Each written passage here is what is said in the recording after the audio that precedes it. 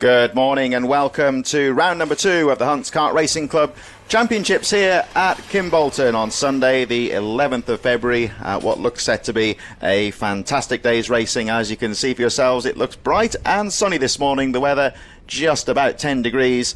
It's a little bit damp, as you can see from the circuit there, but I'm sure that will dry out very soon.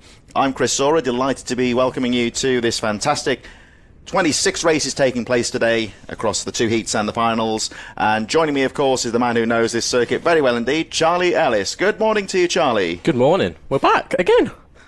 And as you can see, no sooner are we on live than we're about to go straight through into the racing, because we actually have the junior Rotax in the waiting zone ready to get underway. Now, of course, these drivers, first race of the day. This is actually, because there's so many drivers here, 250 in total, this is actually their second race of the weekend. We did have a heat race yesterday, and we'll have a look at the grid. Just tell us about how it all lined up yesterday. Yeah, so it was quite a wet track yesterday, very much dry and wet throughout the day, so a lot for the drivers to get used to.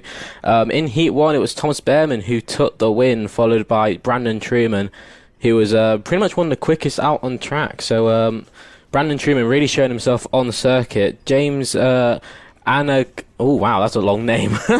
Anaginostaz,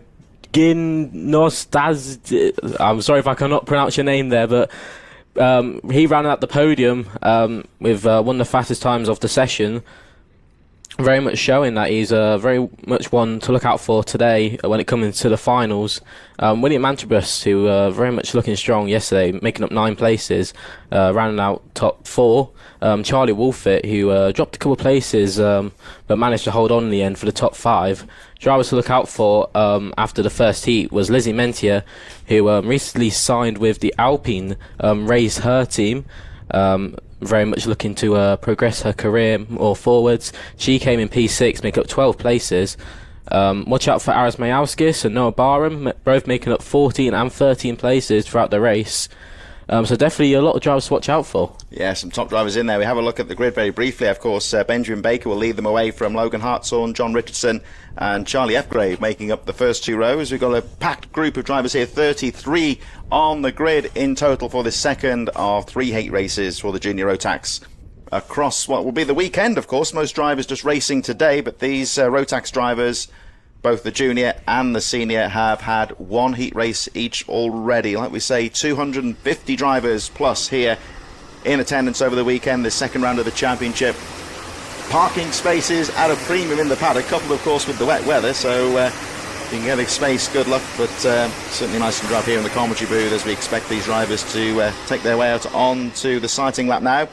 Later on in the afternoon, of course, this will be the penultimate race of the day, the A final. There will be a B final and an A final for both of these groups as the junior drivers make their way out onto the course for the first time. Just to let you know as well, as an addition to the programme this afternoon, we've got the KZ karts, the shifter karts who've just been out for their practice, carrying a lot of speed, and that is a bit later on. It's the 8th race we're broadcasting today, race number 10 in the programme, as the drivers line up going through into Kimbolton Corner, getting into the grid positions ready. Benjamin Baker, Logan Hartshorn round the final corner. It looks like they're all bunching up towards the back. Everyone's ready to go, and round number 2 is about to get underway. They make their way down onto the grid, rolling start, and here we go, over the line they go. The start looks okay, and here they go, Charlie. Benjamin Baker, he's lost his lead. Who's that going through? I think that was Logan Hartshaw. Watch out for him during this race. One of the privateers showing what he can do against the big teams, and that's Charlie Fgrave, who actually taken the lead into the out of the first sector. So brilliant start there by the Airkart's finest, Charlie Fgrave. I think Logan Hartshaw's managed to hold on to second place. Then who is that coming through? I think that looked like Eddie Badhan, who's actually come from, I think that's about P7 or P8. So brilliant job there, but Charlie Fgrave head down. He's definitely made a good start here, taking the lead of the race. As you can see, a lot of drivers taking quite different lines. This track is very wet, damp, and the sun is definitely trying to help generate that heat on the track. But the first couple of heats will be very tricky for these drivers to get sorted. But coming around the first lap, Charlie Fgrave, he's made quite an astonishing start there and make up 3 places. is taking the lead of the race, followed by Teddy Cooper, Logan Hartshaw, Eddie Baden, who I said made up had a pretty good start there. Joshua Smith has made up 5 places into P5. Benjamin Baker has had quite a rough start, but hopefully he can get his way back up onto the grid. Yeah, well, Charlie Fgrave with that fantastic start, trying to build on that gap, but Teddy Cooper keeping the pressure on as they make their way to the very top of the circuit, down the Danwell corner. Oh, down the inside there. Nice little move there as they fight for the lead, and it looks like Cooper's done it as they make their way down the TKM straight, heading towards the penultimate corner into Kimbolton. Lovely little move there on this rapidly drying track. All of the drivers have remained in the race so far. There's been a bit of banging and buffing in the midfield, but they seem to have got through okay as they complete lap number 2.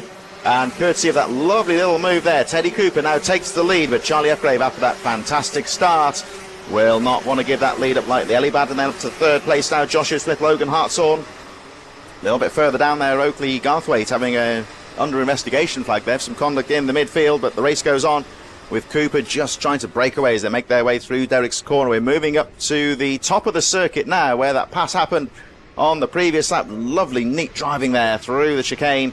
As you can see, grip is at a premium here. A little bit of power sliding out of the corner. You can see just hunting for that dry line. It's a little bit treacherous out there in this first race. You can see the leader there, Teddy Cooper, very much trying to find those different lines to try and gather as much grip onto the tyres as he possibly can. There's Charlie Fgrave just behind. He's getting kind of caught. Oh, actually, Charlie Fgrave's lost a couple of positions there. I think that's Joshua Smith, who's made his way into 2nd place. And watch out for Eddie Baden, who's made his way into 3rd place. So brilliant driving there by Josh Smith, who's managed to find his way through on the air kart. Very much doing well to find that extra grip and doing very well here. But Teddy Cooper, I mean, you can't fault him. Brilliant driving here when the track is not at a premium, as you say. Yeah, you can see, just look at his lines. He's constantly hunting out for those lines. Different line choices there from the drivers. They all make their way through. Rest of the top 10, Logan Hartshorn, Noah Barham, Thomas Behrman in there as well. Thomas Gray, Miles Roby further back, as you can see the panning there of all the different drivers as they all make their way through. Banzel there with Owen Keenan also in there, as well as the leaders now make their way out to the final corner, heading back towards the start-finish line straight. And down into Stowe, the first corner. Teddy Cooper just pulling 0.3 of a second as they make their way through to the first corner, but it's still very close at the front, as you can see in these opening races. This Kimbolton circuit looking treacherous as Joshua Smith starts to put the pressure on in 2nd place. They make their way down the straight into Derrick's corner, nice and neatly through the corner. And again, they can see Cooper just looking for lines. This could give an advantage here to Smith, because he can do the chasing here, he can look for the lines himself. And just trying to repeat there on Dan Weldon corner to nip the kart down the inside. Can't quite get in there, but look out for Ellie Baden in 3rd place, 155 with the white helmet. Coming down, and you can see there Smith drifting wide, looking for a new line to get the drive into Kimbolton. Oh, corner. That's late. Oh, wow. That was quite a long send there from Joshua Smith, but they're side by side down into the start-finish straight. Oh, he's on the concrete. Oh, Joshua Smith is using all the road there, getting pushed a bit wider. Very much using all the track there as a concrete, and he's made it through. Wow, brilliant driving there by Joshua Smith, keeping it planted all the way through from the start finish line down the 1st sector. But Teddy Cooper isn't done yet, and he wants that position back if he can, and Joshua Smith is going to have to hold on for this lap to try and defend off the charging Teddy Cooper. And I have to say there, to interrupt there, Charlie, that's one thing when you look at number 15 there, Joshua Smith. That was a pass that was about 4 corners in the making. He started that one move up going into the final corner. Yeah, I mean, you have to really plan your moves, especially in the wet conditions. You definitely have to use a few laps to try and... Oh, there's Eddie Baden. Eddie Baden on the inside of Teddy Cooper. Will he hold the position? I think so. And there's a couple of the battle for the novices near the back of the grid. There's Arthur Brownless, number 35. He's just coming through the Down Weldon complex. He's near the back of the pack, but definitely looking to get back onto the mid pack and try and find some extra places. But wow, Joshua Smith, he's already pulled a gap already, so brilliant driving there. Eddie Baden, can't fault him at all. He's definitely been the underdog in this race, trying to find his way through. But Joshua Smith, you can just see the sort of lines he's having to take here, where sometimes he's having to use the curbs to get that extra rotation, and sometimes he's taking those quite wide lines. You'll see him coming to this corner, he'll break in the middle of the circuit and go straight to the curb just to try and get that front end in. Just helping to pitch the kart around the corners, really, because you can see at every corner pretty much he's just nudging the front wheel onto that curb, just like say to get more pivoting around the corner, just increase the turn in. Yeah, exactly, and you can see he's also leaning in when he brakes to get that front the front of the car loaded. There's Harry Bartle on your screens. He's one of the charging forces in this race. There's Logan Howes as well. Watch out for him. He's going to be definitely making his way through the field. He was had quite an eventful last round where he won the B final, but had to work his way through the A final to try and make up some places. That's Thomas Behrman, who his brother Oliver Behrman, he was making brilliant strides through the Formula ranks. He was there's a driver off there. I think from behind. I don't know if he's anything to go off or anything. I think he's just about kept it on. We have lost Thomas Gray from the race from a technical infringement. Something wrong with the kart there, sadly, as the rest of the top 10 make their way through. Looking at this battle here between Thomas Behrman and Harry Barton. We've seen earlier in the race, we've got the split screen, which we'll be looking to bring in a few times during the day. There's Behrman on the inside. I think that's on Noah Barham. So brilliant driving there by Thomas Behrman, who's very much finding the grip where he can on these damp conditions, and he's already starting to pull a bit of a gap already. And it looks like that's a back marker who Joshua Smith is catching up to. So you can see how much pace Joshua Smith has got, but Thomas Behrman, who is very much using all the curves as he possibly can to get his way around the circuit, and Noah Barham just trying to hold on for all his might. But there's Eddie Baden, that white helmet with the Kato Adams team, very much showing what he can do in these conditions. 25 seconds to go before we get the one lap flag. There's going to be 2 laps to go here with Joshua Smith starting to close up now on the number 53 of Toby Farthing, who's currently in 30th place. Lost a bit of ground earlier on in the race. The clock pretty much down to 0. We're running 7 minutes plus 1 lap heat races here, so once the 7 minutes have elapsed, next time they cross the line it will be the last lap. We're pretty much down to 0.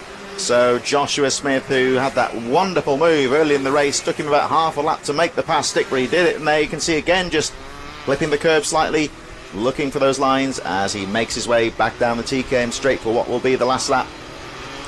Looking very neat as he makes his way through into Kimbolton corner, and again just gingerly around there he goes, looking for the dry lines, back on the power, and now he will get the 1 lap board as he crosses the line. There's the number 15 Joshua Smith with 1 lap to go, pulling away. We'll have a look at the split as Ellie Bannon goes through, and the gap 3 seconds going into the final lap. Watch out for Thomas Behrman, who's actually made up 16 positions to P4. So brilliant driving there by Thomas Behrman. But Joshua Smith, you can't fault him. I mean, he's pulled a massive gap so far. We have to look what that is. 3-second gap. So in karting, that's a very hard job to do. But as you can see, he's finding all the lines he can, and around the Dan Weldon complex, he's getting ready. There's the back marker he's coming up to, but hopefully the back marker doesn't get in his way. But here comes Joshua Smith on that Project 1, who is very much showing all what he can do, and he will definitely be showing off what he can do in the finals later today. But around the final corner, Joshua Smith, he's taking it. Heat 1 goes to Joshua Smith, so brilliant driving there to start his day off right. Eddie Baden, who's across the line in 2nd place, watch out for him later on in the finals. Teddy Cooper, who's managed to hold on right to P3. Thomas Behrman, 16 positions gained, so definitely one to watch out for in that final. Noah Barham round out the top 5. Harry Bartle, one to watch out for as well. He's made up 11 places to P6. Joel Dixon Cohen, watch out for him as well. He's made up 2 positions to P7. And just out the top 10, Zach Turner, who managed to finish in P10, made up 12 places, so watch out for him as well. Watch out for Finley Jones, who's made up 11 places to P13, but that's not a bad way to start the day, isn't it? Yeah, looking a strong start to the day in that first race of the day. And really, I think a good shout out there to Ely Baden there, coming through to 2nd position, 3.4 seconds adrift, but that was a very strong start to the event. As we move on to our senior Rotax, heat number 1 is about to get underway. And much like the juniors, these guys also raced yesterday. We'll have a look at the grid in just a moment. We've got, of course, our 2nd heat race of the weekend. They will have their 3rd later on, heading towards the early afternoon, as the senior Rotax line up in the waiting zone now, about to make their way out onto the course for their sighting lap in just a few moments' time. And we'll have a look how they line up in just a moment. The number 55 of Ethan Martin will be leading them away from Dugas Pravalonis in 2nd place. Number 88, Lucas Ellingham, Armand Hamilton, Rachel Robertson and Peter Jurovic in 6th position. Position number 7 for James Verity from Alex Duncan, Sean Rashid and Leo Purchase 10th place. Michael Morgan, Kai Hunter in 12th place. And looking further down on the 7th row of the grid, the number 95 of Luke Bates from Jacob Bavoriak, Guy Cunnington, Alexander Adams-Acton, Romami Anubi and Jack Spencer in 18th position. That's much like the juniors, a big grid of drivers going out. The first few laps are really important. Kean Geraghty, who drove very well in the first round, in 19th on the grid from George Allen. Philip Rawson, Cassius Diath in 22nd, Caitlin Seabrook and Luca Osman-Price in 24th position. And the final few positions on this busy grid here today: Ewan Richards, Jack Lilly, Alexander Cole, Jack Collins 28th, Al Kirby 29th, Joshua Burnett rounding out the top 30. And the final 3 drivers on the grid: Zav Chapman-Lewis, Enes Alabju and Noah Osbaldeston rounding out the field in 33rd position. Much like the juniors, of course, Charlie, these guys were out racing yesterday for their first heat, and how did that go? So, George Hunter actually took the win there he took the win by only a second, but made up 8 positions. So, very brilliant driving there. The track was still wet and dry. It was a bit of a hit and miss. Watch out for drivers such as Tom Pryor, who made up 16 positions in the first heat to P5. Watch out for Leo Purchase. Sam Baker actually got the fastest lap of the session in Heat 1. Watch out for Ethan Martin, who we were talking about earlier. He made up 14 places to P13. So a lot of drivers to watch out for in this race. So definitely going to be one exciting one. Yeah, they're looking for another very important first lap here with 33 drivers on the grid. We'll try and have a look at some of the midfield runners on the split screen as well. As you can see them making their way through the Dan Weldon complex and down the TKM straight. Drivers just getting some warmth in the tyres. The track's still a little bit treacherous, like we saw in the junior Rotax. There's good lines to be found out there, and it's down to the drivers to look and try and sort those out as they make their way through the Kimbolton corner. The grid now assembling. Last few drivers joining the back of the grid there. 33 drivers making their way out of the final corner.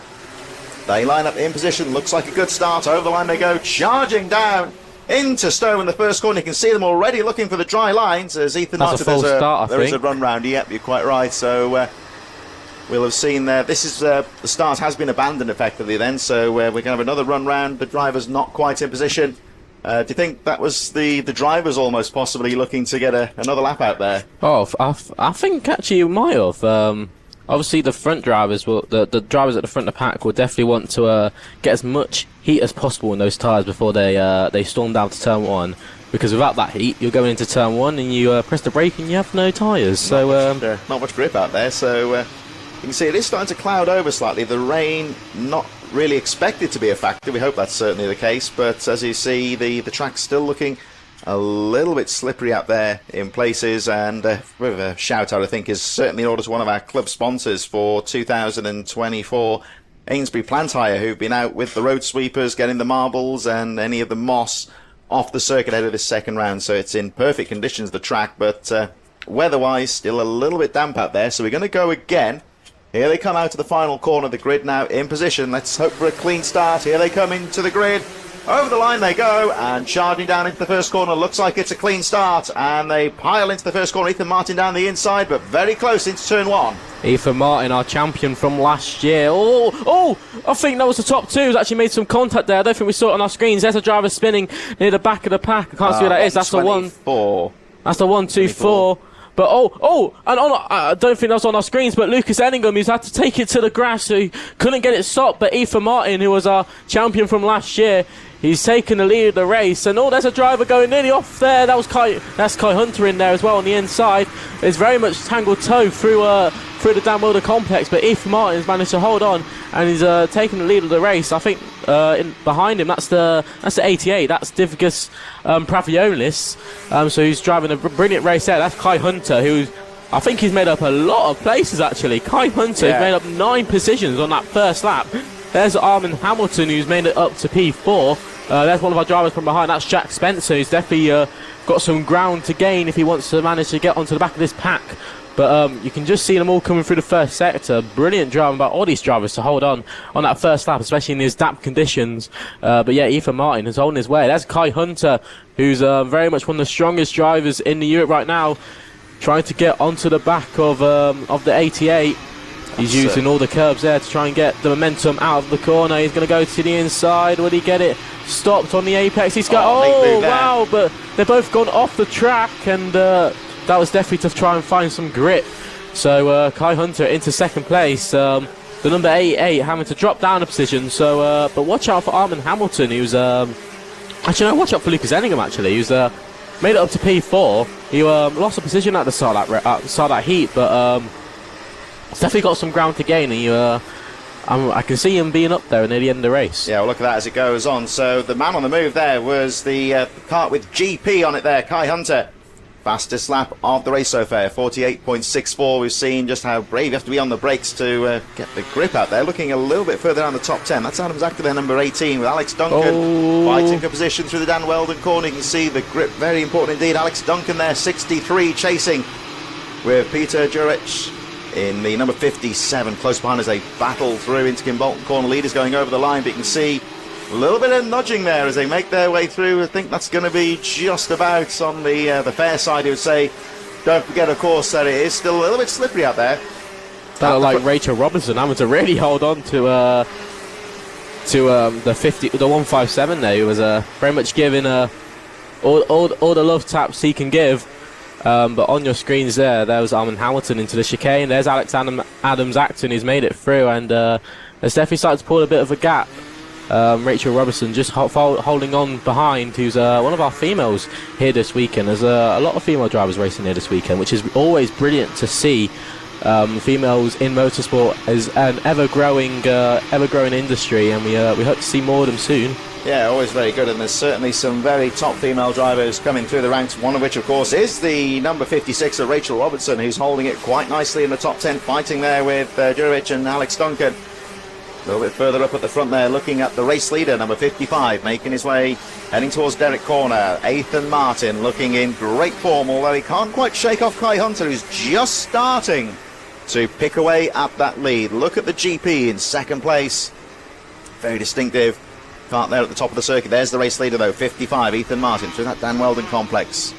Getting as much of the grip as he can as he makes his way down TKM straight all the time, though. Kai Hunter keeping that pressure on in second place. We just saw him drifting a bit wide, looking for the wider line going down into the Kimbolton corner, and that seems to have served him well. Again, just drifting wide out of the corners as we look a little bit further up towards Dan Weldon as well. Some of the midfield drivers there. Luke Osborne-Price, Jack Collins in there, Ewan Richards, Alexander Cull, all fighting their way through at the top part of the circuit. Noah Boulderston starting to pick his way through the field as well after being cut adrift at the start. That battle heading down towards the final few corners, but Ethan Martin now coming under some real pressure from Kai Hunter, who's just looking for lines here as they make their way through Derek's corner. Could be lining something up here as they make their way up towards Dan Weldon, all over the back of Ethan Martin, the race leader, and squares the turn off quite neatly there, and Kai Hunter takes the lead. Very much side by side going down into the second to last corner. There's Lucas Enningham on your screens, looking for third position, if he can get it or not. There's the 88 who's just trying to hold on, but Kai Hunter's actually taken the lead there. So brilliant driving there by Kai Hunter, who's taken the lead. He's one of the only drivers out on circuit doing the 47s. So over a second quicker than any driver out on circuit, which very much blows my mind. And but Lucas Enningham all over the back of Divskus Cavallionis, trying to make his way through for that last podium spot. Well, Kai Hunter looking in great form going back into the lead as we look at this battle towards the final half of the top 10. We saw, of course, Rachel Robertson earlier, losing a couple of places from the very impressive Alexander Adams Acton. There he is, number 18, closely followed by the 342 of Armin Hamilton as they make their way down the TKM straight. These drivers are battling for fifth position. Adams Acton really the driver on the move right now as the leaders make their way over the line. The rest of the top 10 just coming through the Kimbolton corner, and further down the field they're fighting their way through the Dan Weldon complex there. Drivers further back there, Jacob Boriak in there, Alexander Kuljurovic, Ewan Richards. I think Peter Jurovic actually on the 50s in the 57, losing quite a few places on that last lap. One or two drivers coming to grief on the slippery conditions, but we really have seen some great fight-throughs there. We've got Philip Rawson as well, number 19. You'll see him on your graphic on the left-hand side in 11th place. Fought his way through from the midfield as we look at Alexander Adams Acton sitting there in 5th place. Got more laps to go here And at the moment, the number 18 has put together, I think here, Charlie, quite a good, consistent race. You can see the clear visor on Alex Adams' Acton helmet. You can really see the concentration in his eyes. Driving around this circuit is never not easy, so you very much have to be bullseye all the way through. But there's Lucas Enningham on that MS chassis, all over the back of the 88. Can he find a way through? We'll have to see. They've got just under 1.5 minutes left. But into Derek's corner, who's very much on the back. That's Kai Hunter on your screens, who's just gone. He's in the lead, but there's Lucas Enningham all over the back. Will he be able to find a way through? He's going to search for the grip if he can. Trying to square the turn there, I think, isn't he, going down the TKM straight? Yeah, he really is trying to get all the grip he can. There's a move. That's Rachel Robinson, who's gone in a bit deep. There's George Allen on your screens. Jack Collins, who's very much in the fight there in the middle of the pack. There's a bit of squabbling through Dan Weldon. And Lucas Enningham, who's actually made it into the third position. So brilliant driving there by Lucas Enningham on that MS chassis to get through into the final podium spot as they come through the first sector. There's Ethan Martin on your screens, very much sliding the car on that braking zone. You can see the track is very much drying up. We're losing seconds out of the lap times now compared to how it was in the juniors. So this track is very much drying as quick as it possibly can, especially with these with the karts out on circuit. It will definitely play a massive part into how this track can heat up very quickly. Yeah, the track really is starting. The lap time's really starting to tumble as right on cue there, the race leader Kai Hunter goes through just in time for the last lap ball to go. So he's timed that to perfection, 46.79. Looking a little bit further down the top 10, you'll see some of the drivers on your graphic there on the left-hand side. Philip Rawson has come through the field very nicely into 9th place. Jack Lilly in the number 33. Currently 11th place, making up 15 positions in this race so far. But the driver to beat has been the GP of Kai Hunter, who just makes his way through Derek's corner up towards the TKM straight. There's the second place, number 55 of Ethan Martin in that Lando Norris kart, making his way down TKM straight for the final time as Kai Hunter makes his way into Kimbolton for the final time. There you see Martin just scrambling for the grip as over the line the race winner is Kai Hunter. There's Ethan Martin in second place, and it's going to be tight here with Ellingham in third position, Pavlovas in fourth, and the very impressive Alexander Adams Acton over the line in fifth position. Brilliant driving there by Alexander Adam Acton, who's made up 11 places there to get into the top 5. Watch out for some of the drivers later today. Philip Rawson made up 12 places to P9. Jack Lilly ran out the top 10, making up 16 positions. Watch out for Jack Collins, made up 11 places. Watch out for George Allen, who had quite a rough race there, but managed to make up 5 positions into that was a top 15. So many drivers to watch out for during the next few heats and finals. Kai Hunter, who was on the ball, making up 11 places right off the start as well, managed to gain a 5-second gap. Yeah, it's always the first lap, a good strong first lap, always very important, especially in these rather tight heat races. And Kai Hunter, the winner of Senior Rotax heat number 2 for the weekend, doing very well indeed. Got a lot of the hard work out of the way on lap number 1 and was able to fight at the front. So we're going to move on to our third race of the day, 5th of the weekend so far. And we move to the 4-strokes. It's the Honda 200s, brought to you in association with iZone Driver Performance. We'll have a look in just a moment at how they line up. They, of course, have got 2 heat races today, the finals later on this afternoon in the second round of the championship. Drivers now in the waiting zone. We're about to get things underway in just a few moments. We'll have a look at how they line up, brought to you in association as well with Easy and Elegant Weddings and Events. It's Esme Rosie who will lead them away from Elliot Bork. Jack Fulbrook-Harmer in third position, Ed Spain in fourth, and the third row made up of Ricky Juni McIntosh and Theo Hamilton. Row number 4, Ralphie Branscombe and Kevin Ivanoff, Harry Grant and Riley Blakemore rounding out the top 10. Row number 6 with Harry Clark and Jackson Heath in their 12th position in the kart number 64. Row number 7, Noah Clare from Sawyer Henderson, Jayan Prakash in 15th, Ollie Knox, Shay Hilton and Bo Winslade in row number 9. 18 drivers making their way through and out onto the circuit now for their sighting lap. And of course this is amongst our youngest drivers across the weekend in these 4-stroke Honda karts. Very tough old engines, these, on the Hondas, but they carry quite a lot of speed. Oh, very much a lot of speed, especially gives a thrill for these young drivers, 8 to 10 years old. So very much an exciting factor. You know, it's something you can tell your schoolmates about when you get back on a Monday morning. One thing it's always important to remember with these drivers, also important to appreciate some of the top drivers, especially some of the racecraft they have. Like we say, 8 to 10 years old, but they are very much seasoned drivers. They fully understand the principles of racing, and they put together some good, tight action as we make our way out of the Kimbolton corner, down onto the straight, ready for the start. Here we go for the heat race. Honda 200s charging down into the first corner. Looks like the start is good. 5 abreast into the first corner. Looks like Rosie may have just got the jump on the field. Will they all get through cleanly? A little bit of banging towards the back of the field as they make their way through the willows, but it's a good start. It looks like the 42, though, of Esme Rosie getting a good jump as they make their way into Derek's corner for the first time. Fighting for the lead there, though. Looks like Bork in there as well, Fulber Karma and Ed Spain, but very close start to this Honda 200 race. Watch out for Ricky Jr. McIntosh, who I think has got into second place. There's Kevin Ivanov, who's on the inside. I think he was battling for second place with Ricky, but it's Esme Rose who's managed to hold on to the lead, so brilliant start there, and they're all side by side. I think that's actually Kevin Ivanov who's taken the lead of the race, so brilliant start there with that Red Bull helmet. Brilliant driving there. That's Ricky Jr. McIntosh. There's many drivers. Let's see how they all line up as they come round at the end of the first lap. So it's actually Kevin Ivanov who takes the lead of the race, followed by Ricky Jr. McIntosh. Esme Rose ran at your top 3.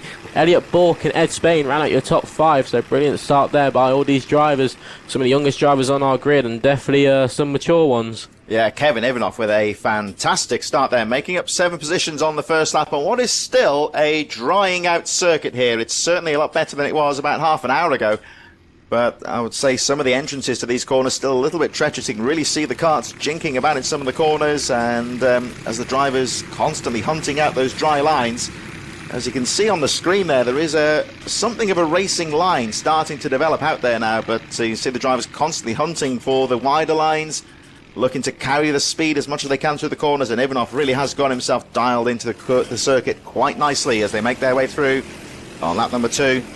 So Ivanov leading, McIntosh second, Spain up to third, Rosie in fourth, Branscombe fifth, Bork, Hamilton, Fulber Karma, Blakemore and Soy Henderson running up the top 10 as they pile through Stowe for the second time. Noah Clark and Jackson Heath in there as well, Ollie Knox, Bo Winslade, Jane Prakash, Shea Hilton, Harry Grant and Harry Clark rounding up that very close midfield battle. As we see Hamilton in the mix of it there as well with Fulber Karma and Riley Blakemore, 9th position.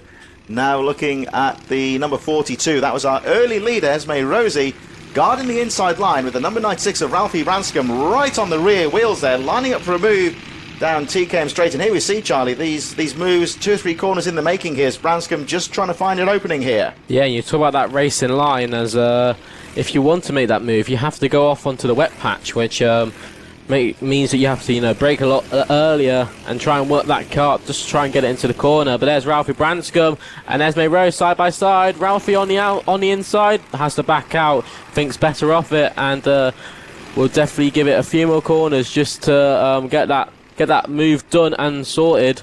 Right on the back of Esme Rose on the inside for this Derek's corner. Well, he has another look, but no can do. And actually, I think. Oh, that Ralphie ran outside. Brilliant move there by Ralphie Branscombe. He managed to go round the outside and into Weldon Corner. Takes the place off Esme Rose. And Esme has got to watch out because she's got a strong field of drivers coming right behind her.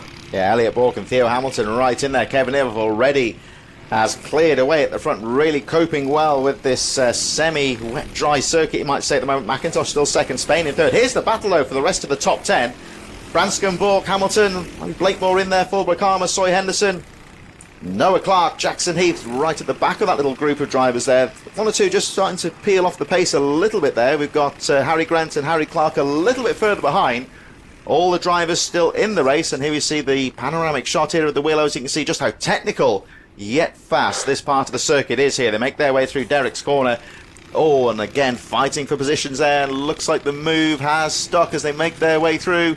And it's the number 50 there, Kevin Ivanov leading the way. Branscombe, I think, has made another position. Rosie and Elliot Bork coming through as well.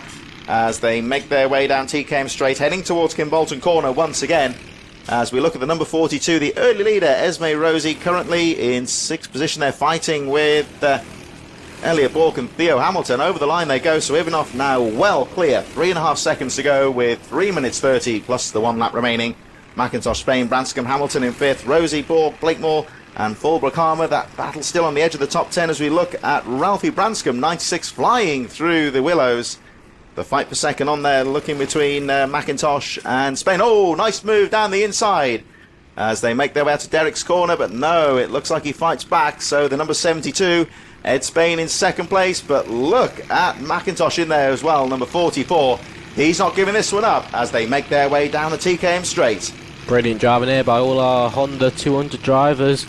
On your screens there, I think that looks like Elliot Bork, who is making brilliant strides through the field. Kevin Ivanov still holding on to your race lead, followed by that's Ed Spain, who's drove brilliantly into P2. So Ed Spain definitely one to watch out for. Ricky Junior McIntosh is running out the top 3 here, but yeah, that's on the screens. There's Kevin Ivanov, who's just gone through the chicane. And there's Ricky Junior McIntosh, who was definitely one to watch out for last round, who was very much the underdog throughout the whole of the last round, of the first round of the championship. So brilliant driving there. That's Ralph Branscombe, who we were talking about earlier, making a brilliant move on Esme Rose. There's Theo Hamilton, who was definitely on it last month and will definitely be on it this month if he carries on that momentum. But brilliant driving there by all our cadet drivers, definitely trying to find different lines on this damp track. You can see the racing line is forming, but to make a pass or to cool down these tyres, it's an open meeting, so we don't know what tyres they will be running. It could be slicks, it could be wets.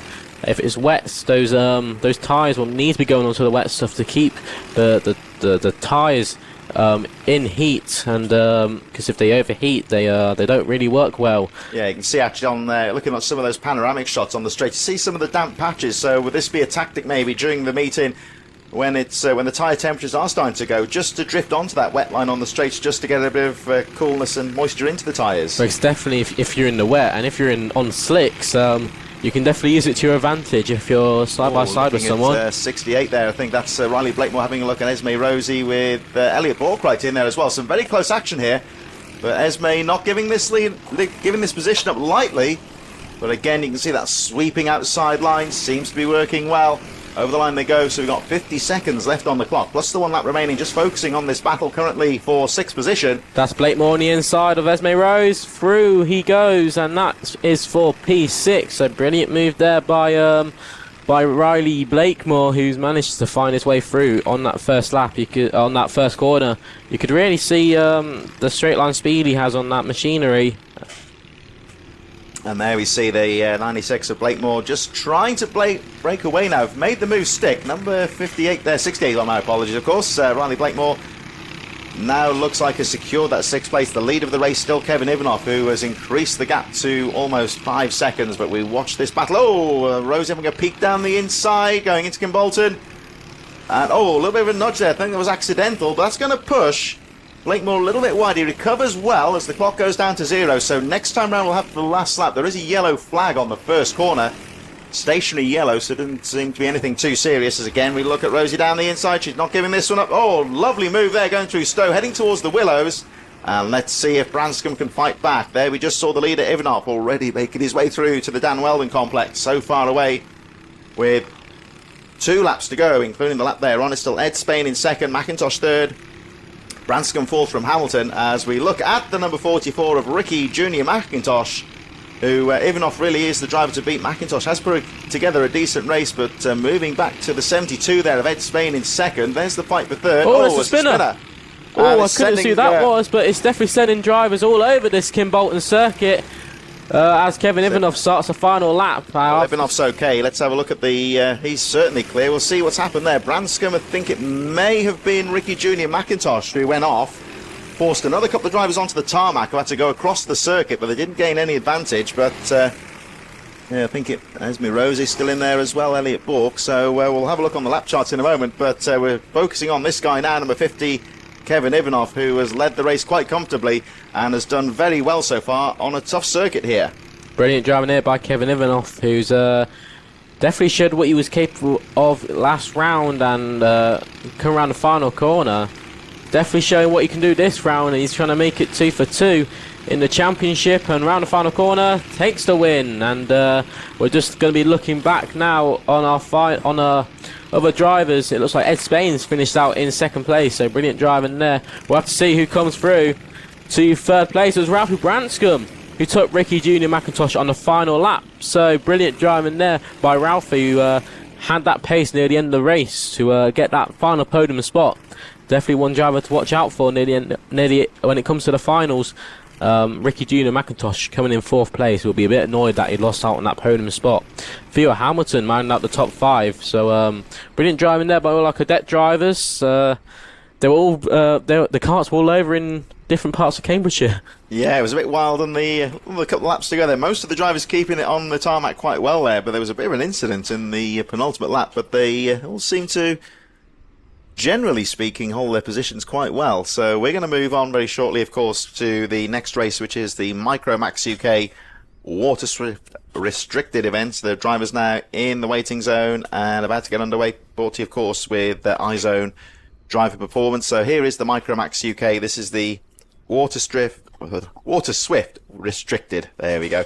Brought to you in association with Talk Raceware, who will be having the Driver of the Day awards, of course, which we will decide after the meeting. There's always plenty of potential candidates out there as the drivers make their way out onto the circuit for their sighting. That we'll have a look at how they line up. So it's Finley Beals from Victor Popical, Logan Rolfe in third, Alessandro Salas fourth, Josh Hutchka and Lucian Smith rounding out the third row of the grid.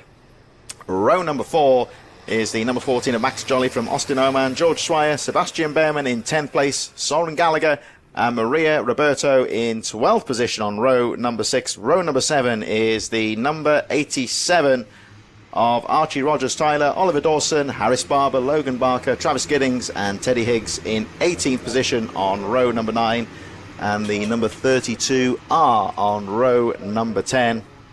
Harry Chapman, Darcy Durnford, and the final 2 drivers, some of our rookies there, Louis Williams-Mabs and George Wheeldon, rounding up the 22 driver grid here, Charlie.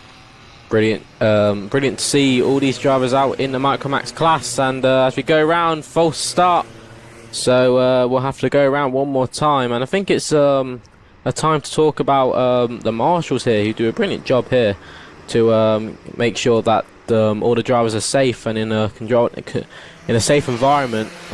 They were actually doing some marshal training here last weekend, so brilliant to. It's always good to see that these marshals take their job very seriously, because they are the lives that support these drivers when they're at their best and at their worst. So the marshal training was very important to get also new marshals in, and for those experienced marshals, just to keep them all trained. We had fire training, we had on-scene training as well for when the drivers are had a crash. So these marshals are very much professional, and they very much know what they're doing. Certainly do. It's almost a sport in itself, the marshals, and once again the Orange Army out in force as we watch the drivers go over the line. Over the line they go. Well, it looks like they've let that one. Good clean start there for Finley Beals. Oh, bit of bang in there with the very messy first corners. They all fight for that inside line. I think they all seem to have survived, though. Looks like Finley Beals emerging at the front, though. It's Alessandro Salas, I think, has taken the lead after a little bit of elbow banging on the first corner. Nothing too serious. All the drivers seem to have got through cleanly. Victor Popical, Logan Rolfe in there as well. 1 or 2 drivers cut back. One of the novices at the back of the field there, just crossing the line. We've got Darcy Dunford, Williams-Mabs and Wheeldon all going through further back. But the leaders making their way down the TKM straight for the first time. It looks like Salas has got the jump on the field as they make their way into Kimbolton for the first time. From Popical right in there as well. And Finley Beals maybe just losing out slightly as they make their way over the line at the beginning of the race here. Lap number 1 now completed. Salas leading, Behrman second, Smith in third, Rolfe with a fantastic good start there in the top 4. Austin Oman's got through well also, but the driver on that first lap really was Sebastian Behrman. we saw a little bit of banging on the first corner. One or two drivers squabbling for position there, and Sebastian Behrmann said thank you very much and has already got himself through into second place. 8 positions gained in that first lap, so brilliant driving there by Sebastian Behrmann, who was actually getting chased down by Lucian Smith, so watch out for Lucian on that Project 1 chassis with that white helmet, using the curves to get that kart rotated. The track is still very new to the drivers. These drivers have their warm-ups at the start of the day, but that's not enough time to really get them locked in with the circuit, and the circuit is always changing. The temperature and the weather really makes a big impact on the circuit every minute that these drivers are out on circuit. But yes, Alessandro Salas, who has the lead of the race so far. Sebastian Behrmann, one to watch out for in the later stages of this race, who I think is trying to close in on that leader. Lucian Smith, though, he's all over the back of Sebastian Behrmann. Will he go for a move? We'll have to see in the next few minutes. Well, Smith having a peek down the inside as they make their way through. Salas just trying to break away here in these early stages of the race. A little bit tight there going through Derek's corner. As we look at that battle just in the top 10, there's the number 11 of Austin Oman, who's had a very neat start to the race, picking his way through the top 10. The number 11 through the Dan Weldon complex. Has a quick glance on his shoulder just to check where the others are, but it looks like Oman has made the move stick, and he is now clear as they make their way through into Kimbolton and are just behind him there. The likes of Josh Hutchko and Finley Beals, the pole sitter, having a fight for position there as they make their way through Kimbolton. Salas already clear, leading the race by 0.8 of a second from Behrmann. Lucian Smith on his tail in third. Logan Rolfe still fourth, and we just saw the battle with the number 11. There he is, Austin Oman. There's the 32 of Logan Rolfe just ahead of him, going through the willows, just starting to put the pressure now on Lucian Smith. They're lapping a back marker there. There's the number 27 just being overtaken there. That's the drive a little bit further down the field. That's the kart of Darcy Durnford, currently in 22nd place. So we've got a mixture of ability here. We've got some of the more established drivers fighting out at the front of the field. And further back, I think these are the drivers with the R denomination on the numbers. One or two of the rookies out there just getting some vital race experiences. Durnford there, you see she's a lap down, but one of the newcomers to the class getting some good experience out there. Well, that's the thing. These novices, they are very much new to the sport. And these cadet drivers, although their young age, having years of experience, so although they might get a bit annoyed when the back marker's in their way, they have to think that, you know, at one point they were like them, a novice just starting out. But yes, so brilliant driving here. I think that's Sebastian Behrmann, who's all over the back of our race leader, Alessandro Salas. So Behrmann, watch out for him. He's going to have a look for the lead of the race. Lucian Smith is on the inside. Sebastian Behrmann has a look, but Lucian Smith all over the back. He's going to try and go two for one. More like in two overtakes in one corner would be his dream at the moment. But Sebastian Behrmann all over the back of Salas. Late move at the Kimbolton corner, and on the inside, Sebastian Behrmann, what a move that was, who managed to get through and now has to hold off from Salas. Otherwise Salas is definitely going to go for that move back because he wants that lead back. We look back at some of our drivers near the back of the pack, but Lucian Smith side by side with Salas. That's never going to work through the first sector. But Lucian Smith all over the back of the Salas onto the chicane. Yeah, this has allowed the number 44 of Lucian Smith right into this, and he peeks through into second place. Not quite though, as wheel to wheel. Oh, and a little bit of gravel there as well. Number 44 though, the third place driver, now into second though, Lucian Smith. We just saw some drivers on the edge of the top 10, the likes of Soren Gallagher, Max Jolly, Archie Rogers, Tyler, all fighting through. Victor Popkel losing some positions down to 14th there, as again this fight for second. Fighting back though. Down the inside goes Salas. A very tight battle for second place. This is great news though for Sebastian Behrmann, the race leader. There he goes down into Stowe. This is just allowing him to pull a small gap now. It's just under a second as the fight intensifies for the top 10. There's the rest of the top 10 just going out to Kimbolton corner. Further down there we've got Maria Roberto in there as well. Soren Gallagher, Max Jolly, Archie Rogers, Taylor, Oliver Dawson, Harris Barber, all going through Kimbolton as the leaders already make their way through into Derek's corner. The race leader 37, Sebastian Behrmann, now just starting to pull away as the fight intensifies for second. Salas has repassed, made the move stick. But I tell you what though, the third place driver number 44 there, Lucian Smith, is not giving that position up lightly. Lucian Smith is definitely trying to catch Salas off guard. Will he have a look at the last corner? It's a bit too far back, but that Kimbolton corner, that final corner, is a brilliant opportunity to make late moves, and we'll definitely see that coming into our finals on last laps maybe. But they're side by side into turn 1. Lucian Smith on the inside of Salas. Salas will find the grip on the outside, but Lucian Smith holds on into P2. And he has some work to do if he wants to catch up onto the back of Sebastian Behrman, who's been driving brilliantly so far, who taken the lead of this race a couple of laps ago and hasn't looked back since on that Ambition Motorsport kart. The Project 1 of Lucian Smith all over the curbs trying to find that extra grip. As Alessandro Salas on that Birillard, he's definitely trying to find his way back on Lucian Smith. Have a look back at some of our drivers. Watch out for George Schweier, who's made up 3 places to P6. Austin Oman, we saw him earlier. He's made up 3 places to our top 5. But so far, so good for all our drivers here. There's a couple of our novices getting out the way for our race leader. So brilliant driving there by the novices who obey the blue flags and let the quicker ones through and hope that someday they can be just like them as well. But it's only just a starting ground for these young drivers. Sebastian Behrman holding his way through with just shy of a minute left. Yeah, good racecraft there from the drivers further down the field. They just lapped, actually. Looked like the 69 of Logan Barker, George Wheeldon, Harry Chapman a bit further down the field as well. Those drivers getting the blue flag and just playing it sensible there, just holding their line, letting the faster drivers find their way through and find the lines into the corners. We have got 36 seconds on the clock, so the leader's just about to cross the line now. So we're going to have 2 more laps to go in this race, including the one they're just starting now as the number 37... Sebastian Behrman leads them over the line. There he is going down into Stowe, the first corner. But it looks like Lucian Smith has now made that move stick finally into second place and is just trying to chip away at that lead from Sebastian Behrman as they make their way through the willows.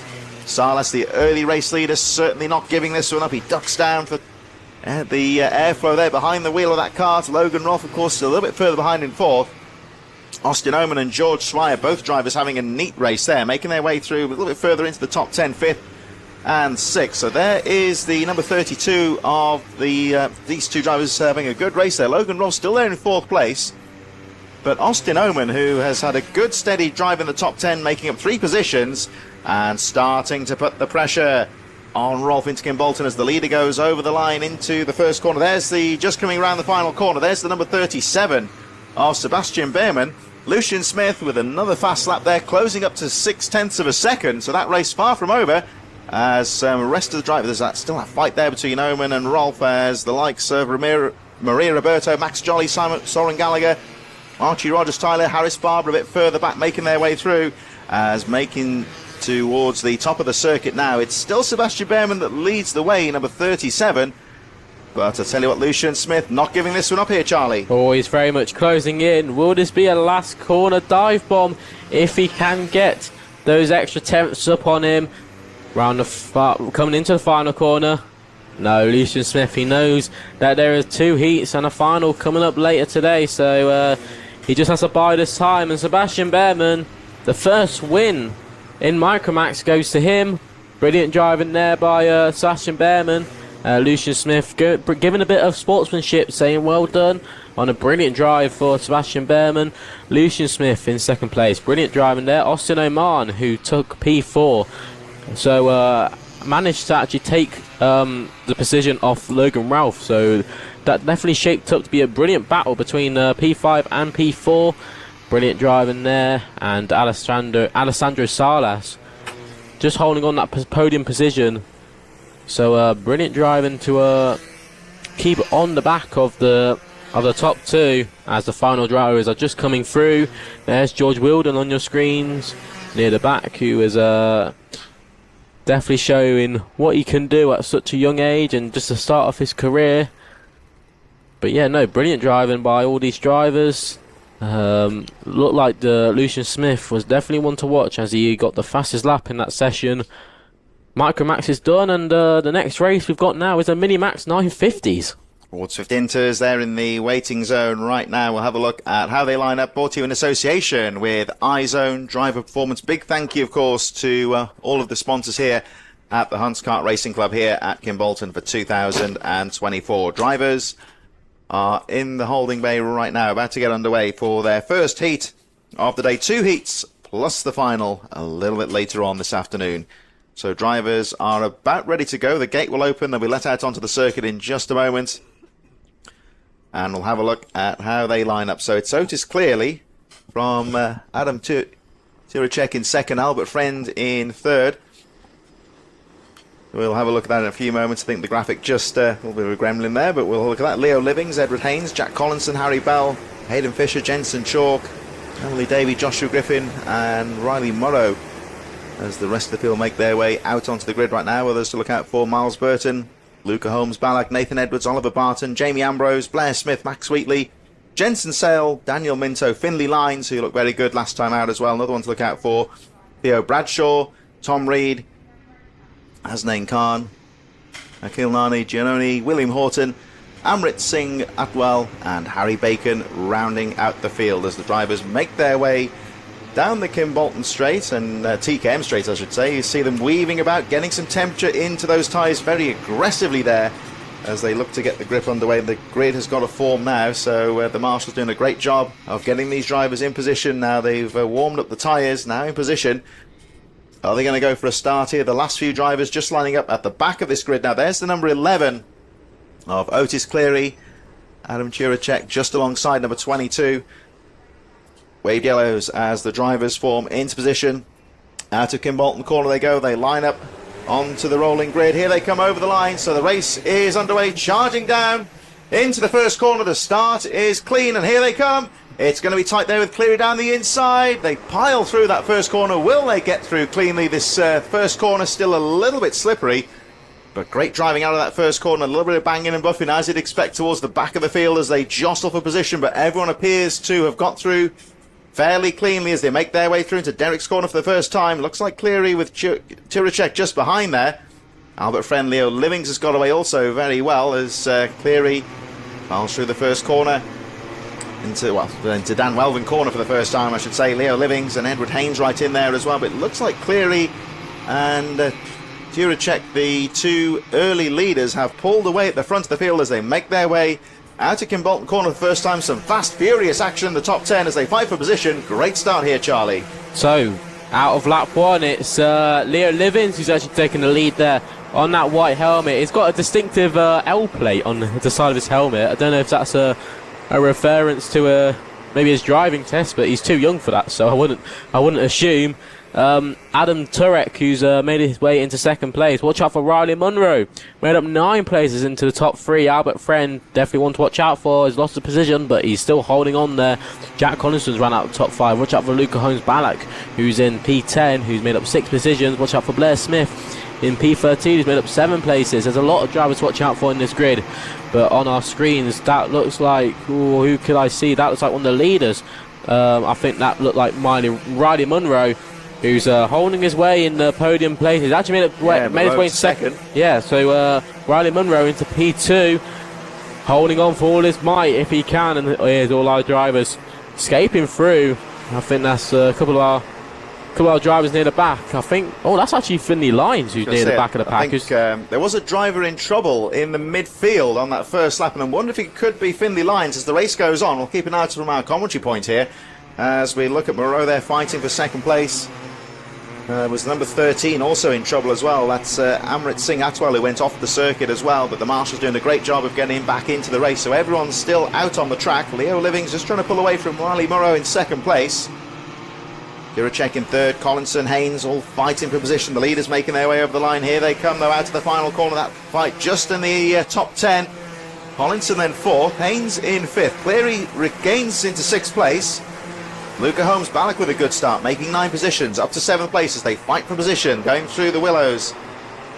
That really fast, sweeping chicane section there as they make their way up towards Derek's corner. Albert Friend into 8th place. Josh Cormack, another driver on the move, up to 9th place. Miles Burton into 10th place. Harry Bell, Daniel Mintel and Bear Smith doing very well. Theo Bradshaw, one of the drivers to look out for in this race, has made up 11 positions, up to 14th as we look at the number 46 there of Edward Haynes, currently in 5th position. Through the Kimbolton corner they go. Very fast, furious action. So yeah, Finley Lyons in the pits, I believe. So one of the expected front runners appears to be out of contention. Leo Livings running very well though. Turacek up to second. Moreau still fighting in third. But look at this fight here, Charlie, into the first corner. Very tight indeed. Brilliant driving here by our Minimax and Edward Haynes, who's actually made his way into P3. So whereas our P3 driver gone, Riley Munro, he's actually dropped 2 positions. Luca Holmes-Balak, who I said to watch out for, P4, make up 12 places. This the driver from these drivers, these guys are driving very well. Albert Friend there on our screens, he's just trying to find his way through. There's Otis Cleary on that MS chassis. He was trying to hold his way at the start, and sadly he had to drop a few positions, but can definitely make those places up if he thinks smart. Here on our screens, that's one of the Thule carts I can see. I think that's Edward Haynes, who's made his way into P3, so brilliant driving there. Just behind is Luca Holmes-Balak. Watch out on that Synergy cart, looking for that final place on the podium. In P5, Jack Collinson, he's leading quite a strong field, quite a strong pack of many experienced drivers, as Luca Holmes-Balak and Edward Haynes. A bit of a tangle there, as I think Luca Holmes-Balak got a bit too happy there on the loud pedal and kind of made a bit of contact, but all went well and stayed off the grass. Yeah, Leo Livings really pulling away now by 3 seconds as the rest of the top 10 make their way through. Seeing those drivers a little bit further down in the top 10, looking for lines to make their way through. So Cleary still fifth, as Riley Morrow does seem to hit some trouble now, really dropping down the field quite significantly. Theo Bradshaw continuing to move up the field into 13th position now, as we look at this great panoramic shot, giving you a real idea of how technical this first part of the lap here is at Kimbolton. We see Leo Livings and Adam Turacek already clear away. Edward Haynes, who's had a good steady race to bring it up to third place now. Luca Holmes-Balak right in there as well. There's the number 44, Theo Bradshaw, 13th. The midfield runners making their way through the Dan Weldon complex. There was the number 28, Akil Nani Gioni, who's another driver who's had a good steady race in the midfield, making up 8 positions up to 20th place, with Sebastian Clark and Max Wheatley in there. Jensen Chalk also in the midfield there. A few drivers dropping out of contention. Jamie Ambrose, Finley Lyons and Blair Smith all out of the race, as this fight's just on the edge of the top 10, looking very good there. And there's the 144 of Miles Burton up to 7th place, so action all the way through the field here, Charlie. There's Lucas Holmes-Balak on your screens, just behind Edward Haynes, trying to find any time back if he can for that final podium spot. He had a go a couple laps ago and didn't come to tail, but there's still over a minute and a half left on your screens, so these drivers have plenty of time. There's one of our drivers in the back of the pack on your screens, just coming through down Weldon Complex. That's that midfield scrap there. They're all fighting away. Theo Bradshaw, Jensen Sell, Jensen Chalk all in there as the leaders make their way through Stowe, the first corner. Leo Livings looking comfortable so far, 3.2 seconds at the front. Turacek in second, Haynes in third, as they make their way down towards the mid-corner there. They've just gone down the Mitso straight into Derek's corner. There's a stranded cart there. We just saw the yellow flags about a lap ago. We'll try and pick that number up for you. I think it may possibly be the machine of Blair Smith that's out of contention. Driver okay, but they'll have to retrieve that cart after the race. But for all these guys, the race goes on, of course, as we just look at this fight for second place down the inside. Leo Living's already clear. Oh, look at this, side by side out of the corner. Here they come fighting down. There's the 228 of Holmes-Balak having a look down the inside as they fight for third place. Haynes guards the inside. Now Balak's going to go for the switch back here, squares the turn off quite neatly. 228. Holmes-Balak side by side through the willows, switching the lines there as the apex takes them out. Oh, they bang wheels momentarily. Fantastic fight here, Charlie. Brilliant driving here by Edward Haynes and Luca Holmes-Balak, but Edward Haynes nearly seen the grass and very much a bit of contact, but fair play racing here. Edward Haynes just having to drop back. His time will come soon if he wants to get back into that podium spot, because if he can keep pushing, he will definitely hold on to Luke Holmes-Balak, but he needs to watch from behind as Otis Cleary and Albert Friend are on the back of Edward Haynes, and they're looking for a podium space if they can have a taste at Albert Friend, who's just got through, and Otis Cleary. Brilliant driving here by Albert Friend, who gets on the brakes, gets the car stopped on that first corner. 10 seconds left on the clock, so next time round we will be having the last lap. The clock goes down to 0. Still that yellow flag on Derek's corner with another one there as well. We'll try and pick that up on the lap charts. So we've seen may possibly have been Harry Bell, number 39, that may have come to grief, and of course the track quite boggy in the grass, so if they do get it onto the infield, and they do run a good risk of being beached on the final corner, as the 77 already over the line. Leo Livings looking to try and secure the victory with 1 lap to go. Still that fight in the top 5. Juracek still second. Balak now clear. Albert Friend up to 4th. Edward Haynes as they fight through into the first corner. Brendan Haynes right in there. Otis Cleary fighting back in 6th position now. In the number 11, Daniel Minto, who's had a good steady race actually. The 1:28. Look for this driver on the last lap. Daniel Minto setting the fastest lap of the race, 45.2, as he looks to try and get some late few positions here. There's the number 13, a little bit further down the field there. Amrit Singh, well, had trouble at the start of the race, but has fought back quite nicely to stay in the race in 26th position. Goes over the line, last driver on the lap as Leo Livings. Over the line he goes to take the checkered flag, and he looks very pleased with that one, Charlie. Very much pleased with that one. Both hands off the steering wheel, showing, well, he won the race, didn't he? And that was Adam Turek who managed to hold it on 2nd place. Luca Heinz Balak, who took that podium spot a couple of laps left, and Albert Friend, who managed to make his way up to P4. Edward Haynes dropping down to 5th, so he'll be quite annoyed that he lost that podium spot. Daniel Minto make up 16 places. Watch out for him later today in their final heat. Watch out for Hasnain Khan, who made up 19 places into P8, so watch out for him, as he came in with quite a strong pack of drivers, with Joshua Griffin, Miles Burton, Jensen Sale all driving brilliantly, making up places through the field. Theo Bradshaw, watch out for him as well, making up 13 places for P12. That was a pretty strong race for the Minimax, and now we've got TKM Extremes coming up, which I'm very much looking forward to. Yeah, looks set to be a very closely fought battle there in a few moments, as we see 1 or 2 of the casualties from that Minimax 950 race, and the marshals are already out onto the infield to get those carts retrieved.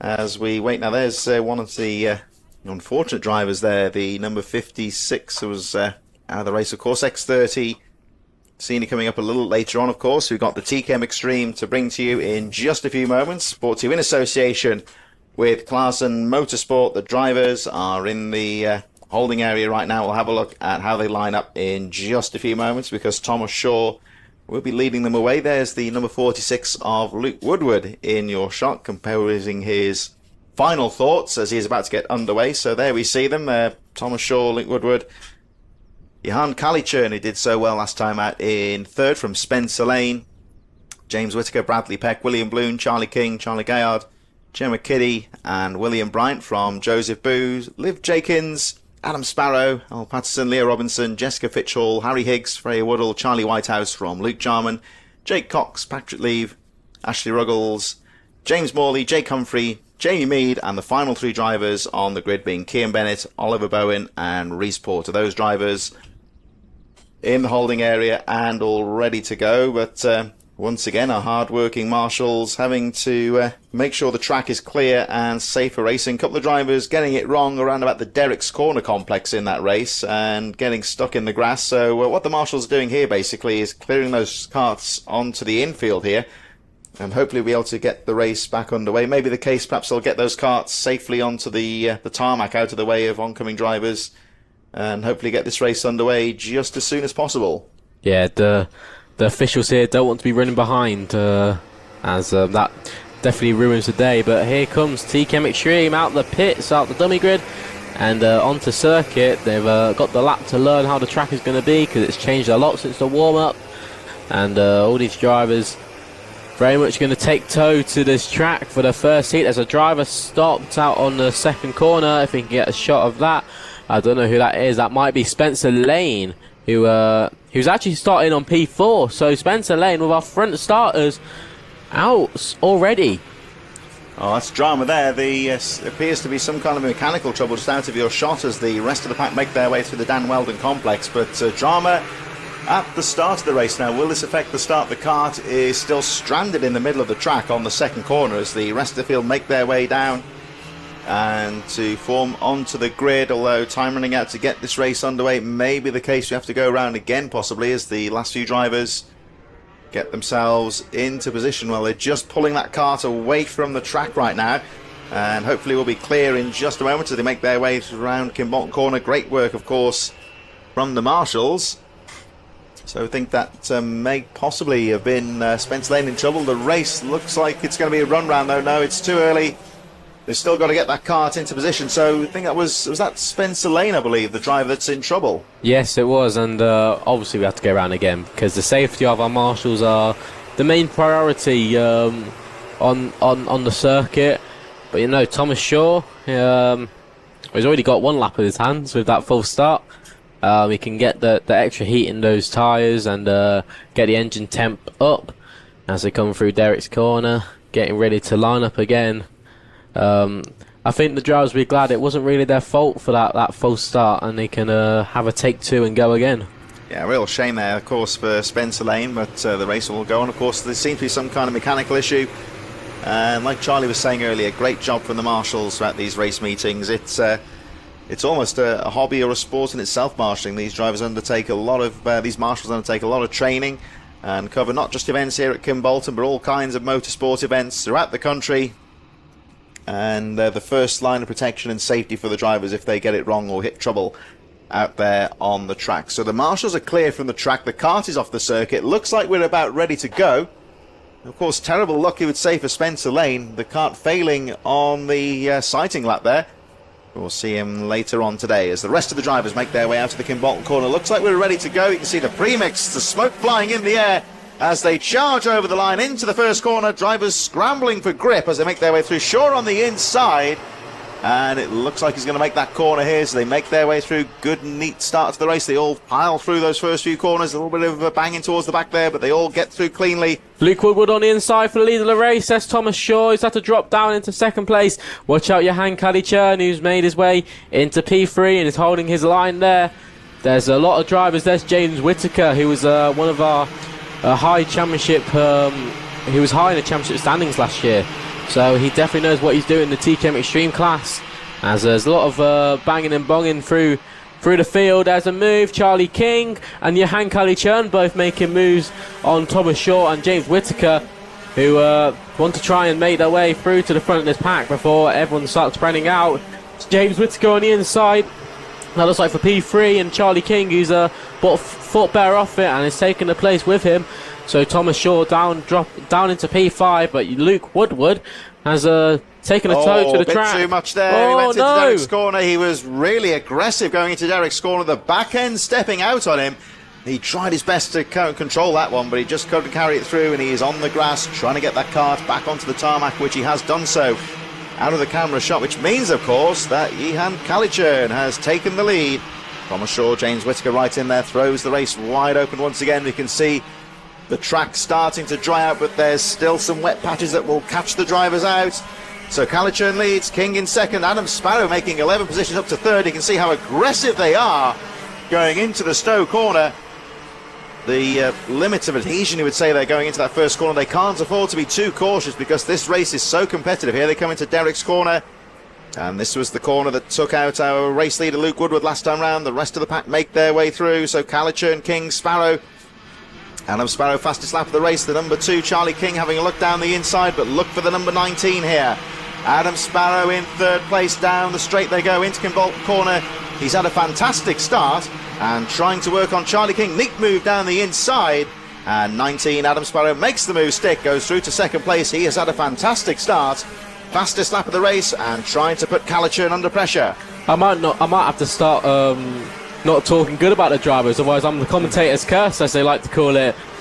So unfortunate for Luke Woodward, but this is a brilliant battle here. Johan Kalichern, who's taken full advantage of Luke Woodward's colossal, and Adam Sparrow all over the back of Johan Kalichern, definitely finding where he can improve. And Adam Sparrow, he's definitely going to have a look. Watch out for the number 2, Charlie King, who's just he's one of his first race weekends of the year. He's definitely getting back into the swing of things. Johan Kalichern runs a bit wide. It's time for Adam Sparrow. It's Sparrow time, and Adam Sparrow down on the inside. Adam Sparrow, brilliant move there to on the final corner, getting to lead of the race. Charlie King, who's looked to taking better of it, and he's into second place. So Johan Kalichern, he's got work to do if he wants to get back onto the podium spots. But watch out, because James Whittaker all over the back, and there's a driver off. That looks like Gemma Kiddie, one of our female drivers, off, and she needs to get out of the way before these carts come flying through. Adam Sparrow, who took the lead there on that final lap. Johan Kalichern all over, battling with James Whittaker, all clobbering over the curbs, trying to find the extra grip to hold off from the flying James Whittaker, who's definitely been showing what he can do recently. Yeah, he's looking very strong, you would say there, and really controlling this race quite well. Looks like Johan Kalichern, a little bit unfortunate when he lost the lead on the previous lap to be pushed wide going out to the final corner, which has sacrificed him a little bit now, because James Whittaker has now gone into third place. That driver indeed who was in trouble was Gemma Kiddie, coming to grief on that same corner that claimed Luke Woodward, the approach into Derek's corner, which they're just coming up to now. Here come our leaders. It's starting to cloud over a bit now. You see it's better visibility for the drivers, but still a little bit greasy on some of the entrances to the corner. This Kimbolton circuit really does command respect here, as the race leader Adam Sparrow very neatly through that Dan Weldon complex down the straight and heading towards the Kimbolton corner. Through Kestrel they go, that left-handed flick, which really sets them up nicely for the slowest part of the track here. And the number 2, Charlie King, keeping that pressure on the fight now on for third, with Whittaker, Kalichern, Bradley Peck in there as well, Thomas Shaw, William Bloom, Joseph Booth, Al Patterson, and Charlie Whitehouse has had a good race, making up 10 positions, getting into the top 10. Ashley Ruggles and Jamie Mead further down the field, fighting their way through. So it's just starting to get a little bit darker out there at the moment. Rain, we don't believe is going to be a factor today, but you never know with the forecast, really, especially on an open area like this at Kimbolton.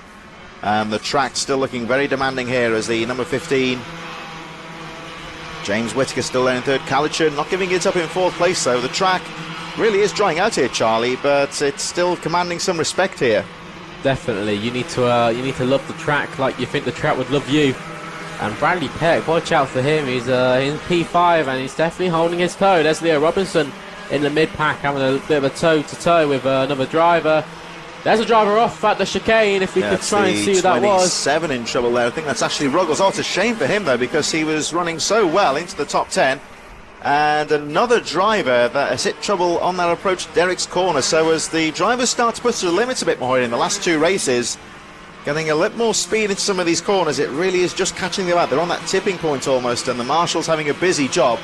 There's a whole collection of carts right now in the infield, both in this race and the previous Minimax race as well, that need to be retrieved after this race. So I think some of the pit crews will be very busy after this race with some of those stricken drivers. But the race goes on, of course, with just under 2 minutes plus the 1 lap remaining. Adam Sparrow still leading the way. Charlie King in second. We look at the fight here with James Whittaker, Johan Kalichern, Bradley Peck and Thomas Shaw in 6th position. Joseph Booth, Al Patterson, Charlie Whitehouse continuing his fight through the field up to 9th position now from Leo Robinson, William Bloom, Luke Jenkins and Jamie Mead. Another driver in the midfield is on the move. You can see the drivers just using those curbs as well as they make their way through what looks to be the very demanding Derek's corner, and through Dan Weldon they go. 28 though. Johan Kalichern started to line up and move here as they make their way down towards the Kestrel corner, down to Kimbolton. And Kalichern down the inside. Can he make that line stick? Yes, he can. Here they come down the straight. And let's see if Whittaker can fight back. 1:11 on the clock. Couple more laps to go here. And Kalichern, after a difficult couple of laps here, Charlie, is fighting back quite nicely. Brilliant driving here from these 3 drivers for the final spot on the podium. Definitely showing a brilliant battle on our screens. Bradley Peck, I told him to watch out for him, and he's made his way into 4th position. He's going to try and work with James Whittaker to try and get onto the back of Johan Kalichern. He's just trying to pull away that slight bit, because in karting, just pulling away that slight can make a big impact on your race. And Bradley Peck, who has not thought of that at all, right on the back, and maybe he can be looking for a move soon. He's going to use these next couple of laps to eye up a move on Johan Kalichern, try and find out where he's quicker. There's all our drivers here. Brilliant driver. I told him you were going to look for him, and Bradley Peck down the inside, P3, it goes to Bradley Peck. Will Johan Kalichern be looking at a move back into that podium spot? Bradley Peck defends it. Well, he definitely holds his way through the middle sector, and Johan Kalichern, who's got Just some time now to well, actually no, it hasn't got barely any time now, because as we're about to go on to the final lap of the race, Adam Sparrow, who's drove brilliantly all this first heat to gain that gap from Charlie King, who very much showing what he can do. Charlie King, though, is still keeping that pressure on as they go over the line. There is the fight with Calichurn. As we look at the rest of the top 10, just making them out of Kim Bolton, the likes of Charlie Whitehouse, Leo Robinson, Jamie Mead right in there as well. Leo Robinson, incidentally, we just saw on the inset there, has set the fastest lap of the race, currently in 10th position. So looking to try and grab a few places on the final lap as we look at our lead groups. Of course, Adam Sparrow, and you would say Charlie King still keeping him honest in second place. Bradley Peck has had a very impressive race there, the number 82. Now clear in third place, just about from behind Calichurn and James Whittaker, as the leaders come through Kim Bolton for what will be the final time. Checkered flag now being readied. Here they come out to the final corner, and Adam Sparrow takes the win by just over 0.5 of a second there from King, Peck, Calichurn, Whittaker and Shaw. Rest of the top 10 charging through, and a great end to the race there, Charlie. Brilliant driving here from all our TKM Extreme drivers. I was very much looking forward to this race, and I was definitely satisfied, and that's a statement. Charlie Whitehouse, watch out for him coming up later in the races. He made up 12 places in that one to P8.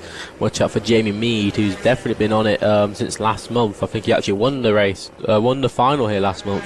He made up 16 places to P11. Watch out for Oliver Bowen, who down in 15th and made up 14 places from the back of the grid. So these random grids making really causing some heat up, as some of our drivers are now coming back to the Parc Ferme area where they'll be scrutinised, and now we're going to be moving on to our next race. Yeah, about to get underway then. The X30 Seniors getting underway in just a few moments. This is the penultimate race of the block in this first heat race. Just taking a moment to interrupt before we get the grids underway. That, of course, we're supporting Promised Dreams here today, the hospice for terminally ill children. For those of you who are at the track here today, of course, there is a draw for a hamper as well, so a very worthy charity, and that's in our backdrop today, of course, for the people at the track, as Adam Sparrow will lead them away on the X30 Seniors. Charlie King, oh, that's the previous race, my apologies. We'll have a look at the X30 Seniors in a moment. So they'll be getting underway in just a few moments. Drivers on the grid right now. We'll have a look at that very shortly, though. The X30 Senior R177 is about to get underway. There will be a couple of moments here just to get some of those casualties off the track from the previous couple of races. Nobody injured, of course, but quite a few stricken carts, and I think everybody's got the opportunity to get onto the track and get those pushed away. Didn't appear to be anything too damaged on those, but the trouble we've had here today, Charlie, is that of course, the track is rapidly drying out. I'm worried about I'm going to get my car off the field later on, but just to demonstrate. Here we go. We'll have a look at the X30s getting underway very shortly with Morgan Hill, Matthew Morgan, Willoughby Steele, Rylan Eckberg in 4th, Harry Pears and Aaron Lask in 6th position on row number 3, Josh Jones, Victor Finlatter, Oliver Harris, Katie Ashburn, Joe Cheek 11th from Christopher Bingham on row number 6. Row 7, a little bit further down, the number 62 will be the cart of Jack Dan from Tristan Powell, Alex Jones, Gordon Chenery, Simon Hilton and Josh Bass on row number 9 in 18th position. Row number 10 on the grid will be Alfie Bray from Nick Aitken, George Willis, Simon Pugh, Adrian Williams, Stavros Athanasopoulos, my Greek may really be the best there, on row number 12 in cart number 55, 24th on the grid, and Elliot Kennedy rounding out the 25 driver grid. So yeah, we were just saying in jest there, Charlie, that I might have some difficulty leaving the track later on. But just to prove, we're looking at some of the grass verges, some of the drivers going off the Kimbolton circuit. The track, a little bit greasy, but drying out quite nicely. But those grass patches on the infield are still very boggy. And if you go off at the wrong place, I think you've got a good chance of getting beached and not really be able to get back into the race. Yeah, so yeah, pretty much, and but thankfully these drivers can get out of the karts if they are okay and get themselves back onto circuit. And there's one of our posts with a green flag, showing that we are ready to go racing soon as our drivers are out on circuit. So yeah, so watch out for 23 in trouble there though, and the well, that's one of our front starters. That's actually Willoughby Steele, who starting third, and so obviously Alex Jones will be leading away on our Rotax 177. So you'll see the 177s. They will have the green plate on white numbers, and the Senior X30s will have the yellow plate on white numbers. So yeah, these drivers getting ready. So we're gonna have 2 races on our hand, pretty much, and so we're gonna be quite busy, aren't we? Yeah, we'll have a look at our split screen as the race goes on, hopefully, so we can get an idea of some of the drivers in the Rotax 177. I believe they're the ones with the M on the number. Is that right? Or well, it's basically Senior Rotax, but for drivers who've had too many pies and too many burgers. Oh, like the weight category almost. So here we go, around the final corner. And so we've got 2 grids, of course. This is our first grid about to get underway. The 177s a little bit further behind as they make their way through. It looks like we've got a wave round, so we're going to get another lap. The race hasn't started here. And as you can tell how aggressively they're weaving down the straight to get some more heat into the tyres. There's our second grid. Just behind them, these drivers, of course, as well, they're not starting the race here. They're going through a wave round for another lap. So just to explain here, Charlie, they're doing 2 laps this time. It seemed to be a very early choice, and it's actually the case of they feel it might be safer to give the drivers another chance to get the tyres warmed up and get ready for racing. Yeah, and I think the Senior X30s weren't very much lined up, so there's no driver excuses about that one. Because obviously if the X30s aren't lined up correctly, they can't send off the 177s as well, otherwise that to be a bit dangerous. But there's Willoughby Steele, who's actually trying to close in onto the Senior X30 pack, so he's got that kart started. Yeah, he's done well there, hasn't he? So you might see him at the back of the shot in. Maybe see that one kart on its own you just saw on your screen going down the TKM straight. That's the machine of Willoughby Steele, who will have to join at the back of the grid here. They're a little bit too late for them, but here they come around the final corner. 29, Morgan Hill, Matthew Morgan alongside. There's Willoughby Steele at the back of that grid of drivers. They make their way out onto the circuit now, and it looks like it's going to be a clean start. Away they go as we look at Morgan Hill leading them through. Here come the 177s, Alex Jones, Gordon Chenry, Simon Hilton, and our second group of drivers get underway. They charge down into the first corner. One driver in trouble. The arm goes up, pulls to the side of the circuit, and away they go, charging through that first corner. We'll try and pick up who that driver was that hit trouble there, but otherwise a good clean start. And at the front of the field, Morgan Hill and Matthew Morgan leading away quite cleanly. It looks like Morgan's got away well. There's the 52 of Howdy Pears having a good start, up to 3rd place. Brilliant driving here by Morgan Hill on that MS chassis, and on your screens, on the other screen, there's Alfie Bray in the Rotax 177s. We'll see where he got up to at the start of that race. I think that looks like P5 or P6. So he's holding on just about, but Morgan Hill on our screens here, really cocking that rear wheel, trying to get all sorts of grip out of the tyres as they possibly can.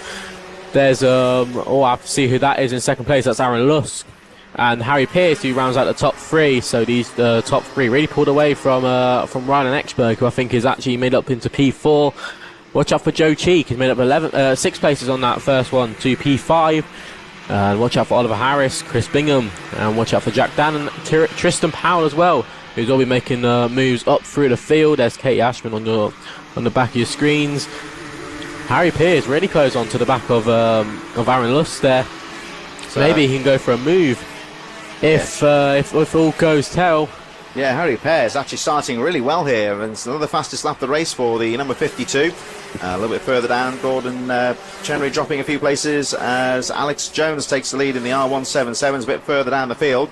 Rylan Ekberg up to still there in 4th place. Joe Cheek, of course, starting very well into 6th place as we look at the number 29 of Morgan Hill. And down the inside, Harry Pearce having a look down the inside of Aaron Lasker as they make their way down the TKM straight, heading towards Kestrel and Kimbolton. This really technical part of the track here. And is Pearce going to see anything going here? Not quite. He's just tagging on the back here as we look further down the field. In the midfield, Alex Jones, Simon Hilton and Alfie Braille fighting away at the front in that R177 battle. Here's the fight for second. Wade Yellows on the first corner, so I think Aaron Lask losing that position. That was very tight on the yellow flags, but looks like Pearce has just about made it stick and through to second place. So Harry Pearce here, fastest lap of the race, 42.27. Looking very threatening as he gets to second place, but Lask not giving this one up lightly. And it looks like Willoughby Steele, so after a hard start to his race, has actually had to pull off. So whatever that mechanical problem was has not helped him one bit, and he's had to retire from this race. There's on your screens some of the 177s there near the back of your pack. We've got drivers such as Elliot Kennedy and Nick Aitken, who are trying to find their way back onto the front of the pack. Harry Pearce, who's made his way through on Aaron Lusk into P2. Morgan Hill just holding on, biding his time and waiting to see if he can pull a gap at all, but he's definitely done a good job at the moment. Harry Pearce, who's working very hard on that kart, trying to get back onto the front of Morgan Hill. It looks like Willoughby Steele has got himself going again, so he'll have to obey to the pits as he finds out what that problem was. But Ryan Ekberg, watch out for him. He's definitely closing in on the top 3. He might still be quite far back, but with 4.5 minutes left, a gap like that can close very quickly if he drives with his mind. And you see on your screens there, really pushing the kart. He's definitely using his body to get the weight transferred. There's our leader. That's Alex Jones, yeah. So Alfie Bray, who's actually made up 5 places into P2. So Alfie Bray, watch out for him. He's definitely going to try and close down on Alex Jones in that blue kart, the MS chassis.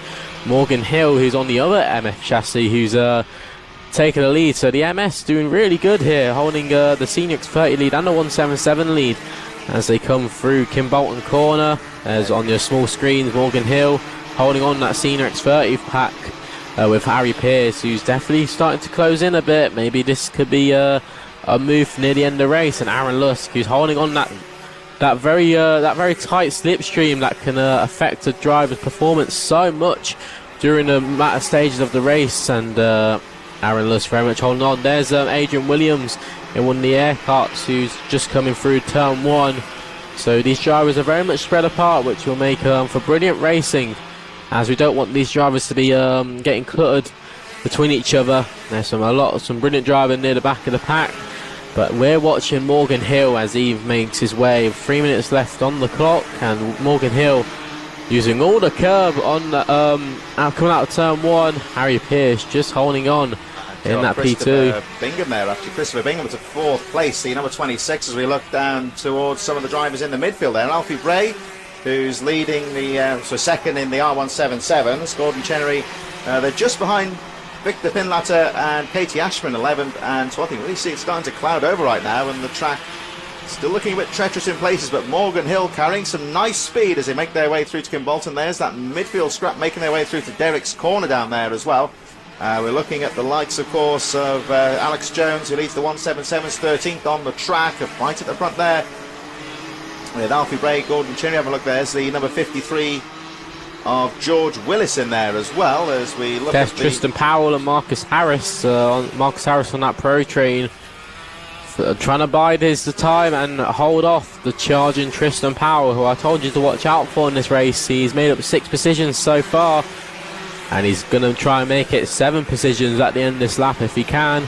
Watch out for Kim Bolton corner, that final corner. Such a brilliant overtaking opportunity for these drivers, and you can go in very late into that corner, so watch out. You can see he makes up a lot of time on that braking zone, as these 2 drivers are really showing off what they can do. There's Jack Dan, Katie Ashman, who's just come through near the back of the pack. So you can see Tristan Powell just on your small screen there, all over the back of Marcus Harris. He's definitely going to try and make a move if he can get the momentum. There's Alfie Bray, who's P2, followed by Victor Finlayer, who's one of our back pack of the Senior X30s. But brilliant driving there by, well, you can see on your small screens there, that's Jack Dan on that 62 on that right chassis. So although having quite a hard race, he's definitely holding off, and he's definitely holding his might. Yeah, he's looking very strong there as we look at this fight here. Coming into Kim Bolton corner, clock ticking down now to 51 seconds, so they might squeeze in another lap before we get the 1 lap board. There's the number 63, holding that inside line. Harris there, the switch back from the number 88, Tristan Powell, makes the move, stick though, going through the willows, heading towards Derek corner. This, of course, is the fight for 7th position. Joe Cheek on the number 70, just a little bit further ahead of them. Morgan Hill still leading the race by just under a second from Harry Pearce, Aaron Lask and Christopher Bingham, as we look at the number 63, that pro train kart there. of Oliver Harris, keeping that pressure on as they make their way through Kestrel, heading towards Kimbolton. 15 seconds on the clock, so the leader's just about going through now. We'll have one more lap to go before we get the last lap board. As we look at the split screen, the leaders already making their way through into the first corner, and there is the number 88. And Christian Powell looking good there from 63, Oliver Harris. So with the 177s, Alex Jones, number 78, just going over the line, currently leading. In 12th position, Alfie Bray 13th. That's the top two from the 177. Just getting past Finn Latter, who drops to 14th place. And then we've got Gordon Chenery, Adrian Williams, George Willis, Simon Pugh, Simon Hilton, and Nick Aitken, currently 20th position. Looks like we lost, of course, Willoughby Steele in the early part. Oh, and Alfie Bray. Alfie Bray has to cut the chicane. He went a bit too hard on that braking zone, just off our screens, and had to cut the chicane. So I think he can get back into P2. But not on our screens there, but I just managed to have a glimpse out of our commentary box, and I could see him having to take over the gearbox straight and having to go through those barriers. So hopefully he can get back on the pack. But brilliant driving here by Harry Pearce, who's definitely been on it, but managed having to kind of hold back a bit whilst trying to find his way through these back markers, very much getting in the way of these Rotax 177s. They're quite a slower carts, but Morgan Hill, he wins the Senior X30 here at Kimbolton for the first heat of the day for them. Harry Pearce will hold it out in second place with Aaron Lusk in P3. Chris Bingham, watch out for him later today. He's made up 8 places to P4. Watch out for drivers such as Joe Cheek, Tristan Powell, Oliver Harris, who very much tried to hold off Tristan Powell but wasn't good enough. Jack Dan ran out the top 10 in Senior X30 with making 3 places. Looking at the 177s, it was Alex Jones who took the win there, followed by Alfie Bray, who recently has moved up to the 177 class, having a go, and he's definitely finding his way through. Gordon Chenry managed to hold off the top 3. Watch out for Adrian Williams, who made up 7 places. He's definitely one to watch out for later today. But some brilliant racing there in the 2 classes. The officials and marshals here definitely managed to keep the 2 races going at a steady pace. Yeah, nice flowing racing there, and interesting to see how well Alex Jones and Alfie Bray fought through after that delayed start, of course, starting on the second grid, but they get towards the just on the outer fringe of the top 10. We've got our final race of the first block of heats coming up in just a few moments. It's race number 8 in our programme, 10th of the weekend. It's the KZ UK class. It'll be underway in just a few moments. Not such a big entry in this one, but there's about 10 drivers. But this is really the speed merchant. This is what you might call the shifter cart, so to speak, with the gearboxes as well. They got 4 brakes, of course. They got disc brakes on the front as well. KZ UK in association with Amesbury Plant. I will have a look at how they line up in a few moments. There's a slight alteration to the track for these carts. They wouldn't really be able to make that Derrick's corner, so they run a slightly longer straight going straight through into the Dan Weldon complex. And at their fastest down the straight where we see them now, these carts, you see them just missing out the chicane, they would be expected to top out getting up towards 100 miles an hour on that top part of the circuit. So these KZ UK carts, so they are geared as well, got the extra braking power as well, and they really will carry some speed into the corner. So here they come out onto the circuit now. There's the number 62 of Charlie Finn, Isaac Smith, Amy Jurger, Derek Morgan, Nat Thomas, Daniel Tribula, Richard Palmer, Ella Stevens and Jason Baker as they go around for another run round onto the circuit now. We were talking about this earlier, of course. They got the 4 brakes on these as opposed to the 2 rear, and they carry a lot more speed, these carts, so the cornering technique ever so slightly different for these drivers. Yeah, the drivers are really having to, you'll see them try and drive into the corner, kind of just trying to get the cart turned because there's so much speed they're carrying through, and it's very hard driving with one hand, especially when you're trying to do gears. That's a driver in trouble there. That looks like Nat Thomas. But yeah, looking at some of our drivers. Oh, we've got a red flag here. Oh no, so this is actually a standing start. Oh, a standing start. Sorry. Yeah, no, so sorry. So Chris has actually never seen a KZ. I've never seen a KZ. Actual race before. So yeah, so a standing start. So just having a look at the track here. So on the outside, oh, Chris is getting very excited now, isn't he? So on the outside here, it's actually kind of wet. So yeah, it's off the racing line, isn't it? So yeah, the lining up. I've actually stood up here to have a look at this because yeah, they're running the standing start here. You know, I get so excited about these races, the KZs. They bring a proper smile to my face. But we're about to get ready for the start of this race. Watch out for Josh Price, who's he's got a clear track in front of him. If he can get down the middle, the revs rise, and any second now the lights will go out, and we will be racing. Chris, get ready to watch this take off. So the flag is in. We are now in the start orders, and we're about to get underway. 63 of Charlie Flynn, the 1, 2, 3 of Isaac Smith alongside as Here we go. Oh, lovely start there for the 1, 2, 3. Gets the traction and immediately dives to the inside to guard that line. Into the first corner they go. Hard onto the brakes, and great start there from Isaac Smith. They make their way through Willows. You can just see how much speed they're carrying through there as Flynn leads, and the number 7 in second, Derek Morgan, getting a good start. Well, here we see for the first time, just to demonstrate the slight alteration these karts run on the Kimbolton circuit and how much speed they carry into the top corner. But a great start there from Isaac Smith. Got some lovely traction on that maybe slightly drier part of the circuit there. Seemed to benefit him getting away, but he certainly made that stick as they charge into the first corner. But well, Isaac Smith, Amy Jurgen still right in there. Very fast start to the race here though, Charlie. And Smith now in the lead. Morgan, Palmer very close into the first corner.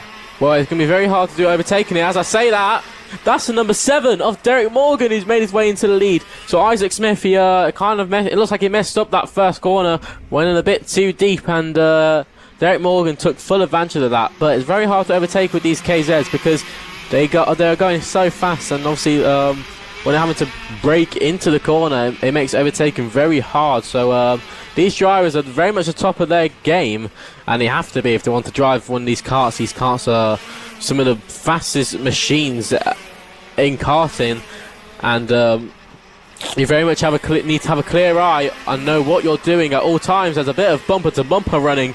That was brilliant. That was Richard Palmer on Isaac Smith. So the two drivers there doing brilliant to hold on, and brilliant driving there by Richard Palmer, who managed to get into P2. There's Ella Stevens on your screen.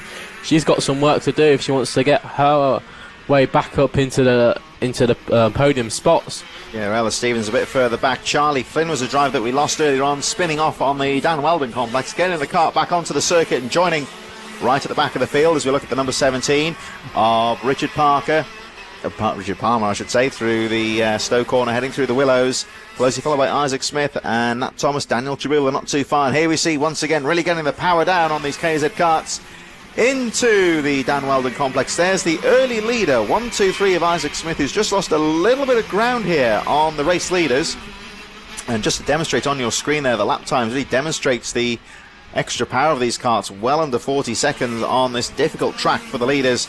Derek Morgan leading quite comfortably so far, 37.05, fastest lap of the race. The gap goes up to 1.2 seconds. There's the 17 of Palmer, and Smith, the early leader, fighting now with the number 70 of Nat Thomas. Right on the rear wheels, they go flying through the Willow section and heading straight on towards the Dan Weldon corner at the top of the circuit now. And you can see Smith guarding that inside line as they make their way through. 5 minutes plus the 1 lap remaining in this first KZ heat of the day. And through Kestrel they go. Very good battle here though between Isaac Smith and the number 70 of Nat Thomas. Daniel Tribula a bit further behind. There's Tribula, Ella Stevens, Amy Jurgen, Jason Baker and Charlie Flynn at the back of the field. Oh, what's that? Thomas running outside. Oh my word, that is a brilliant overtaking if he can hold that. Oh my word! So rounding outside of turn 1, rounding outside of turn 2, managed to hold it for the inside of turn 3. Nat Thomas. There's yellow flags up there, there's the driver off. So if we can see who that is, I hope that's not Derek Morgan, our race leader. Oh, it might be Richard Palmer actually, not showing. Oh no, so our P2 driver, actually no, it's Isaac Smith I think. So that was like our P2 driver. So we've got number 7, Derek Morgan, still leading. We're just trying to see who it is. So there's 70 in second, Nat Thomas, who just saw go through. Isaac Smith still in the race. Oh, so you could be right. I think it was Richard Palmer, I think. That corner down Weldon, especially off the straight, is a very hard braking zone, and you can definitely get it very wrong very quickly. So Richard Palmer is, I think he's managed to get back onto circuit, but down at the back where he doesn't belong, showing all the strong pace. There's Daniel Sabuli on your screens. Ella Stevens just following behind. Will Ella be able to go for a move? She has a look, but no can do. And the speed of these karts, it's very hard to make an overtake. But Derek Morgan still holding on as your race leader. Nat Thomas, who was able to make it up into second place. And there's Ella Stevens on the inside of Daniel Sabula. This is the battle for P4. Oh, she did that very well there. She managed to get the apex just right and cover that to prevent a repass there. So good textbook block pass, you would say there, coming down towards the Dan Welder corner. See, reaching for the gears there into the top corner. But you could say here that Sabula is not going to give this one up as he drops to 5th place. So Richard Palmer back underway, but into the pits. Charlie Flynn still charging in 8th. As we look at the number 5 here of Ella Stevens, trying to close up on the 1, 2, 3 of Isaac Smith. There's Smith, the blue helmet. There's Stevens with the red.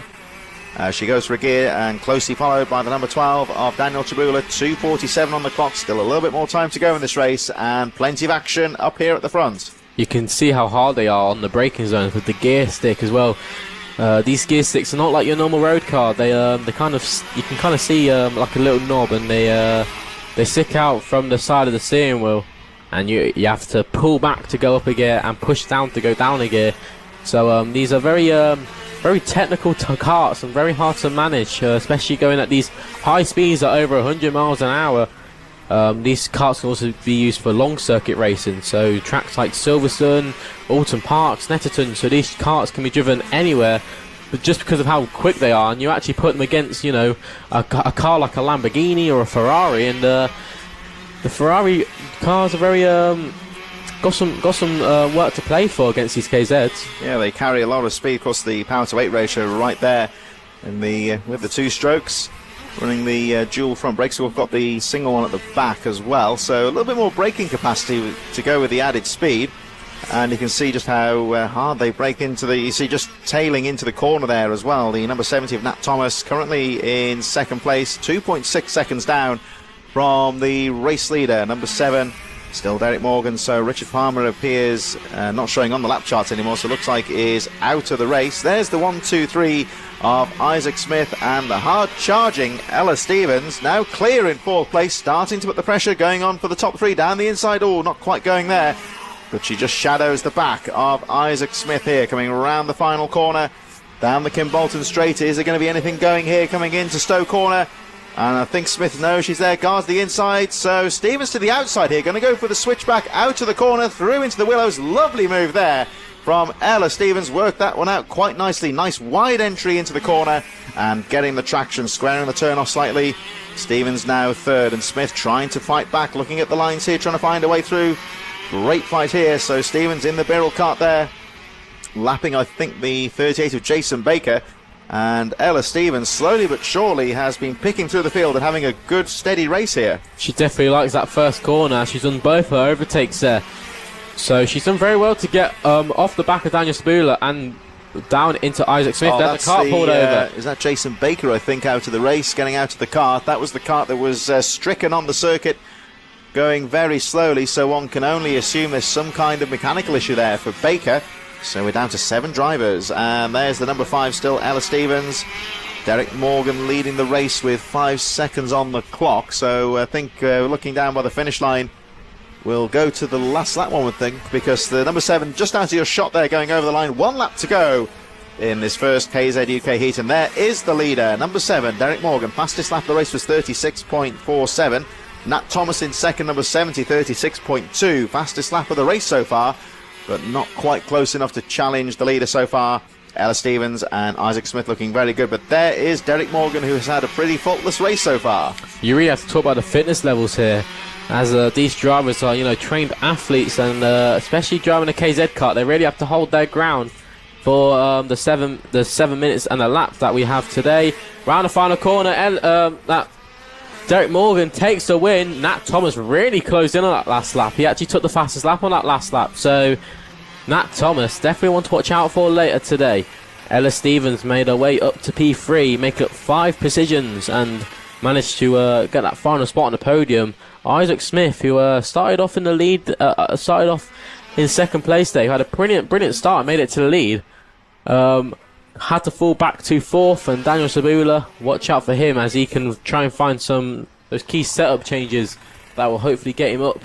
There's Jason Baker there, isn't it? So trying to pull that kart back to a safe safe position. Something wrong there, you would say, mechanically. Like we were saying there, Charlie, of course, when you, for anyone, for example, who's driven a corporate kart before at some of like the Daytonas of this world, it's a lot more physical. The karts are slower, so you're having to manhandle the karts a lot more. But when you get to these sort of faster racing karts, and especially these KZ ones as well, you're looking the G-forces and, of course, the actual physical effects of the cornering speed starting to make a bit more of a difference, you would say. You know, these are when you're 2 meters off the ground and you're bouncing all the way through these corners. The G-force that you pull is it's very, very hard compared to something like a touring car. You say it's kind of on the same level if you think about it, and so these drivers have to be very much trained if they want any sort of chance of holding on and obviously staying consistent. And that's why you'll see some of our winners today are proper trained athletes, as it's very hard to hold on to this, hold on to a lot a kart. of that is the cardiovascular fitness as well, a lot of the running and cycling as well. Yeah. The drivers do weight training, but we're similar. My background's mostly in motocross, and the riders aren't really beefed up as such. It's more like a rock climber's muscles, just the sort of like the dexterity of needing those muscles to work very tightly conditioned. As we look at the Junior Rotax. Now I think here, Charlie, this is going to be a very important race. We've got our B finals later on, and the rounding things off later on the A finals. So there'll be a few drivers here looking to be very keen to get into that A final. Yeah, so this is the last chance for all our drivers to gain those extra points. So some of these drivers are actually finished their heats after, if they've done the first heat and the second heat, they're actually finished until the B finals or the A finals. So some drivers have got some sitting around to do, but the final heat here for the Junior Rotax. And of course, later on, of course, the B final will also be serving as effectively a last chance qualifier for the all-important A final. But this is going to be a very important heat race, one would say, as they make their way through. And yeah, another run round here. So yeah, I mean, you do get the opportunity for the last chance to get into the A final, but of course some of the drivers at the front of the field won't be too worried, just looking to get a good grid position. But there'll be some nervous drivers and some nervous feelings all the way through this field, as this really does matter on this second heat. Yeah, it really is now or never in the last chance qualifier, and that's why we'll see some very aggressive driving when it comes to it. But just getting sent round again, we've got Jacko and Drawbridge, who is starting this one from the pole man. Zane Quaker, who's I think is his first time here to the circuit, as on that Ultimate R, that orange and white livery. It's definitely taken his toe. He's managed to end up in that second you'll place see spot. at the back of your screen there, somebody went off the circuit there trying to warm the machine up, and he's out the kart. So if he can get that back onto circuit, he'll have to try, but I don't think... Oh, that's the we see on the shot there, number 55, a bit further down, Brandon Truman, I believe. Also, Brandon, one of our fastest drivers here this weekend. Well, the race is now underway. Truman looks like has gone underway further down the track, so full start. It's a full start, is it? Oh, very late call there. Yep, it is indeed a full start. So this could be very important here for the number 55 of Brandon Truman, who is just coming round over the finish line as we speak. The rest of the field you can see going through the willows towards Derek's corner, and Truman's absolutely charging now to try and catch up with the rest of the pack here. So yeah, there was a run round again, full start. So would that be linked in, would you think, to Truman's incident, or do you think he had it clear already? I think well, everyone obviously has to bunch up so much, so he's actually cut the chicane there, so he's really trying to get onto the back of the pack. But I don't think he'll actually be able to slot in, as I don't think he's made it in time. Already, like we can see here, the grid is already in position here as they make their way to Kimbolton. He's trying to cut through, but I don't think he'll be able to make many places up. He's he's trying his very hardest. You'll see him just at the back of your screen there, just overtaking everyone. I think he might just have made it, so getting through by the skin of his teeth there. Here we go over the line, so the race is now underway. Oh no, another full start. Another full start there. We just about thought they'd gone, but they're waving around again, so difficult start here to this Junior Rotax race, and Charlie, this only adds to the tension for the drivers. Well, the officials were not like this. 3 full starts is never... Oh, actually, there's a marshal standing there. There you go. So, actually, no, not getting stopped, but getting them very well turning off, which is basically telling the drivers, if you don't sort this out, there's going to be something sorted about it, and there's many things that can happen. This is a bit like football, isn't it? I think when the referee just starts to lose a little bit of patience and just starts to put the need in a little bit on the competitors. So yeah, there could be sanctions here if this carries on. There's many different scenarios in this sort of situation. So you could have the top two, the drivers on the front row actually being sent back to the back of the grid. Is one scenario, and then we have some other scenarios where the drivers just get stopped and get a proper telling off.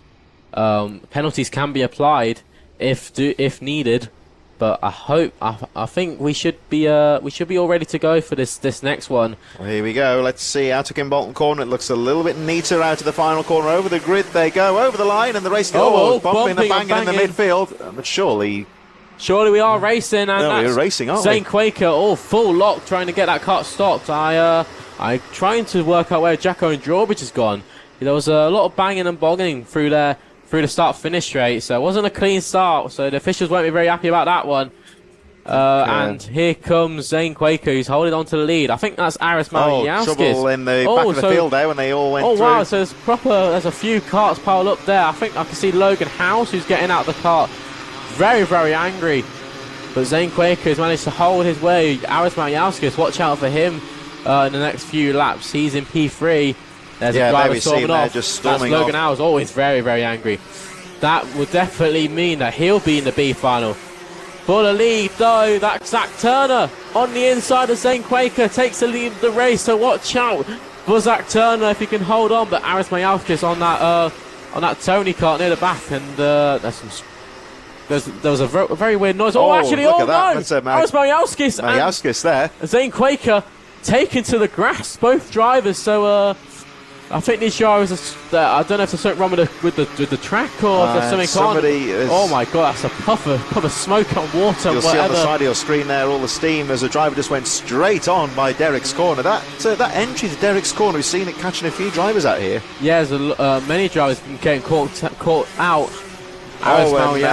Zane Quaker. That's a warning flag for Zane Quaker. So the officials are very much not liking this driving style, and I don't know what's happened here, but there's a lot of carts all over Cambridge here at the moment.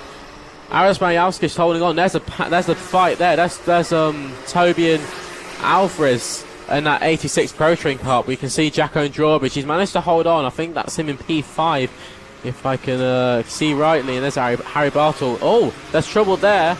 There's a driver off, and I can't see who that is, but we'll have to get the race Chris, going if you on. can have a look. But that's William Antrobus, who's holding his way. Harry Bartle. Is there something on the track or something? There's drivers going off everywhere. Yeah, it's always that entrance, Derek's corner, the chicane halfway down the straight, it seems. We'll try and pick it up. I did see the cart get back onto the track. And there's another driver off at the Dan Weldon complex. We can't really see who that is. And we see our cameraman up there just trying to see what's going on there. I think it was actually Zane Quaker was one of the drivers in trouble there, dropping down the field. There's a couple, actually. Quaker's up to 24th.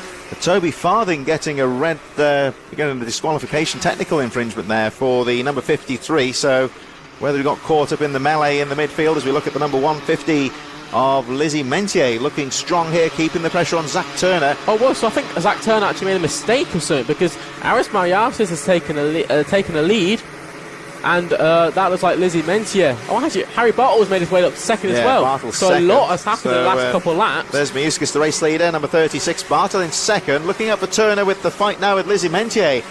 And the 150, William Antrobus has fought through strongly into 5th position. And Jack Owen Drawbridge there currently in 6th place, number 43. Charlie Wolford coming through quite nicely in the 195 up to 7th place as we look at Mentier really putting the pressure now on Turner on that treacherous section leading up to Dan Weldon. Has caught a few drivers out in this race, but Mentier's getting some nice lines out of the corner. She seems to be getting some good exit speed here, which is putting... That's on the inside. Yeah. That's for the final podium spot.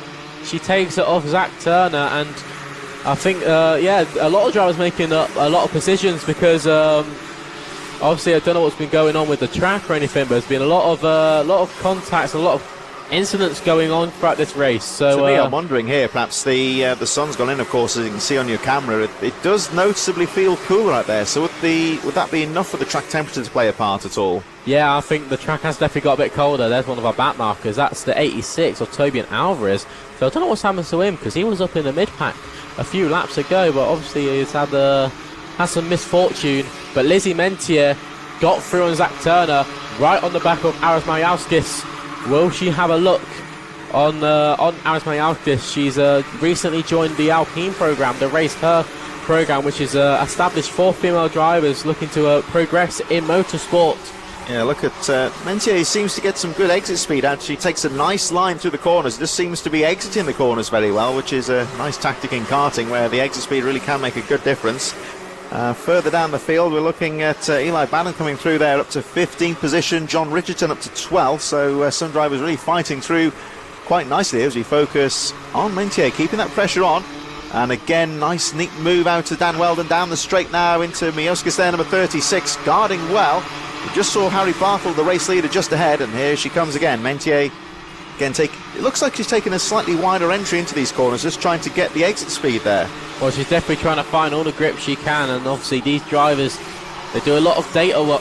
Actually, Lizzie Mentier gives a bit of a love tap with Aris Mariauskis. She wasn't expecting him to slow down quite so much there, I think. No, I think either Aris Mariauskis raced a bit too early for her, or Lizzie Mentier misjudged her braking zone, and she's done it again. Oh, no, Mariauskis is off. Mariauskis outbraked himself, and again that corner going into the Derek's corner, catching another driver out. So Mentier pretty much inheriting second place there. That turned out to be quite easy in the end, didn't it? And we definitely have to watch out for those drop nose cones. As I can see, Lizzie Mentier's nose cone is wobbling. That was quite a hit there Mentier had, wasn't it? So this, again, if she hits too hard, that could be a disqualification. Well, not a disqualification, but definitely a penalty can be applied, as there's another back marker that is being let through. That looks like you have to see who that is. 2-4, that's the machine of Oliver White, currently in 30th place, just been lapped by the race leader Harry Bartle. So Miauskis. Oh, and it's really causing trouble on that straight. Zach Turner made it through on Aris Miauskis, so that was sort of like a Schumacher-esque overtake from Spa, where there was a back marker, and I think it was Mika Hakkinen who actually ended up making like a 2-in-1 manoeuvre.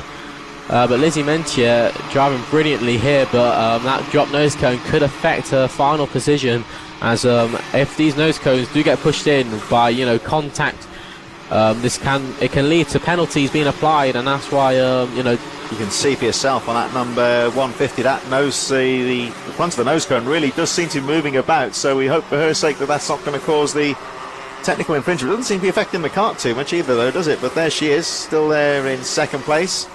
But that's the problem there, was when she had that shunt earlier on, it really was quite a hefty tap, wasn't it? Quite a bit, and that would definitely might end up playing in. I mean, obviously all front fairings are checked at the end of the race by our scrutineers. There's a big battle near the back of the pack. That's the likes, I think, Eli Bannon in there. Banzal, Brandon Truman, of course, had that dramatic start to the race, still there in the midfield, as well as drivers further down making their way through. The leaders going over the line.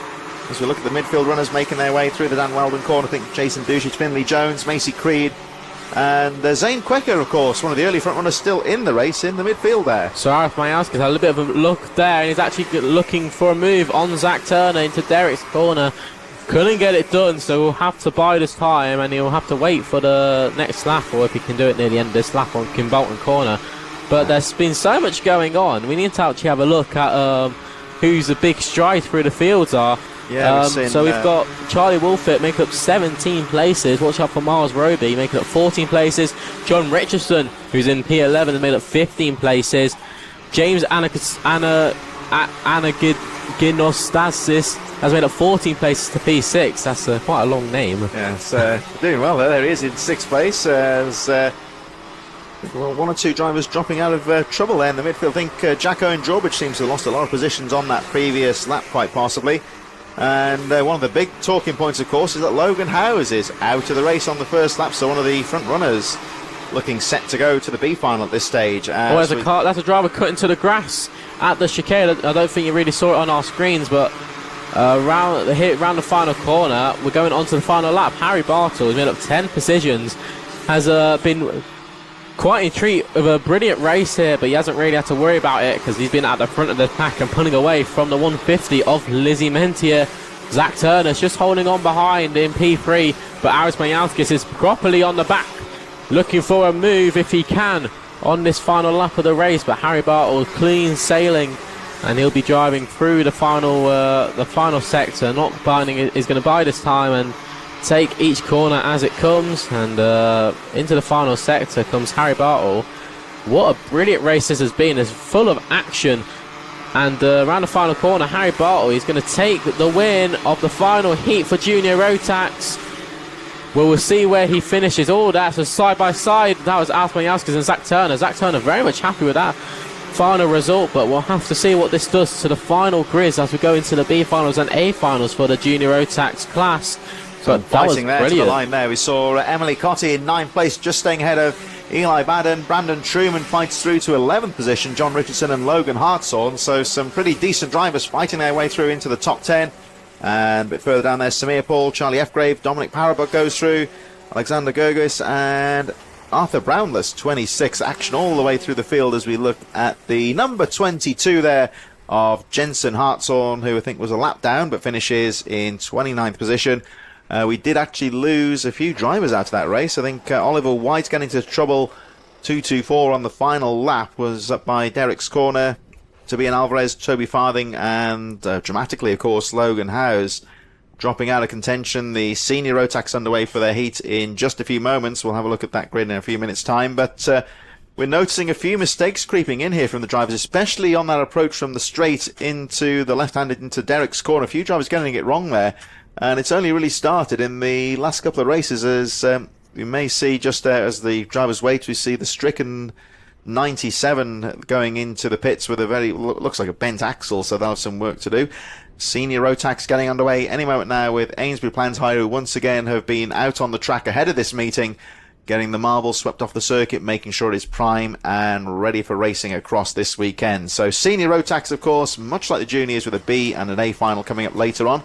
Alexander Call from Morgan Hudson Brown, Ross Tyler, Jonathan Relton, Caitlin Seabrook, Adam White in 6th position on row number 3. The 7th row is the number 71 of Tom Pryor, Cassie Zeth, Sam Baker, Keon Geraghty, Romarian Ubhi and Alexander Adams Acton in 12th position. Stephanie Hubika, Guy Cunnington in 14th. Pearson, Bullock Carter, Kai Hunter, George Donald and Benjamin Southgate on row number 9. The 10th row of the grid made up of the number 54, Michael Morgan, George Hunter, Sam Dickens on row 11 from Alex Duncan, Mitchell Mulvey, Rachel Robertson in 24th in kart number 56. And moving towards the final part of the grid, Deacon Russell 121 from Arnold Hamilton, Lucas Ellingham, Jugas Pavlonis, Isaac Reynolds, Ennis Alabju in 30th position, kart number 67. Elliot Pugh and Al Kerwee rounding up the field as they come to the line, Charlie. Here's Senior Rotax, and we're off and away for the final heat of the day for them. Alexander Cole takes the lead. Oh, a little bit of a bump from Ross Tyler. Wow, what a save from Ross Tyler, who was sideways going into the corner. There's a couple of drivers off, and I think that's George Hunter. Cassius de Uff has some problems there as well. But Alexander Cole, what a start. He's built a brilliant gap so far. There's Kean Geraghty, who's made his way into 2nd place, recently moving over to... Oh, there's a couple of drivers off in the chicane. I couldn't see who that was, but there's Thomas Pryor, who's leading the pack. From... I couldn't see who that was. One of the Hunter Motorsport karts. There's Guy Cunnington and Ross Tyler making his way through. Morgan Hudson, late move there into the last corner, Kim Bolton corner. There's been so many overtakes going on. I'll have to see how it all plays out. Coming out of turn 1. So it's Alexander Kuhl, who's taken the lead of the race. Kean Geraghty with a good start there. We're looking at him now, number 73, just ahead of this camera shot. There he is, 73, getting ahead of the number 52, Guy Cunnington. Both those drivers had excellent starts. Cunnington making up 11 places, Geraghty making up 8. Morgan Hudson Brown close behind. Alexander Kuhl has got away quite nicely at the start, though, and leads by 1.2 seconds. The early action here is the 52 of Guy Cunnington, who is keeping the pressure on Kean Geraghty. Like I say, these have both had excellent starts to the race. They really got through well. Oh, nice move down the inside there from Cunnington. Can he make the move stick? Geraghty, who looks over his shoulder, immediately going to try and switch back. as they come down into the first corner. Garrity having a look, but thinks better of it. Follows Cunnington through. Morgan Hudson-Brown a bit further behind there, but Cunnington, much like Garrity actually, having a very strong start to the race here. I think these drivers just trying to work together here to try and close up on Alexander Cool, who got away very strongly at the start of the race, and they'll be keen not to let him get too far down the road here. Now, it's very funny here because Guy Cunnington has his own team, Guy Cunnington Racing, and Alexander Cool is actually running with the same team as him. So Guy Cunnington coaching these young drivers, trying to, get them to the best of their ability. Alexander Cool holding on here, but Guy Cunnington will soon be on the back of him, and I hope not. I hope there won't be any team orders, but that's Kai Hunter in your screens. Kai Hunter in P4. That's Thomas Pryor. He's having a look on, I think that would be Pearson Bullock Carter, who had some troubles yesterday with having a slight tangle with another driver who kind of sent him off. At least with Guy Cunnington, it's not like a Denny Hamlin situation in NASCAR where you own one team and drive for the other. That could get a bit complicated, couldn't it? So, yeah, he's up against his teammate and driver here. So, could be a couple of factors in at play. And obviously, you've got to say teacher versus the pupil here as well. Well, I hope it's not the case of if you take your teammate out, you're out the team. So, there's Sam Baker on a move for Paul Morgan Hudson-Brown, really pushing him wide and showing him, well, I want a bit of the track. So there's Romarian Ubi, who's holding on. I couldn't see who that was for. I think that is for near the top of the pack. It's P6. So Romarian Ubi holding on brilliantly there. Sam Baker in P7 on that MS car. There's Ross Tyler, has made a mistake and loses a position. Sam Baker right behind. Will he go for the move as well? There's Pearson Bullock Carter, Ross Tyler's teammate, who will have a look on him as well. But Ross Tyler making a few mistakes here, being put under the pressure. Sam Baker using too much. Who is that? That looks like Sam Dickens. Yeah, Sam Dickens has gone off, and there you can see when you get onto the grass, it's so boggy out off the side of the circus. Another driver in trouble there as well. You've got very big difficulties getting back on the circuit. It's so wet on the infield, and there you see the unfortunate 175 Dickens. Of course, the steam being the water that's hitting that hot engine. Nothing technical. He's going to have some hard work getting the car back onto the circuit. Yet again here, Charlie, much like there's another stricken driver. That's George Hunter. George Hunter, is it? That's so had some troubles at the start of the race and has fell into more troubles in the race. So unfortunate with George Hunter. Hopefully he can sweep this off and get back on terms. And whilst that was all going on, Guy Cunnington then into the lead. Pearson Bullock Carter has taken the move on Ross Tyler, on his teammate. Morgan Hudson-Brown following just behind, but you were just saying Guy Cunnington has taken a lead on Alexander Cool, so Alexander is going to kind of follow behind, whilst King Garrity very much closes down on the top three. But that was Ross Tyler in there, Morgan Hudson-Brown, George Donald, Alexander Adams, Acton, Lucas Ellingham in this battle. Just on the edge of the top 10 here, we see one or two of the stricken karts. They'll have to fall in line here because there's a wave yellow, some karts on the edge of the track. There's the number 30, currently sitting on the edge of the top 10. Kai Hunter moving through the field quite nicely as well. We'll look out for him as the race draws to a close, as he set the fastest lap of the race, the GP kart, who is just ahead of this little battle. There we see just bunching up there behind the number 30, Morgan Hudson-Brown, George Donald right in there. There's a little bit further down there, Benjamin Southgate, Gravalonis, Deacon Russell all going through. Still 3 minutes on the clock here, and a driver who's been slowly and steadily making his way through the pack is Kai Hunter, who is up to 4th place. Brilliant driving there, and you just saw Lucas Ellingham making an overtake on your screens. There's Sam Baker in front of Pearson Bullock Carter. Sam really pushing the car to its limits. Pearson just sitting behind. Maybe he can look for a move on the JDR kart. And there's Memorian Ubi just in front, just trying to pull away. There's Pearson Bullock Carter, late move. Kim Bolton corner. That is a brilliant overtake opportunity, and he's definitely got the job sealed and done. And here's Sam Baker back on the back of Pearson Bullock Carter. He's going to try and hold with him, and maybe you can look for a move back in later in this race. You can just see just behind you Ross Tyler and George Donald. Maybe George might look for a move, but he's going to have to watch out because there's a charging Lucas Ellingham, who is started near the back of the pack and is making his way through the field. Yeah, it's coming together quite nicely there. We see the leaders coming up to the final corner of this battle at the edge of the top 10, looking very close indeed. It's all starting to get a bit close at the front of the field. Oh, as we see a little bit twitchy there from Ross Tyler. There's George Donald, and Lucas Ellingham follows through. There's Ross Tyler, who's had to maybe hold back a position, but George Donald manages to get through. Lucas Ellingham having to wait for his next opportunity. Ross Tyler definitely defends, and Lucas Ellingham on the inside just about gets it done. He just gets his nose in and holds the position there.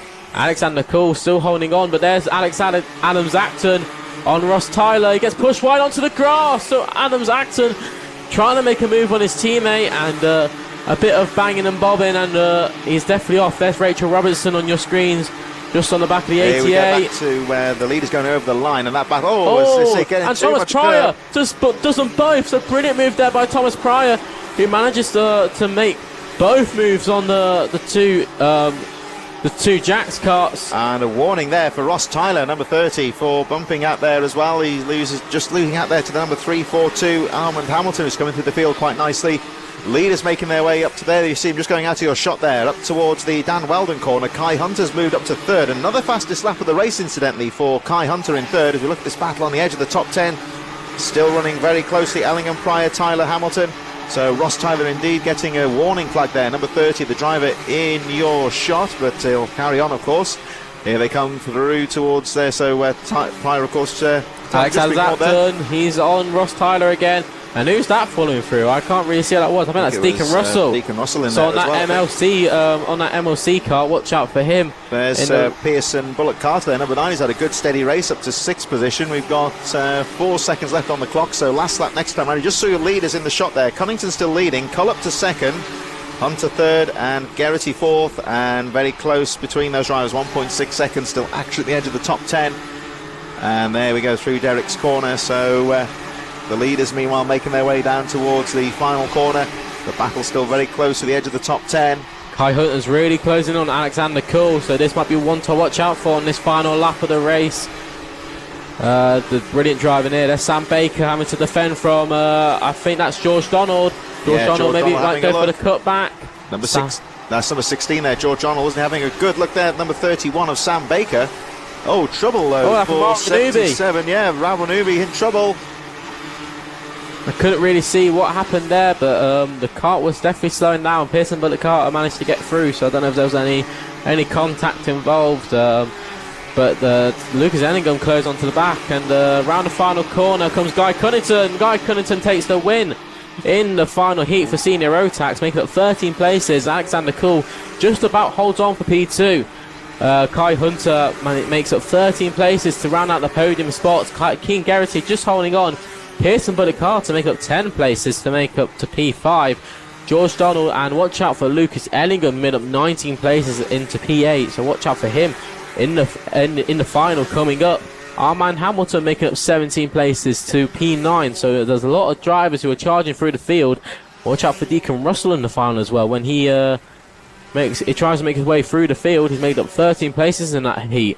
So there's a lot of drivers making their way through, and definitely showing like you say, Armand Hamilton there, 17 places, number 342, going up quite well. That's the number 61 there coming off the circuit now. At Isaac Reynolds, 27, so I think we'll be in the B final. As we move on to our next race, it's the Honda 200s, brought to you in association with iZone Driver Performance. We're about to get things underway then for our next race.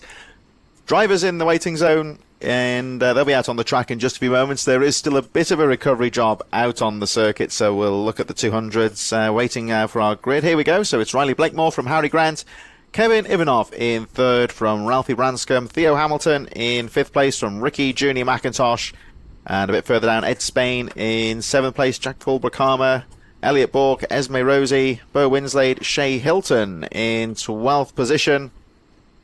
Row number 7, the number 21 of Ollie Knox from Jem Prakash, Sawyer Henderson, Noah Clare, Jackson Heath, and Harry Clark rounding out the 18 driver field. So this is our second heat race, which will be getting underway in just a few moments' time. Final preparations for the drivers in the waiting zone. There are still 1 or 2 karts being retrieved from the circuit who hit trouble in the Senior Rotax. There's the number 77. Ubi, of course, who, a bit unfortunate, you would say, ran very well in the midfield, but I think had some mechanical trouble later on.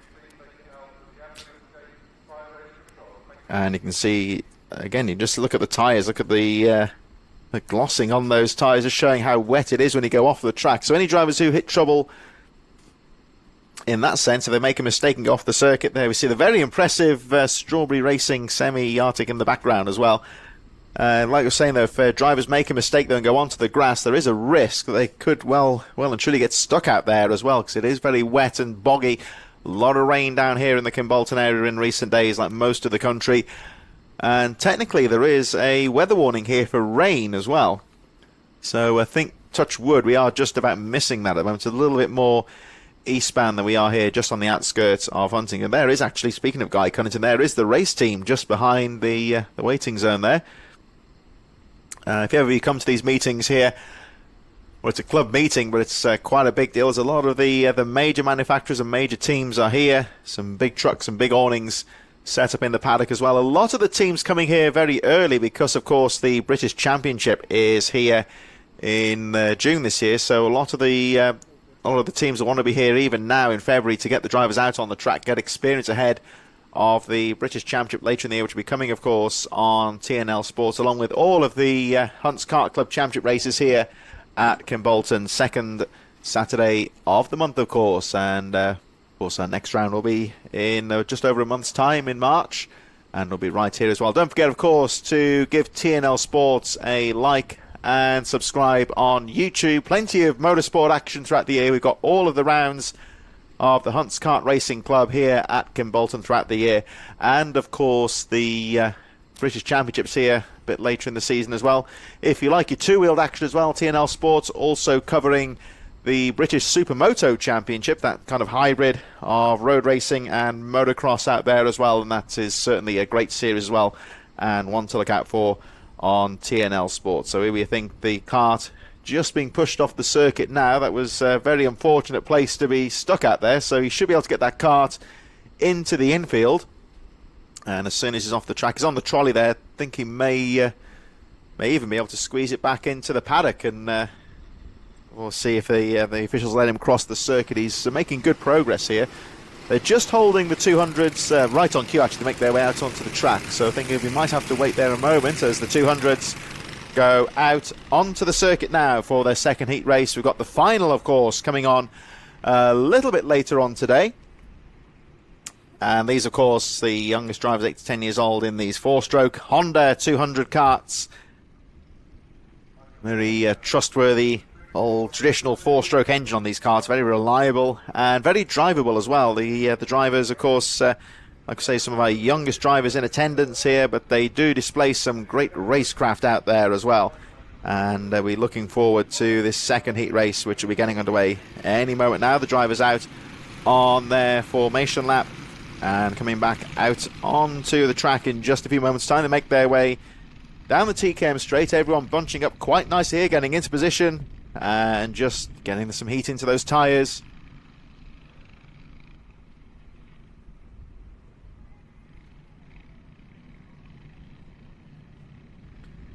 So Riley Blakemore leads them through Kestrel with Harry Grant and Kevin Ivanoff, who looked so good in race number 1, sitting third on the grid. He'll be happy to be there. Right towards the front of the field. Out of Kimbolton corner they go. The flag is out and away we go with racing. It looks like a good start. Yeah, the flag stays in. Here they come. Oh, and a mistake there for number 96, Ralphie Branscombe. A little bit too deep into the corner. Back end steps out on him. Well, he's okay, and he rejoins at the back of the field. Everyone else managed to take avoiding action, but it is Kevin Ivanoff that leads the way through Derek's corner for the first time. Well, after that drama on the first corner, he snatches the lead and already trying to pull away. Looks like could be Harry Grant up there in second place for a good start. So we'll have a look there for the number 96 as the race goes on. Ralphie Branscombe right at the back of the field. Although he did manage to rejoin fairly quickly, so he should be able to catch up with the back markers fairly soon, one would say. Kevin Ivanoff, meanwhile, out to the final corner. And over the line he goes. 7 minutes plus 1 remaining, so plenty of time to go in this race. There is a contact warning flag there for the number 42 out there, I believe. That's you may see, you wouldn't see perhaps on the screen, but you get the black and white flag. It's a contact warning, so it's just announcing that there's been monitored by the marshals. That's the 42 of Esme Rosie who's had the warning. So, oh, trouble there for Ivanoff. Now what happened there? He just seemed to break himself. So Esme Rosie with the warning flag, but she continues, of course, and, well, Kevin Ivanov, who was so polished in the first race, seems to be slowing here. He seems to have found his rhythm again. And 44, Ricky Junior McIntosh has taken lead. Ivanov fighting back there, so yeah, Ivanov's just seemed to outbrake himself going into Derek's corner. It's taken him a bit of time to get himself back into the rhythm again, but here he goes fighting for the lead. Although McIntosh has the inside line and should take the... Oh, but look at Ivanov with the switch back. Squares the turn nicely. And repasses going out to the corners. They make their way through the willows. Oh, and you've just seen your background there. Big moment. 1 or 2 getting in trouble there. Just trying to get the number of that kart. I think it was number 30, Theo Hamilton, that went off into the grass. Has managed to recover. And number 14, Elliot Bourke, was spooked by that as well and also went off the track. Both drivers okay. Well, I'll have a look out later on, I think, but I think the track temperature's starting to drop here and it's causing trouble for the drivers. It's a demanding circuit here at Kimbolton, and it's certainly biting the drivers as Ivanov, just losing out there to the 72 of Ed Spain, who takes the lead. And Spain makes the move stick as they make their way over the line. So it's Spain now, your race leader. Ivanov second, Blakemore third. Oh, and something's wrong with Ivanov. I think he looks very ragged going into the corner. I wonder if he's got some sort of a problem with the kart, maybe. Or he's struggling with the circuit, I don't know. But he just seems to have lost the rhythm a bit there. And it is very greasy. Is there a bit of rain coming down, I wonder? It's gone very greasy. The driver's going off the track again, going into Derek's corner. I think Ivanov got it wrong again. There's a few drivers further down the field, actually, going off the circuit into that Derek's corner. And another leader now, which is Riley Blakemore. So Blakemore coming through the field and into the lead. There is Ivanov back onto the track now. Well, it does seem very peculiar out there. It's quite greasy. Blakemore getting a warning flag from the marshals, and number 44 under investigation as well. The machine of Ricky Junior McIntosh, as we look at the rest of the top 10 making their way through. Ivanov now back and fighting for the lead again, so he's found his rhythm. Still a long way to go in this race. We've got 4 minutes 20. Drivers further down the field making their way over the line. Here they come up towards Derek's corner. This has been a treacherous corner so far. Oh, and look at Ivanov brave on the outside. They switch positions here through the chicane. Ivanov's got the line though, and he should hold on to that one. So Ivanov, your race leader. 68 now down to second, Riley Blakemore. Ivanov has fought back well. He's had a difficult race at times here, but once again back into the lead. Ed Spain has also led this race as well. He's in third place right now. Ricky Junior McIntosh a little bit further behind. So 1 or 2 drivers hitting trouble in the race, but everyone seems to still be running in this one. Ralphie Branscombe coming through the field quite well, of course. He hit trouble at the start of the race, and he is up to 6th position, so a good comeback for him. Ivanov fighting well there from Blakemore. Ed Spain still there in third, 72. Now, could this allow Ricky Junior McIntosh into the reckoning? McIntosh just behind there. You'll see him at the back of that little train there in the yellow and red kart. And he's just starting to close at McIntosh. 1.6 seconds adrift from the leader. Now, if these three start to get together and fight for positions, this could allow Ricky Junior McIntosh and possibly the 94 of Jack Paul Harmon into the reckoning. There we see number 44 at the back of your screen there, just to the right there, Junior McIntosh trying to close up. Ivanov, though, is controlling the race once again, just trying to get some good lines out there, looking for a smooth couple of laps to try and break away from the pack. But I'm sure that Blakemore and Spain, second and third, will not give this one up light. Another driver under investigation there from the stewards, the number 64, a bit further down, Jackson Heath. As we look at the midfield runners making their way out to the final corner, Ollie Knox, Esme Rosie, Shea Hilton, Sawyer Henderson up there as well. Henderson up to 11th place, Shea Hilton, Noah Clark and Elliot Bourke moving through as well. Harry Grant and Theo Hamilton dropping a couple of places, and 36 Harry Clark rounding up the field as the battle intensifies through that treacherous Derek's corner there for second position. Still Ricky Junior McIntosh trying to close up. Branscombe, Fulbrook Harmer, James Cash going through.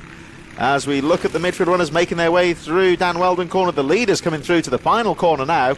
A bit further down there, Shea Hilton, Noah Clark in there as well, Elliot Bourke, Jackson Heath. And there is the number 30, the machine of Theo Hamilton, currently in 17th place, trying to catch up with the rest of the field as once again our leaders make their way through to Stowe. Tight entry into the corner, then just opens up into the willows, so you can go for the outbraking manoeuvre on that first corner, but you do leave yourself open to be repassed going through the willows, so it's quite a technical corner there. And as you can see, this is now turning in to a 4-way fight for the lead here as we look at the number 50 of Kevin Ivanov, still leading the way, trying to break away, but there's the number 44, Ricky Junior McIntosh, now really starting to close up with Riley Blakemore and Ed Spain. So Ivanov seems to have got things under control here. He's just started to find his rhythm once again. He looked very good in race number 1. He's been good so far in race number 2, but he has had his moments out there, Ivanov, but he just seems to have found a bit of a rhythm, just pulling away slightly with 1 minute 8 on the clock. He'll squeeze through once again before the last lap board goes out. As look at number 44 there, Ricky Junior McIntosh trying to pass 2 drivers in a row, and he does so. So Ricky Junior McIntosh, number 44, into second position. Still Ed Spain in third, and Riley Blakemore charging in fourth. So let's see what Ricky Junior McIntosh can do. There he is, number 44. He's got Kevin Ivanov in front of him, charging down the TKM straight now, coming up towards Kestrel. So 34 seconds on the clock. They'll get through just before the last lap board goes out. So we're going to have 2 more laps after this. Oh, nice move down the inside there from Ed Spain, but I think he'll leave himself open to be repassed there. Well, Ed Spain keeping the right foot down there, down the straight. He's not giving this one up lightly, but McIntosh has got the line for the corner here. Let's see what Spain can do. Can he go down the inside on the exit of the corner? Oh, he gets it slightly wrong and just nudges the back there of McIntosh. Just got his angle wrong there slightly. Hopefully hasn't caused any damage. McIntosh, unperturbed by this, though, charges away. He's got his eyes on number 50, the race leader. They seem to have settled themselves into the track quite nicely now. Not so many skids and spins as we saw at the start of the race. So Riley Blakemore still in 4th place. We've got Jack Paul Makama in 6th position, J.M. Prakash in 7th, Bo Winslade, Esme Rose in 9th, Ollie Knox running at the top 10, Elliot Bork, Shea Hilton, Noah Clark, Sawyer Henderson, Jackson Heath, Harry Grant, Theo Hamilton and Harry Clark rounding out the field. All drivers still in the race. And Ralphie Branscombe coming through quite nicely. He's still there in 5th place. Here comes the race leader though with 1 lap to go. Kevin Ivanov, oh, very wide out of the Stowe corner there. Keeps it pinned though, doesn't lose much time. And fortunately for Ivanov here, looks like the battle's starting to develop again for 2nd place. So Ivanov's just got to keep it steady on this last lap as he looks to take another victory. Number 50, Kevin Ivanov, fastest lap of the race last time round, 49.38. So he's just put a really quick lap in there just to try and pull away from the rest of the field. Ivanov, down the TKM straight he goes into Kestrel for what will be the final time.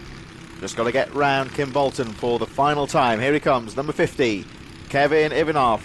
Tough race for him, but he's really fought through well to take the checkered flag. And your race winner, number 50, Kevin Ivanov. It's a fight for 2nd place. Oh, and who won that one? They all think they did. Well, the computer says it's Ed Spain, Riley Blakemore in 3rd, and Ricky Junior McIntosh has to settle for 4th position. Ralphie Branscombe over the line in 5th.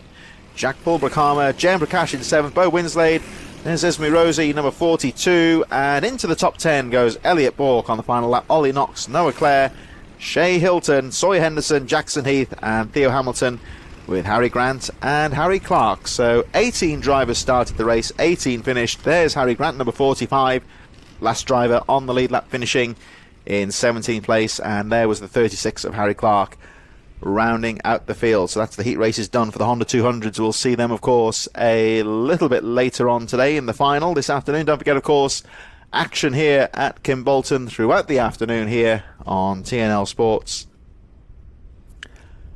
And looking forward to our next race, brought to you in association with Talk Motorsport. We'll be having the Talk Driver of the Day. That'll be announced on the HKRC social media pages after the event. So it's the Micromax UK, the Waterswift restricted class, about to get underway for their 2nd heat of the day, race number 14 in the weekend's race programme. And we'll have a look at how they line up in just a few moments. Harris Barber, it will be, though, that leads them away. You can just see Oliver Dawson, number 95, just pulling away now. Archie Rogers Tyler, Maria Roberto, Soren Gallagher, Sebastian Behrman in 6th position. Oh, trouble there for the number 55, I think, Josh Hutzker, who was on the 6th row of the grid. There's George Swire, Austin Oman, Max Jolly, Lucian Smith. Hutzker, we just saw spin there, will have to regain position. And Alessandro Salas in 12th position. And a bit further down the field, Logan Rolfe from Victor Poppercole, Finley Beals, Teddy Higgs, Travis Giddings and Logan Baker in 18th place on row number 9. And the rest of the field made up of Harry Chapman, George Wheeldon, Louis William Mabbs, and Darcy Durnford. Some of our rookie drivers at the back of the field rounding out the pack as they make their way around. There's a few drivers spread out though as the leaders get into position. I don't know what's going to happen with this start here because a lot of drivers just getting into their positions, trying to catch up. We saw one or two drivers spinning at the start, so we're just going to make this have a look as they go over the line. So we're through for a wave round here, going for another warm-up lap. The race has not started yet, so gives you the drivers a chance to catch up. You'll see them at the back of your screen there, just catching up with the rest of the field as the Micromax about to get underway for their second heat race today. We're on to another warm-up lap, but it was quite bright and sunny earlier on, and I think there's been a little bit of a change in the track. It seems a little bit more greasy. We've seen a little bit more slipping and sliding out there, so I'm wondering perhaps I'll have a look trackside after this race when I get the opportunity, but I think it might just be a little bit more greasy out there, and with the tension of course of getting a good position for the finals, it just makes things a little bit more difficult for the drivers. There we see 44 Lucian Smith, 32 Logan Rolfe. The drivers getting into position now. This looks better, so looks like we could well be getting underway. Oh, a bit messy out of the final corner there. Here they come up to the line. And Micromax gets underway. Over the line they go. Looks like it's a start. And here they come into the first corner. And the number 52, I think, of Maria Roberto got to the inside. Yeah, Roberto now drops to second.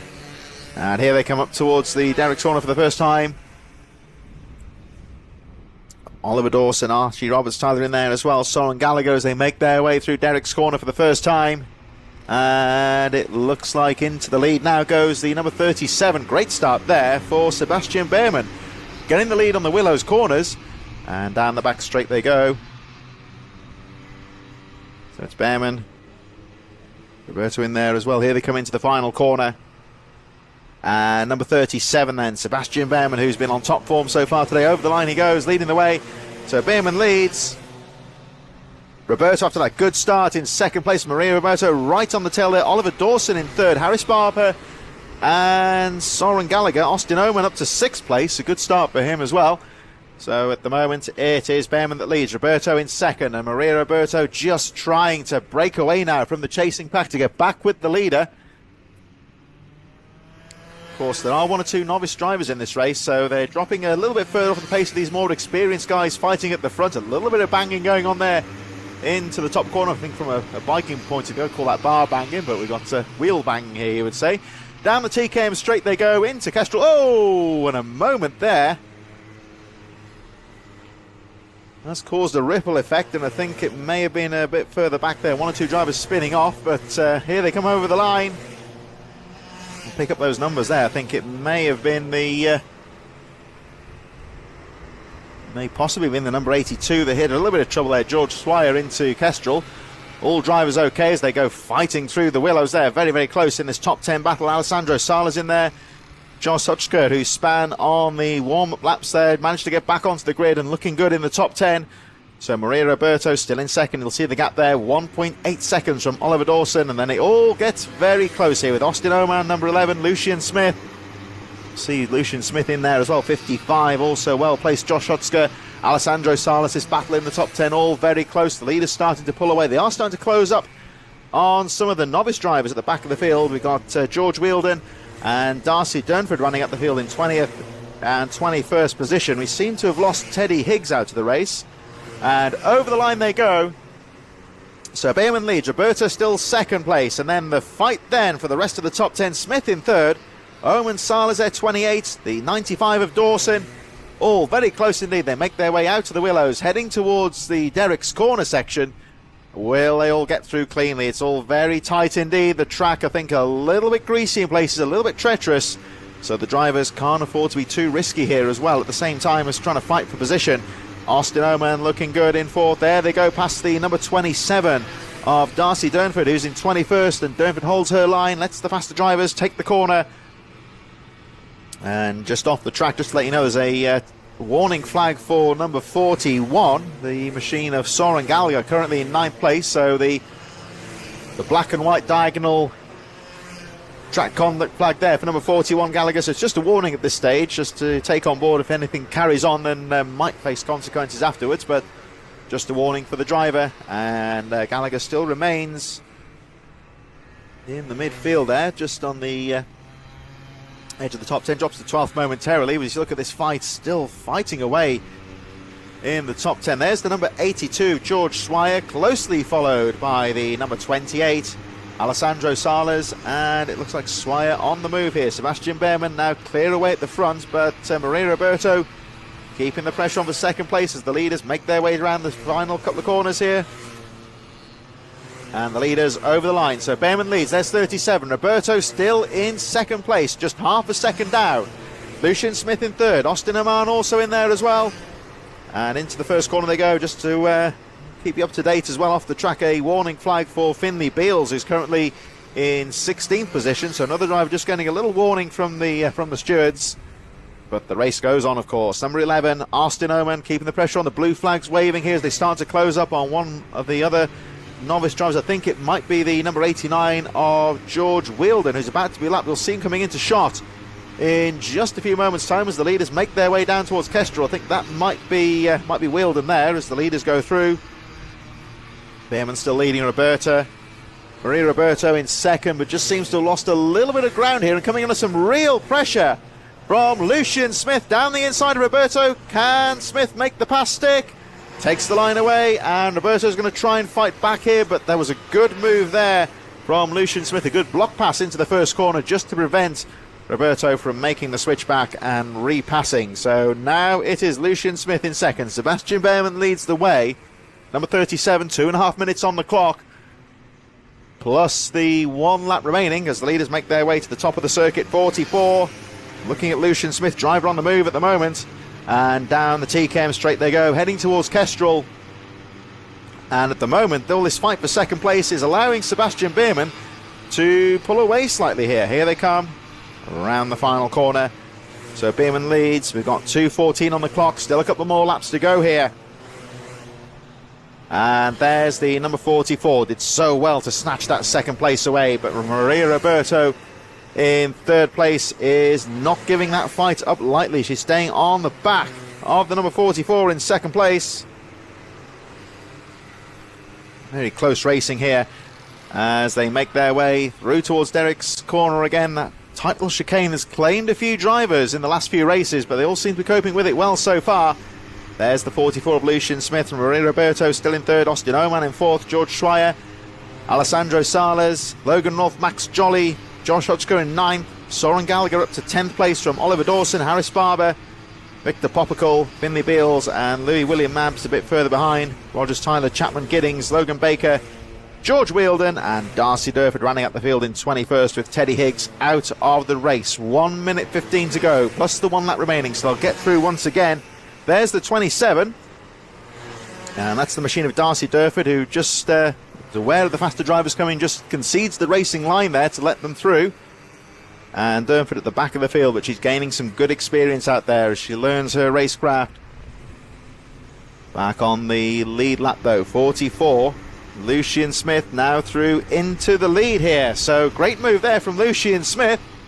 And coming through into Kestrel corner, can Behrman fight back? This is all allowing Maria Roberto and Austin Oman into this. There's Oman into third place now, gets past Roberto, but loses out on the exit of the corner, but should hold on there. Roberto's not going to give this one up lightly though, as Lucian Smith guards that inside line from Behrman. They back up 25 seconds on the clock, so next time round it will be the last lap. We've got a four-way fight for the lead starting to brew here. And if Behrman can go for the pass here, this could really allow everyone into this one. There could potentially be 4 drivers who could win this race. 12 seconds to go, so next time round, they will get the last lap board. Roberto just dropping back slightly, but she's still right in there as the leaders make their way through the Dan Weldon corner. That double apex that takes them down towards TKM straight. And 44, Lucian Smith leading the way, but there's a slower driver in front. They're going to have to be careful here. The blue flags will go up, but still the faster drivers have got to use some good racecraft here and get past the slower driver safely. I think it's George Wielden, the number, oh no, it's 69 of Logan Baker, who keeps to the left-hand side of the track, lets the faster drivers go through. holds the line as Oman goes through into second, snatches the lead from Sebastian Beerman. He'll be furious with that. Sebastian Beerman, he's led most of the race and dropping to third on this final lap, so he's got to fight back and try and get another position. But Lucian Smith taking the lead a couple of laps ago, now trying to hold on, but look at this from Austin Oman in second place. Number 11 having a late charge here, number 11 into the Dan Weldon corner, and down the TKM straight they go. Austin Oman having a look into Castrol for the final time. Is he going to make a move into Kim Bolton? And Smith guards the inside line. He knows that Oman's there, but Oman not giving this one up. Nice and neat out to Kim Bolton. Here they come. It's going to be a drag race to the finish line. Side by side over the line. And Lucian Smith takes the... Well, it's almost a dead heat. We must be talking thousandths of a second there. I think it was 1,000th of a second separating Lucian Smith and Austin Oman at the finish. Sebastian Beerman chasing in third. And Maria Roberto in fourth. Alessandro Salas just behind in fifth place. Logan Rolfe, Josh Hotsker, Max Jolly and George Swire, with Soren Gallagher close behind as well. But we've had some close racing today, but that would surely be the closest one of the day. Pretty much a dead heat between Lucian Smith and Austin Oman, as some drivers a bit further down make their way over the line to complete their race as well.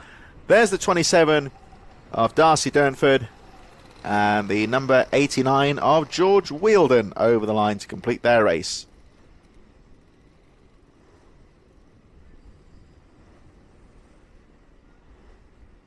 So definitely one of our closest races of the day there. We're going to move on to our 15th race of the weekend calendar. Of course, we've got the Minimax 950s coming up in just a few moments' time, as the temperature continues to drop here at Kim Bolton. And as we've seen a bit earlier on, that could make things difficult for the drivers.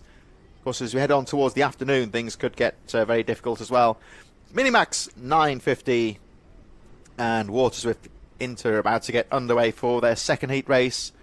Got a few more races to go in this program, of course. So before the finals get underway, we've got the Minimax 950 Waterswift Inters about to get underway for their second heat race of the day. We've got TKM Extreme, X30 Senior and the KZ UKs to round things off before we get underway with our finals later on this afternoon. So the Minimax 950s lines up with Hasnain Khan on pole position from Tom Reed, Theo Bradshaw, Finley Lyons in fourth, Daniel Minto and Jensen Sale in sixth position, Max Wheatley, Blair Smith, Jamie Ambrose and Oliver Barton in 10th position, Nathan Edwards, Luca Holmes-Ballack in 12th place on row number 6. Row number 7 for the 144 of Miles Burton, 51 Sebastian Clark, Josh Cormack and Riley Murrow in 16th, Joshua Griffin and Amelie Davey in 18th on row number 9. A bit further down we've got Jensen Chalk, Hayden Fisher, Harry Bell, Jack Collinson row 11, Edward Haynes, Leo Livings row number 12,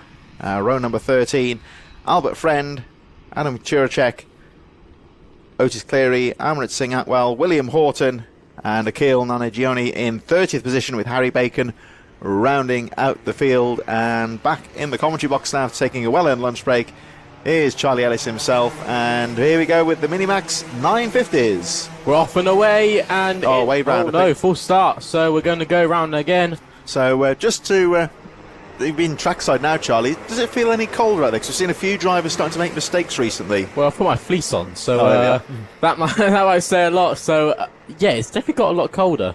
It's a lot colder than it was this morning. So that would definitely take a play into the temperature of the tyres and the engine temperature. So these drivers are definitely going to face it. Yeah, we've seen a few more mistakes starting to creep in. A few drivers struggling with the circuit recently. So they're having another. And again, you can see them weaving down the back straight. You'll see them as they start to assemble on the TKM straight, and drivers just getting the heat into the tyres. So here we go with Minimax 950 Waterswift Inter. So I'm going to head off now, Charlie, for a few minutes and take a lunch break. So we'll leave you to call in. The Minimax 950 Waterswift Inters is about to get underway. Right, so we're on the final corner. Let's get this race ready. Hasnain Khan, watch out for him on the front row. Tom Reed in P2. Let's get racing. And down into the turn 1. Who is going to come out on top? There's a lot of... Theo Bradshaw can't stop going into that corner. He's just about got it stopped.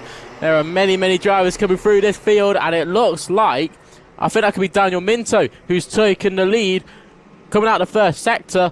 We'll have to wait till we come around the first lap, see who where is where. And Jensen Sale into third place has definitely made a cracking start. He's looking for P2 on the inside. I can't see who that was. I think that might have been Hasmain Khan. But there's drivers making moves all through the field here at Kimbolton. Daniel Minto making brilliant strides in this first part of the race. Jensen Sale just holding on in second place as we come round to finish that one, actually. And it's Daniel Minto who takes the leads, followed by Jensen Sale, Hasmain Khan, Tom Reed, Vinnie Lyons, Luca Holmes-Ballock. Theo Bradshaw had that turn one monstrosity and nearly went flying off the circuit. Brilliant driving here by all of the Minimax 950s. We have the Amy Waterswift Inters. We have, I think that's, can't really see where the Waterswift Inters are. I don't think there's any here this weekend, actually, so that might explain it. But there's a lot of drivers fighting their way through the field.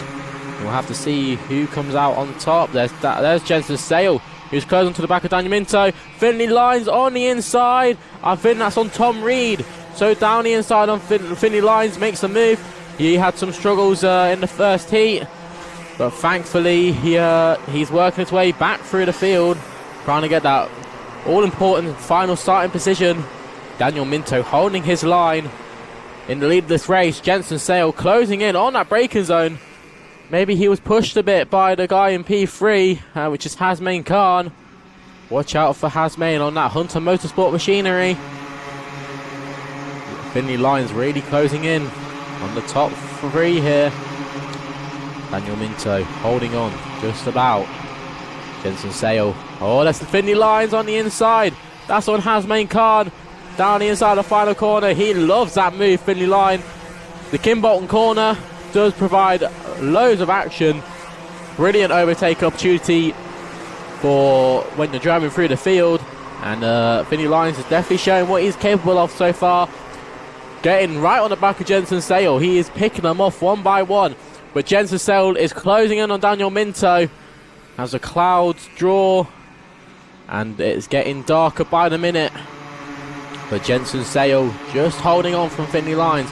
Finley Lyons going into Kimbolton corner. His favourite opportunity for an overtake. Will he have a look? Daniel Minto runs wide, but Finley Lyons, he goes for the late move. Just about gets it done. And Jensen Sale drops the P3. Finley Lyons into P2. Finley Lyons is the fastest driver out here on the circuit. And Daniel Minto, he's got some work to cut. That is about to come out at him. As Finley Lyons, he's showing just how brilliant of a driver he is. He's closing on Daniel Minto down the straight.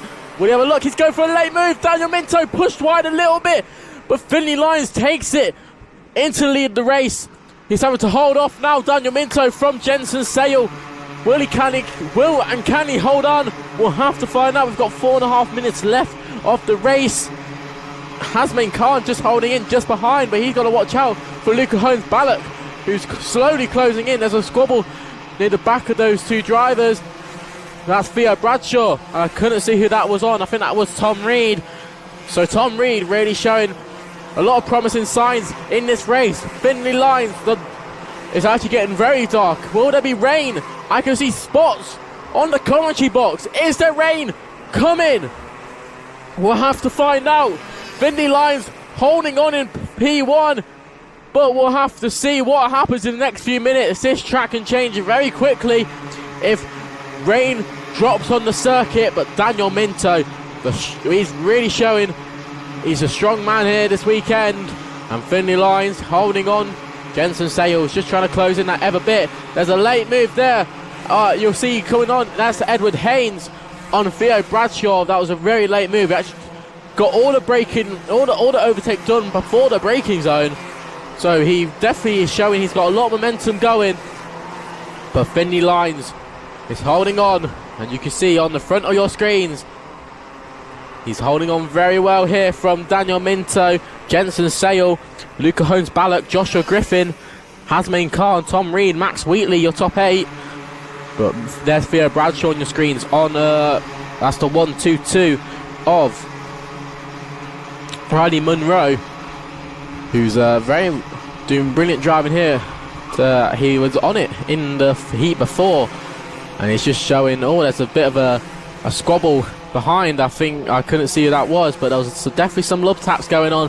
Here's a brilliant battle here. I can see Edward Haynes in there. Oh, there's a driver on top of another, and I couldn't see who that was. That was the 16 of Hasmain Khan. So a driver who was near the front, he actually has a warning flag already, so that's not going to help him whatsoever.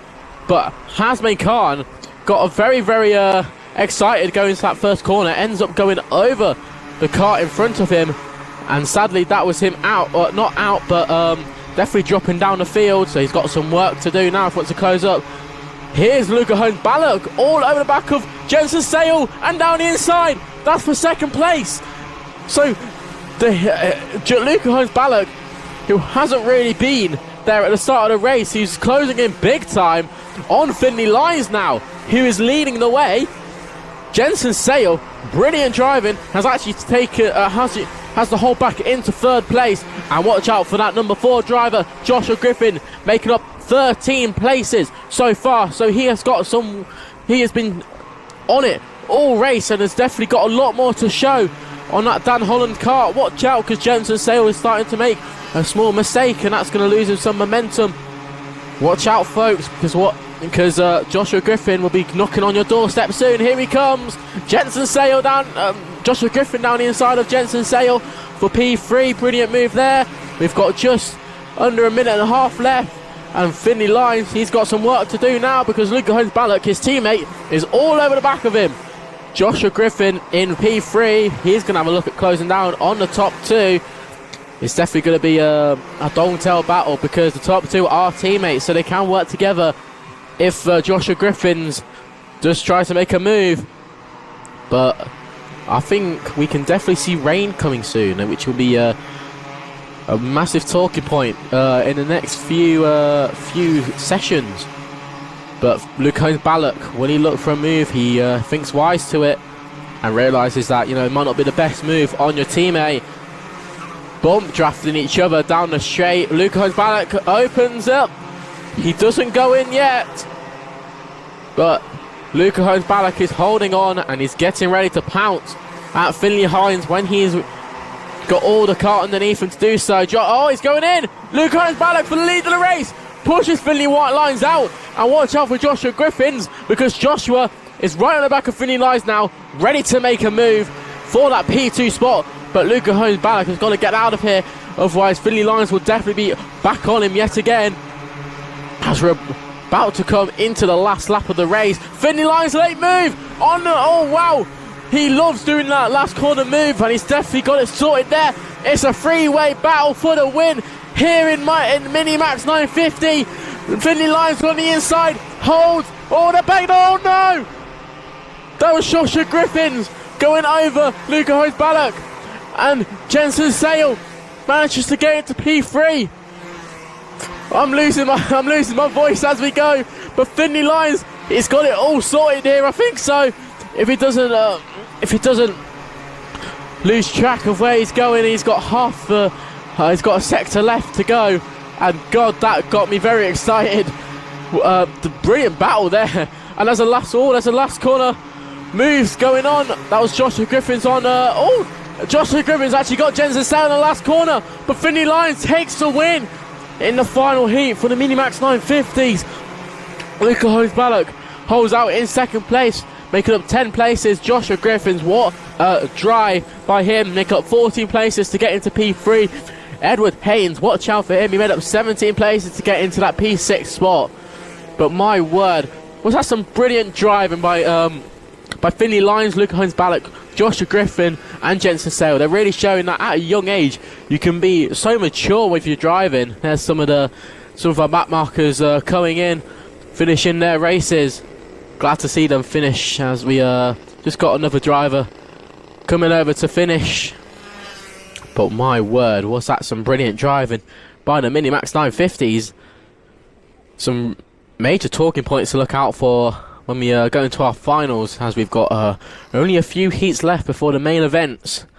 And the next race we've got up is TKM Extremes, which I'm very much looking forward to, as you may have seen from the heat before, where the drivers were, you know, very tongue-tail all through the race. Showing aggressive driving, but also very clean racing. So we're going to get ready for that. Here comes TKM Extreme, sponsored by Klassen Motorsport.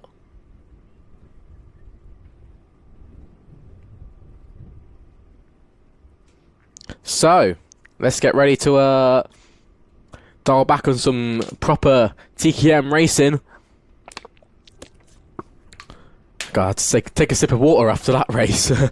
So, TKM Extreme, let's get started. Reece Porter will start on your pole position spot with Oliver Bowen, Kean Bennett and Jamie Mead. Watch out for Jamie, who's really strong in that first heat. Jake Humphrey and James Morley rounds out row 3. Ashley Ruggles and Patrick Leaf round out row 4, followed by Jake Cox and Luke Jarman. Charlie Whitehouse and Freya Woodwell rounds out row 6. Watch out for Freya Woodwell, one of our female drivers. Row 7 rounds with Harry Higgs and Jessica Fitch-Hull, Leo Robertson and Al Patterson. Adam Sparrow, watch out for him, he was our winner in the heat before, so watch out for Adam Sparrow. And Liv Jenkins ran at row 9. In row 10 follows Joseph Booth and William Bryant, followed by Gemma Kiddy, who had that trouble in the heat before, Charlie Gaylord and Charlie King. William Bloom ran at row 12. And Bradley Peck, who was very, very quick in that first heat. James Whittaker, Spencer Lane, Johan Calicello, Luke Woodward, Thomas Short, all really quick drivers in that first heat. So definitely watch out as we come down. The smoke rises, and we are racing here in TKM Extreme on the concrete. That was oh wow, Luke Woodward, oh no, there's a couple of spinners there, and I hope they can all get through. There's some troubles there. That was James Whittaker getting on the top of another driver, but there's a driver in the barrier. I couldn't see who that was. I think that might have been Bradley Peck, which has been quite a shame if it was him. But coming into Dan Weldon, that looks like Oliver Bowen, who's made a brilliant start there. There's Kean Bennett in P3, who's holding his line, followed by Freya Woodwell. I told her to watch out for her. She is making strong ground through this race, but we'll have to see as they come round to finish lap 1 who is where. Brilliant driving by all our TKM Extreme drivers. This is only the first lap, and there's definitely a lot of action coming along. So it's Oliver Bowen that takes the lead of the race, followed by Jamie Mead. Freya Woodwell in the podium spot. Brilliant driving by Freya. Kean Bennett, Charlie Whitehouse, Harry Higgs has made up 7 places. Patrick Leaf, Al Patterson and Anna Sparrow. Watch out for them 2 drivers who have made 8 positions each. Wow, there's loads of action going on in the middle pack of this TKM Extreme race. God, I'm losing my throat by the second. There's so much racing going on. There's Olivia Jenkins getting in that pack. Look at this. This is just satisfying to watch. So many drivers trying to get through one piece of tarmac. There's Adam Sparrow on Harry Higgs. Brilliant move there by Adam Sparrow. Gets the move on Harry Higgs. Al Patterson's going to have a look. See if he can get down the inside of Harry Higgs as well. There's Freya Woodwell on the inside. I can't see what it was. That was Charlie Whitehouse on the inside. So they're going to be side by side. Oh, that's going to be so close. Freya, they top each other, and Charlie Whitehouse is getting put wide. This is so close. Oh my word. Freya Woodwell holding on in that last podium spot. You might as well say goodbye to Oliver Bowen and Jamie Mead, because they have pulled a massive advantage. Already 4.5 seconds. Charlie Whitehouse on the inside of Freya Woodwell. This is brilliant racing. Adam Sparrow on the outside going to cholesterol. Will he hold on? Al Patterson's on the inside of Adam Sparrow. He takes it. And then Freya. Oh, Al Patterson on the inside of Freya Woodwell. Adam Sparrow goes in as well. Kean Bennett will also have a look. But there's so many overtakes being done in this lap.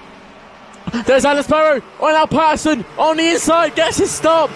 And Al Patterson drops a position. Drops into P6, I believe. Or P5, that's P5 actually, so my apologies. Adam Sparrow just holding on to that P4 spot, but Freya, the Charlie Whitehouse, doing a brilliant job to hold on from this podium spot. From how many drivers? I can't even count them. There's Leo Robinson on the inside of Patrick Leaf through that one complex, and I can't see that. I think that's Jake Humphrey trying to find his way through as well. So many overtakes being done through this race. This is why TKM Extreme is some of the best racing you ever see. That's Kean Bennett on Freya Woodwell, and Harry Higgs going to have a look as well. There's Spencer Lane, who had that trouble at the first heat. He's trying to have a look through.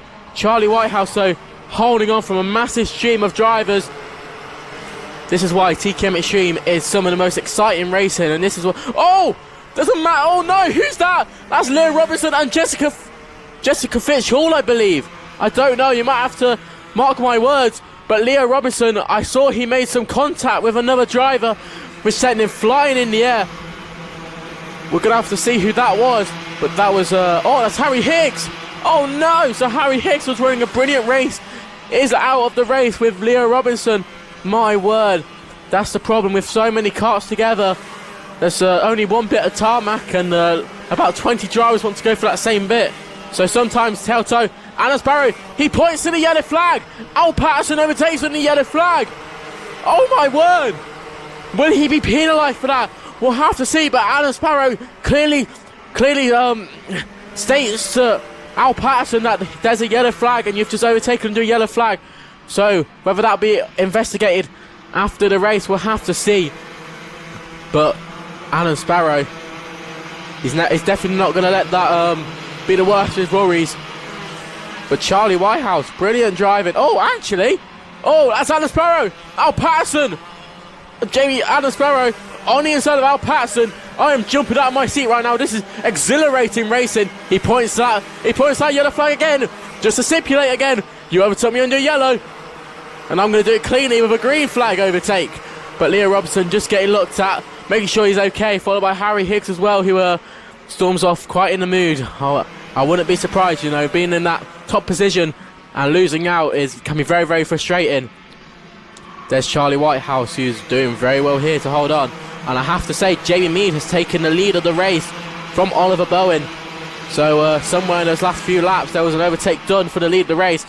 But oh, Adam Sparrow, brilliant driving there for the podium spot on Charlie Whitehouse. Brilliant race in there by Adam Sparrow. Drove through the field. How many places he overtaken? He's made 14 places. Brilliant, brilliant, brilliant from Adam Sparrow.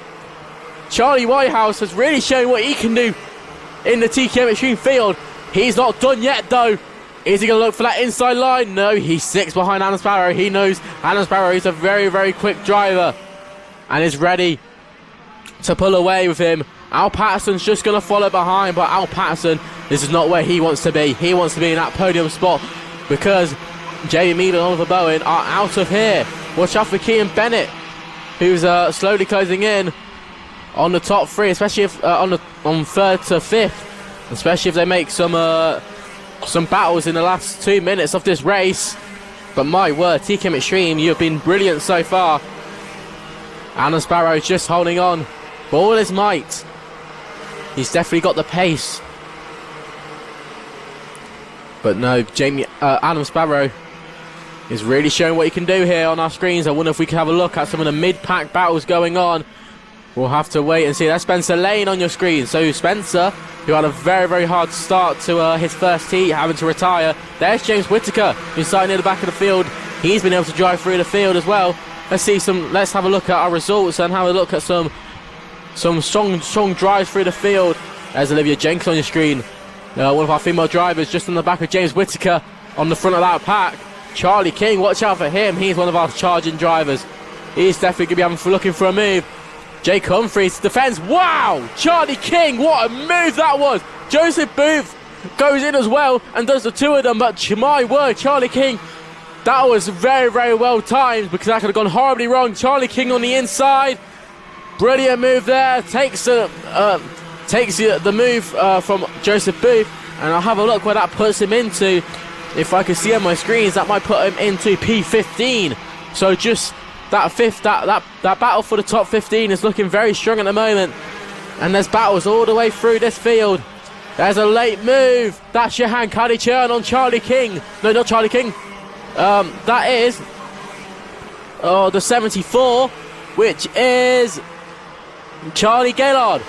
So brilliant driving by Charlie Gaylord to kind of hold on and know he can follow Johan Kadichern and get onto that, get back up to make some overtakes. But Olivia Jenkins really holding behind James Whittaker.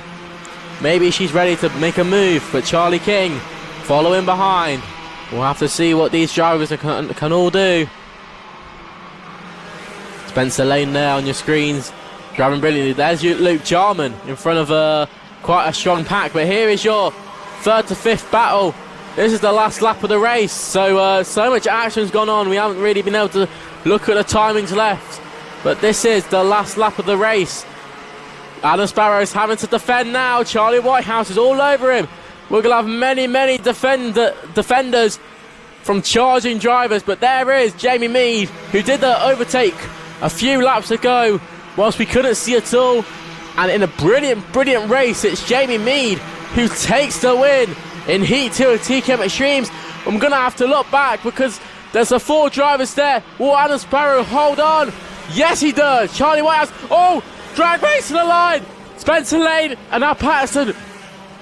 I can't see who holding on there.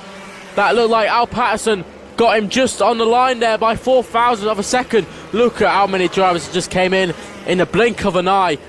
This is why you should definitely have an interest in TKM racing, folks, because this is some of the best racing you will see ever. So, wow, brilliant racing there. So Jamie Mead takes a win there, followed by Oliver Bowen, Alan Sparrow, who made up 14 positions to the top 3. Charlie Whitehouse, Al Patterson, who was making strong drives through this field, to P5. Spencer Lane gets into P6, make up 21 positions. So brilliant stuff there by Spencer Lane. Kean Bennett, who lost a few positions, has had some difficulties there. But now the X30 Seniors and the Rotax 177s are a go. And we're just getting ready now. So there's Tristan Powell getting ready to go out. Here is your starting grid. So Tristan Powell lines up on pole position. Jack Dan follows off the first row. Christian Bingham and Joe Cheek run at row 2, followed by Kate Ashman and Oliver Harris. Victor Findlater and Josh Jones ran at row 4, followed by Aaron Lusk and Harry Pears. Ryan Exberg and Willoughby Steele, who had some troubles in that first heat, he's going to have to look at trying to get back onto this second heat. Matthew Morgan and Morgan Hill, who won the first heat, we need to watch out for him. He's on row 7. Starting off on 177s, Adrian Williams, Simon Pugh on your front row. George Willis and Nick Aitken in row 2. Alfie Bray, watch out for him. He's starting on row 3, followed by Josh Bass, Simon Hilton, Gordon Chenry, Alex Jones, watch out for him. He won the first heat. Elliot Kennedy rounds out row 12. And Stavros Afanal Sopolos rounds out row 13. Very Greek name, Stavros. It reminds me of Stavros Flatley from the Britain's Got Talent. Right, so here we go. Senior X30 are about to go out. And actually, they are going out now. Pardon my words. Oh, so wow, brilliant racing there by the TKM Extremes, but now let's see what the Senior X30 can do. Whoa, Morgan Hill, what a big slide that was. Oh, definitely getting the heat in them tyres.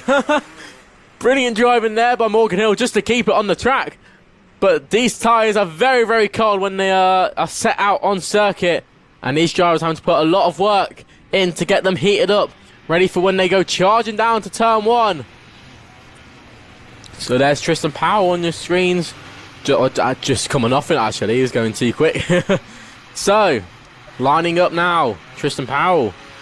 Jack Dan, hold out your front row. So, Tristan Powell, the lead man.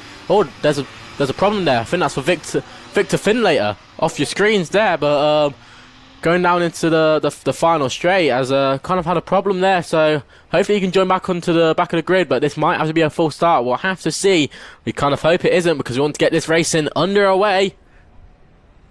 Driver's going very slowly here. This is a very controlled start from the Senior X30s. Oh, there's a problem. Joe Cheek is slowing down. But we're no full start. And I can see why, because Joe Cheek has a problem. And I can see him going very slowly. He's now getting the speed back up. So he looks like he had a problem there. Some of the drivers do like to choke the engine before they get going. So obviously he's had a problem there. Maybe dumping too much fuel in that the engine is bogged. But now, so we've gone round again, and we're going to get ready for another start here. Our second start for the Senior X30s and Rotax 177 Heat 2. So our second to last heat before the main finals begin. Drivers really getting them heats in them tyres. You see Morgan Hill just behind, doing lots of weaving, trying to get just the heat on the sidewalls of them tyres. Now going really slowly here. This is a brilliant start, almost too slow, you could say. Around the final corner. We're getting ready. Watch the smoke arise. And Senior X30 is off and away. Here we go. So Senior X30. Tristan Powell on the inside. Will he hold it? Gets on the brakes. Jack down on the outside. Will he hold it round the outside? We'll have to see. The 177s get going as well. We'll watch back for them soon. But here's Tristan Powell who takes the lead. Christopher Bingham is into P2. Jack Dan holds on in that podium spot. You can just see the 177 going in the background. But brilliant start there by Tristan Powell. There's many drivers through the field making moves. Tristan Powell runs wide. Oh my word. So we're talking about how the tyres need to get so much heat in that warm-up lap. And that is why, otherwise you can make a small mistake like that. And Christopher Bingham straight on the inside takes the lead of the race. And we're going to have to see where everyone is after we come round lap 1. It is Christopher Bingham who will take the lead. There's a move. There's Marcus Harris going down the inside of Jack Dan. Not on our screens yet, but that's a move to watch out for. Jack Dan, he's holding on, but Marcus Harris, he's all over the back of him on that Pro Train kart. But it's Tristan Powell. No, it's Christopher Bingham. So there's a timing problem because Christopher Bingham is not popping up on our screens at the moment in the lead of the race. But brilliant driving here by all our Senior X30 drivers. If we can have a look back at the 177s, we can try and see where everyone is. So it looks like Adrian Williams is holding on to the lead there. I think we've got a problem with our timing system, so we'll have to wait until that gets back so we can have a look where people are. But so far so good for our drivers. Just looking at the 177s now. Just in your background there, going through turn 1. Some brilliant driving there by the 177s, but on our screens now, there's Jack Dan. Brilliant driving there, holding on into that final podium spot. Marcus Harris is on a charge right now, looking at Kestrel corner for an overtake. Will he get it? He just about gets it, and Morgan Hill follow through as well.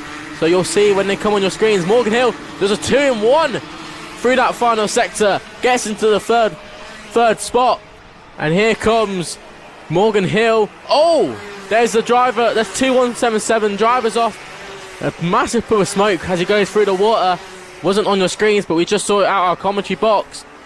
But Morgan Hill just about holding on to that podium spot. Marcus Harris in that Pro Train kart just trying to find a way through. That's Joe Cheek using that front nose cone to try and find a way through. It's side to side contact, and we're through. And there's that 177 driver. If we can try and spot a name, I think that's Simon Pugh, who's having some troubles there with the water, going off circuit and getting stuck in that water. There's another driver off. That's the 78. That's the 78 of Alex Jones, who had troubles, who had a really good first heat, but is obviously having some struggles now. Christopher Bingham holding his way and is making quite a strong gap from Tristan Powell in second place. Tristan Powell in a land of his own right now, followed by well, there's Joe Cheek on your screens. He's very much flying through. The Cheeky on the back of his race suit. All nicknames in karting are always crucial to keep the drivers happy and concentrated at the same time. There's Jack Dan just on the back of Joe Cheek, trying to find a way through if he can. He just needs to close in the gap a bit. And there's Katie Ashman just behind, trying to find her way through on Jack Dan. But Joe Cheek holding his way through. There's Marcus Harris on the Pro Train in that P4 spot, and we can actually, our timing is back now. So looking at the 177s, it is Adrian Williams that holds his lead, followed by Josh Bass and Alfie Bray. Oh, and Alex Jones on the investigation. So I wonder what that could be for.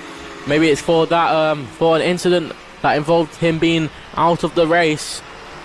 But Christopher Bingham is holding his way. The fastest driver out on circuit is actually Morgan Hill, who does a 41 dead. So the times are slowly coming down here at Kimbolton Circuit. Morgan Hill closing onto the back of Tristan Powell. Morgan is half a second quicker than Tristan, so it definitely won't take a long time for him to close in. As there's battles all the way through the field. But here's your leader, Christopher Bingham, taking every lap as it comes. There's Marcus Harris. Watch out for him.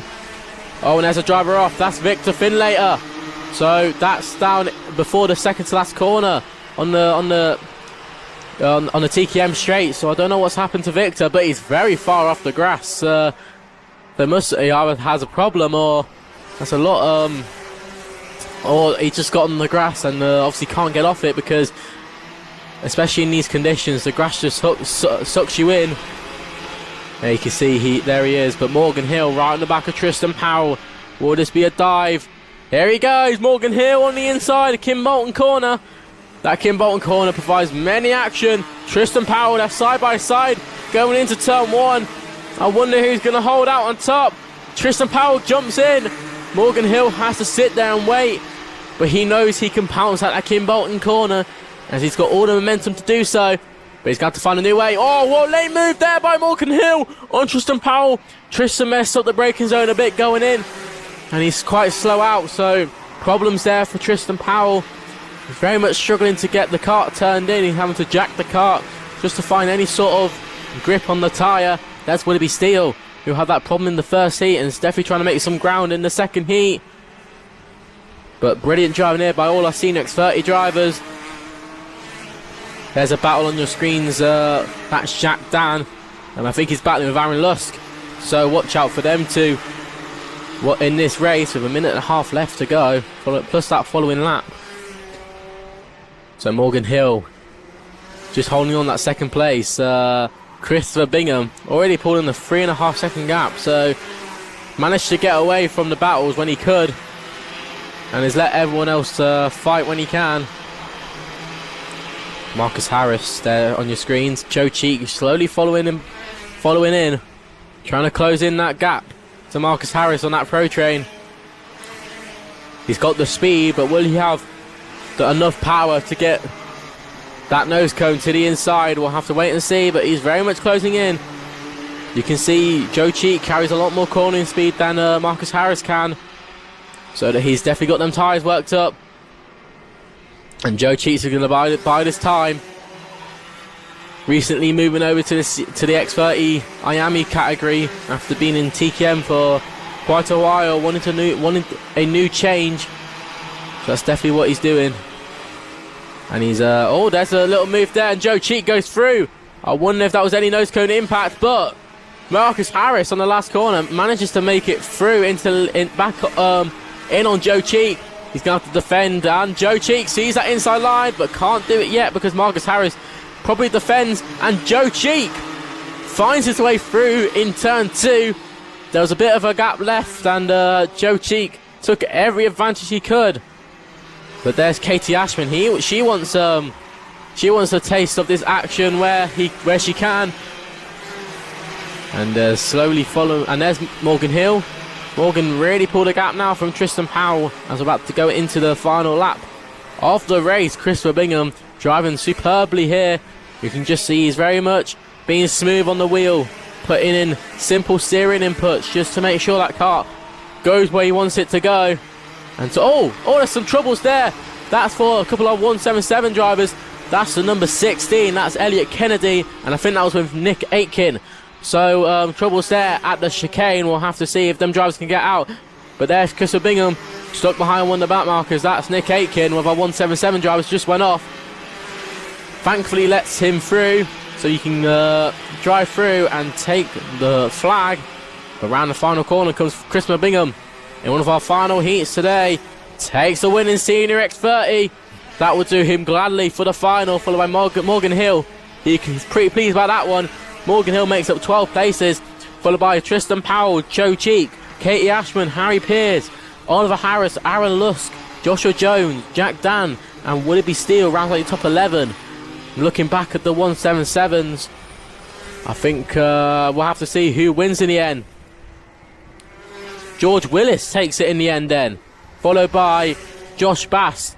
Will Adrian Williams hold on against Alfie Bray? Yes, he does. So Adrian Williams hold on to that podium spot, followed by Alfie Bray, Gordon Chenry, Simon Hilton, and Stavros Afanasopoulos rounds out the 177 grid. Troubles there for Nick Aitken and Elliot Kennedy on that last lap. But brilliant driving by all of these drivers. What a brilliant race. Yeah, they were pretty close. I just enjoyed the lunch break, and quite a few queue for the snack bar. I think, judging how Cole is getting, it is cool down there on the track, hence quite a few mistakes, and there's a bit of a recovery job taking place out on the track off your screen at the moment as the pit crews go to retrieve some of those stricken karts from the X30 Senior race. We're going to go through very shortly in just a few moments to our final heat race before we get underway with the finals throughout the afternoon. As we look at I think it's the number 78, the stricken Alex Jones, who was out of contention quite early in that race. So one or two drivers getting it wrong and getting into the grass and obviously out of the race. Got to wait till the end to get the karts retrieved once the circuit is safe to do so. And as you can see, those trolleys, simple but effective, of course. And I think that's Victor, isn't it? Victor Vinlatter, whose kart was pretty much in the farmer's field, I think. He really must have got it wrong down there. I believe it was Victor, wasn't it, I think? I think his mechanic's quite annoyed of him now. That's quite some job. It's there. Of course, they're fairly lightweight karts, but it's not the easiest thing to drag across a boggy field, really. So a bit of work for him to do. And he'll be disappointed, of course, not to have got a good result in that race. They'll put him back for the final, one would say. Yeah, I think he's definitely got some work to do in that final, but now we're definitely looking at some KZ action soon, and we're just getting ready. You missed out on a brilliant TKM Extreme race. Yeah, looked pretty good from the sidelines there. Can only imagine it's good in the commentary box as well, as we look at Victor Vinlatter getting his kart off the circuit, and he'll be back underway with the final a little bit later on. Track conditions have definitely cooled. It was quite sunny this morning, but as the weather forecast predicted, the clouds have moved in. It's got quite dark out there, and as a result, it was quite warm and crisp this morning. Something not the case anymore, and we've seen quite a few drivers coming to grief during these heats. So in the all-important finals, this is going to get very tricky indeed. We're going to move on to the KZ UK, of course, the geared karts coming up in just a few moments. We'll have a look at the lineup very shortly. The drivers should be making their way out onto the circuit, and there they are with Ella Stevens, who looked in good form in the first race, will lead them away from Richard Palmer, Daniel Sabula in third, Nat Thomas, Derek Morgan on row number 3, Amy Jurga in 6th position. Oh, it's a car stop. I'm going to say that looks like Jason Baker. So we've got Isaac Smith, Charlie Flynn. And the driver you can see at the back of your screen there, the number 38, Jason Baker, but the gloves are off and being thrown quite angrily into the kart, so one can only assume that he's hit some kind of mechanical trouble just leaving the helmets off as well. It looks like Jason Baker may well be out of the race already, so one retirement, it would appear at least anyway, before they've even started, as they make their way out onto the track now, their second of their formation laps. And of course they'll be having their standing start in just a few moments. A reminder, of course, that they do run a slightly different track layout to the other race categories. You'll have seen the technical Derek's corner section. They're just going past it now. They move the barriers in for this race and they carry along the straight. It's essentially for safety, you might say, because they would struggle with the speed they carry to make that Derek's corner. Yeah, the Derek corner very, very tight, even in the junior karts. But yeah, these karts are very hard to get started. You kind of have to push the kart because it's all worked on the rear axle spinning. So you're having to push the kart, jump in as the kart is moving to get it started. So these karts are very, very hard to control. But we are getting out of our seats and getting ready for the start of this race. You'll see the drivers are now parking up, doing their last minute runs just to get those extra heat in the tyres and practice those starts. The all important race start is very, very important in these KZ races. This is the fine art of the clutch and throttle control, or pedal control, you might say. Don't want to dump it too much and put too much power down. Just got to get that fine point between getting away promptly and spinning it up, you might say. There you can see the last few drivers just getting themselves warmed up, getting into position. Of course, we have lost Jason Baker, it appears. So we are a driver down, but they all in position. Nervous moments, of course, for the drivers on the front of the grid as they prepare for the start. One more driver to get into position is the 62, right on your bottom right-hand screen there. The machine of Charlie Flynn. It looks like the grid is ready to go. The flag goes in, and we wait for the lights as the KZ UK heat number 2 is about to get underway. Engines arise. One driver a little bit off the start. Derek Morgan, what a start by Derek Morgan, number 7. Used the concrete because he had such a good start.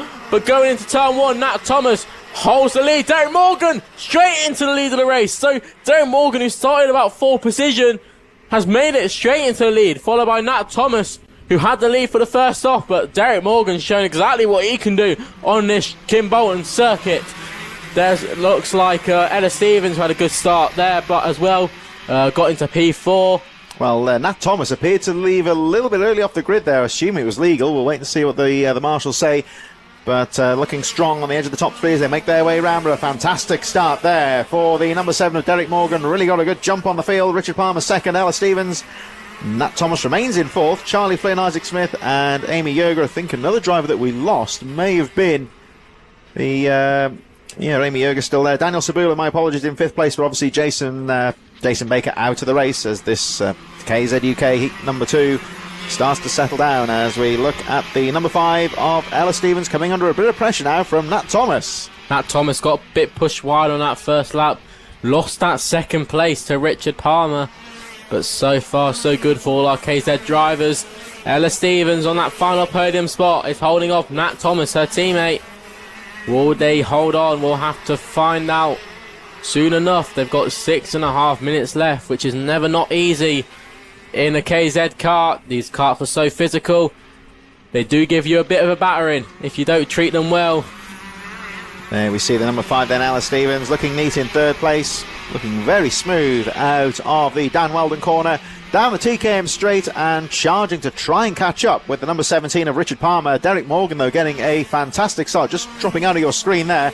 And already clearing away 36.64 the lap time. We're looking at about 1.5 seconds as again we look at Ella Stevens, closely followed by the number 70 of Nat Thomas, and Daniel Chibula moving up a position into 5th place now as they make their way through the willows along that very long straight, leaving the Derek's corner and going straight into the Dan Weldon complex. We look at the number 12, Daniel Chibula, who's made up another position and trying to close up on Nat Thomas. Derek Morgan still pulling away quite neatly as they make their way through Kestrel into Kimbolton. The leading group now down onto the main straight as we watch the number 12, Daniel Chibula. Look at his lap time here as he goes through. He looks very neat as he makes his way through, trying to close up on Nat Thomas, and not too far away at all, the number 12. So Derek Morgan actually dips into... Oh, wait, Derek Morgan's got a problem!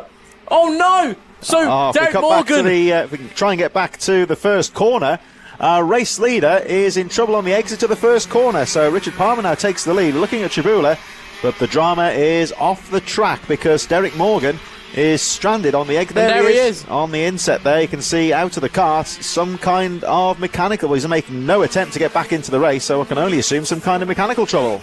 Wait, I was going to talk good about him because he just set a 36.9, so the only driver in the 36s, but obviously has had some problem there. Carter has been left there for just to make sure that all the carts do not hit it. But this is your lead battle now. So Ella Stevens right on the back of Richard Palmer. These two have definitely got a chance to win this heat, but we're going to have to see who ends up on top. We've got 4.5 minutes left. Ella Stevens all over the back. Now she knows this is a lead battle. She's going to fight for this. And down the start finish straight is a yellow flag. So Ella Stevens going to bide her time. Nat Thomas better be getting ready because he can pounce soon if these two come to toe. But down the long straight into Weldon complex, it's Richard Palmer who holds on to the lead. Stevens there with a very early turn in there, just trying to steal a couple of inches there on the exit. And here they come into Kestrel, so it's still Richard Palmer leading the way. Ella Stevens just looking for lines here. At the end of this straight, there is still the waved yellow as Derek Morgan pushes his cart off the track. Hopefully should be cleared back, or not quite.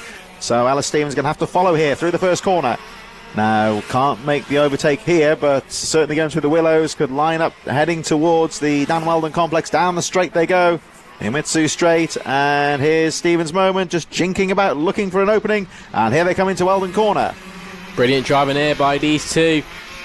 It's very, it's a weird situation now, and you know you have the lead of the race, and Ella Stevens, if she wasn't aggressive before, she's definitely going to be aggressive now.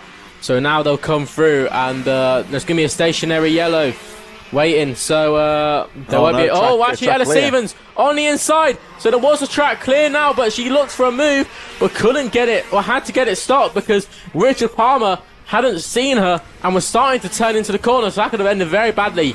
So very smart by Ella Stevens just to hold off. Watch out for Nat Thomas here in third place. He's put a couple of good sectors together on that previous lap. Not closing by very much, but just chipping away slightly on this battle for the lead. They've left Isaac Smith behind somewhat now in fourth place. Charlie Flynn, Amy Yoga, and Daniel Sabula still fighting in the midfield as they make their way over the line. There he is, number 70 in the background. Nat Thomas just keeping an eye on Richard Palmer and Ella Stevens. They make their way through Stowe Corner, heading through the Willows. And at the moment, Stevens can't do anything about the leader. She can keep up, but can't find a way past at the moment. And all the time, just watching in third place is the number 70 of Nat Thomas as they make their way through the Dan Weldon complex. And heading back down TKM straight, heading towards that left-hand flick through Kestrel into Kimbolton, that slow corner. They've got to get it right because it leads on to the fastest part of the course. Palmer leading, Stevens second, Thomas just shadowing in third place. 1:52 on the clock and still very close here. Ella Stevens just holding on. She is getting ready to go for an overtake if she can. Richard Palmer just holding on for that lead so far. Ella Stevens has got the run. Will she have a look into the Weldon complex? It's so tight there. They have to go single file. But watch out for Ella Stevens. She is the woman on the move right now. And Ella Stevens into the final corner. She'll get ready to get that momentum ready for the first corner. Nice exit there from Ella Stevens. So this could line up for a move. Going into Stowe into the first corner, but Palmer's got the line guarded here. And Stevens can't afford to go for a dive down the inside. She's got to watch once again. Just shadow the back of that number 17. Look for a good exit out of the Willows. Heading down the Imitsu straight now. And towards the Dan Weldon complex. All over the back wheels of the race leader Palmer, who knows she is there. Nat Thomas just watching in third. Can't quite close up at the moment, but just hoping he can get a little bit of an opening if these two start to fight for the lead. Isaac Smith, Charlie Fim, Amy Yoga, Daniel Sabula further back. And again, we look at Ella Stevens, 42 on the clock, so they should get round before the last lap board. Here they come down into the first corner. There she goes, Ella Stevens on the inside of Richard Palmer. Will she hold it? Yes, she does. Give Richard Palmer the room to have her go round the outside, but it was a very smart idea for Richard Palmer just to hold back because there was no way he was going to be able to hold it round the outside. So Ella Stevens, with 2 or 3 laps left, gets into the lead, holds off from Richard Palmer, and watch out for Nat Thomas as he starts making his way near to Richard Palmer. Could he be looking at a move for P2? We'll have to see. But as we come on to the final lap now, oh, look at that! That was very close. On the clock it went down to 0 there right at that moment. So that's great news there for Ella Stevens because already she is on the last lap. So Ella Stevens, she's got 2 final sectors to go before she can she looks like she can have a brilliant start here for the final, which we'll be seeing later on. We'll have a B final next, which I'm very much looking forward to. But around the final couple of corners, Ella Stevens, who didn't think was actually going to win this race, but has actually come out on top. And Ella Stevens, Heat 2 of KZ, she wins it, followed by Richard Palmer. Nat Thomas finishes in P3. Isaac Smith will come round soon in P4, followed by Charlie Flynn in P5. And some of our DNF drivers, we have to watch for the Daniel Sabula, Derek Morgan, who was sadly leading the race and had some sort of technical issue. And obviously Jason Baker, who never actually really got to start the race. Yeah, non-start of him as the number 27 of Amy Joker goes over the line in the Birrell cart there. Number 27, she will finish in 6th position. So that is the heat races done and dusted. We will see the KZ UK final a little bit later on this afternoon, but that's the heat races all completed here at TNL Sports. And the second round of the HKRC Hunts Kart Racing Club Championships here at Kimbolton, just outside of Huntingdon in Cambridgeshire, on what's turning out to be getting a rather cold February afternoon here, and we move right on through to the final, starting with the B final for the junior Rotax. They're about to line up any moment now, and not only is this a final for most of the drivers in this B1, but for the guys at the front of the field, this also serves as a last chance qualifier, with the top 4 progressing through to the A final, which is our penultimate race of the day, a little later on this afternoon. We'll have a look at how they line up. So it's Samir Paul from Oakley Garthwaite, Rhys Owen and Will Archer in 4th position, Logan Howes, Alexander Gergwis in 6th position, kart number 25 on row number 3, Owen Keenan from Tobian Alvarez, George Phillips, Blake Southam, Matthew Clark and Arthur Brownless in 12th position, number 35, Marcel Poppercall, Thomas Gray, Oliver White and Dominic Parabuck. Going a little bit further down, we're on to row number 8, 9th for Jensen Hartshorn, Owen Wallace and the number 53 of Toby Farthing will round out the field in 19th position. So 19 drivers going out there. 4 of them will have the opportunity to progress to the A final later on this afternoon. And like we saw at round number 1, as a little bit at the back of your screen there, one driver takes a spin, number 98 Owen Wallace, who's towards the back of the grid anyway, so shouldn't cause them too much trouble to get back in position. And you'll see on there actually 1 or 2 karts spinning out on this sighting lap, on the formation lap here. So, as we were saying, the temperature's dropping here in what looks set to be a rather tense race. The track is still looking quite challenging. It's going to be hard for these drivers to get that initial heat into them tyres. You can see Will Archer very much trying to get as much heat in. I think we're going to be going round again because these drivers are not formed up. And I think that's more of a safety reason if you can think about it. Yes, we're going around again. So these drivers really trying to get all the heat they can into the tyres. It's going to be quite a challenge as the day is getting colder. The evening night is coming in, and there's 1 or 2 drivers there. There's the 136 of Matthew Clark, who got dropped on the sighting lap, and the number, I think it was the number 66 possibly, going through a bit further down there as well. They went straight off the track. Oh, they're all going off! Oh, what's going on? So we got trouble here, even on the sighting lap, just showing how tough there's the 166. So that's William Archer. So that's one of our... Oh, no, what's happening? I think there's coolant on this track or something. Yeah, as all the drivers are now spinning off in circles. And there was sort of a problem going to the Weldon complex as there's a lot of drivers catching a bit of water on the entry, which sent everyone flying off. So we're going to have to see what happened there. Going into the Dan Weldon corner, there is actually a striped flag indicating there is some sort of fluids on the circuit. So we're going to go around again. The race hasn't started yet. They're still on the way round. So problems possibly heading into the Dan Weldon complex. I saw the marshal had a red and yellow striped flag out indicating there is some sort of fluid on the track. Now, is that just water, or they are trying to sweep that up? Could be coolant or some sort of fluids on the circuit. Quite a lot of drivers spinning out there on the formation lap, so obviously you're not going to start this B final just yet. They're going to go around once again, and a few drivers even struggling to keep the karts on the track. This is the problem where we had previously. Now, there is a marshal down there already. So you can see where the so there was a couple of carnage there. So the marshal stipulating where the rough surface is. Yeah, there's some drivers still ignoring it. But that's going to be their problem when they go flying off. There we see the marshal now. I wonder if it's just debris from just with the brush there, just sweeping it away. I'm not sure if anything's actually been dropped on the track. I wonder if it's just there's a red flag. So the race has been stopped. The session has been stopped, and I wonder if that's just to have a look at what is going on down at the Weldon complex. Evidently, but there's problems. The marshal. Yeah, evidently problems on this corner. You can see there's a lot of mud on the track as well, and a lot of moisture on there. So even if there's no oil mixed in there, it would still be quite slippery. So a couple of more marshals running to the scene right now with the brooms. They're not putting any cement down or anything, so it wouldn't indicate there's any sort of oil or fluids on the track. I think it may just be this debris from the side of the course has been dragged on there and making it quite slippery. Well, when you see when all the drivers went off, they brought out so much water and so much gravel and everything. So this is definitely going to throw a part into this race, and I think this is a brilliant call by the marshals and officials. So brilliant job by them to keep the drivers safe, and because obviously that wasn't a safe position to be in.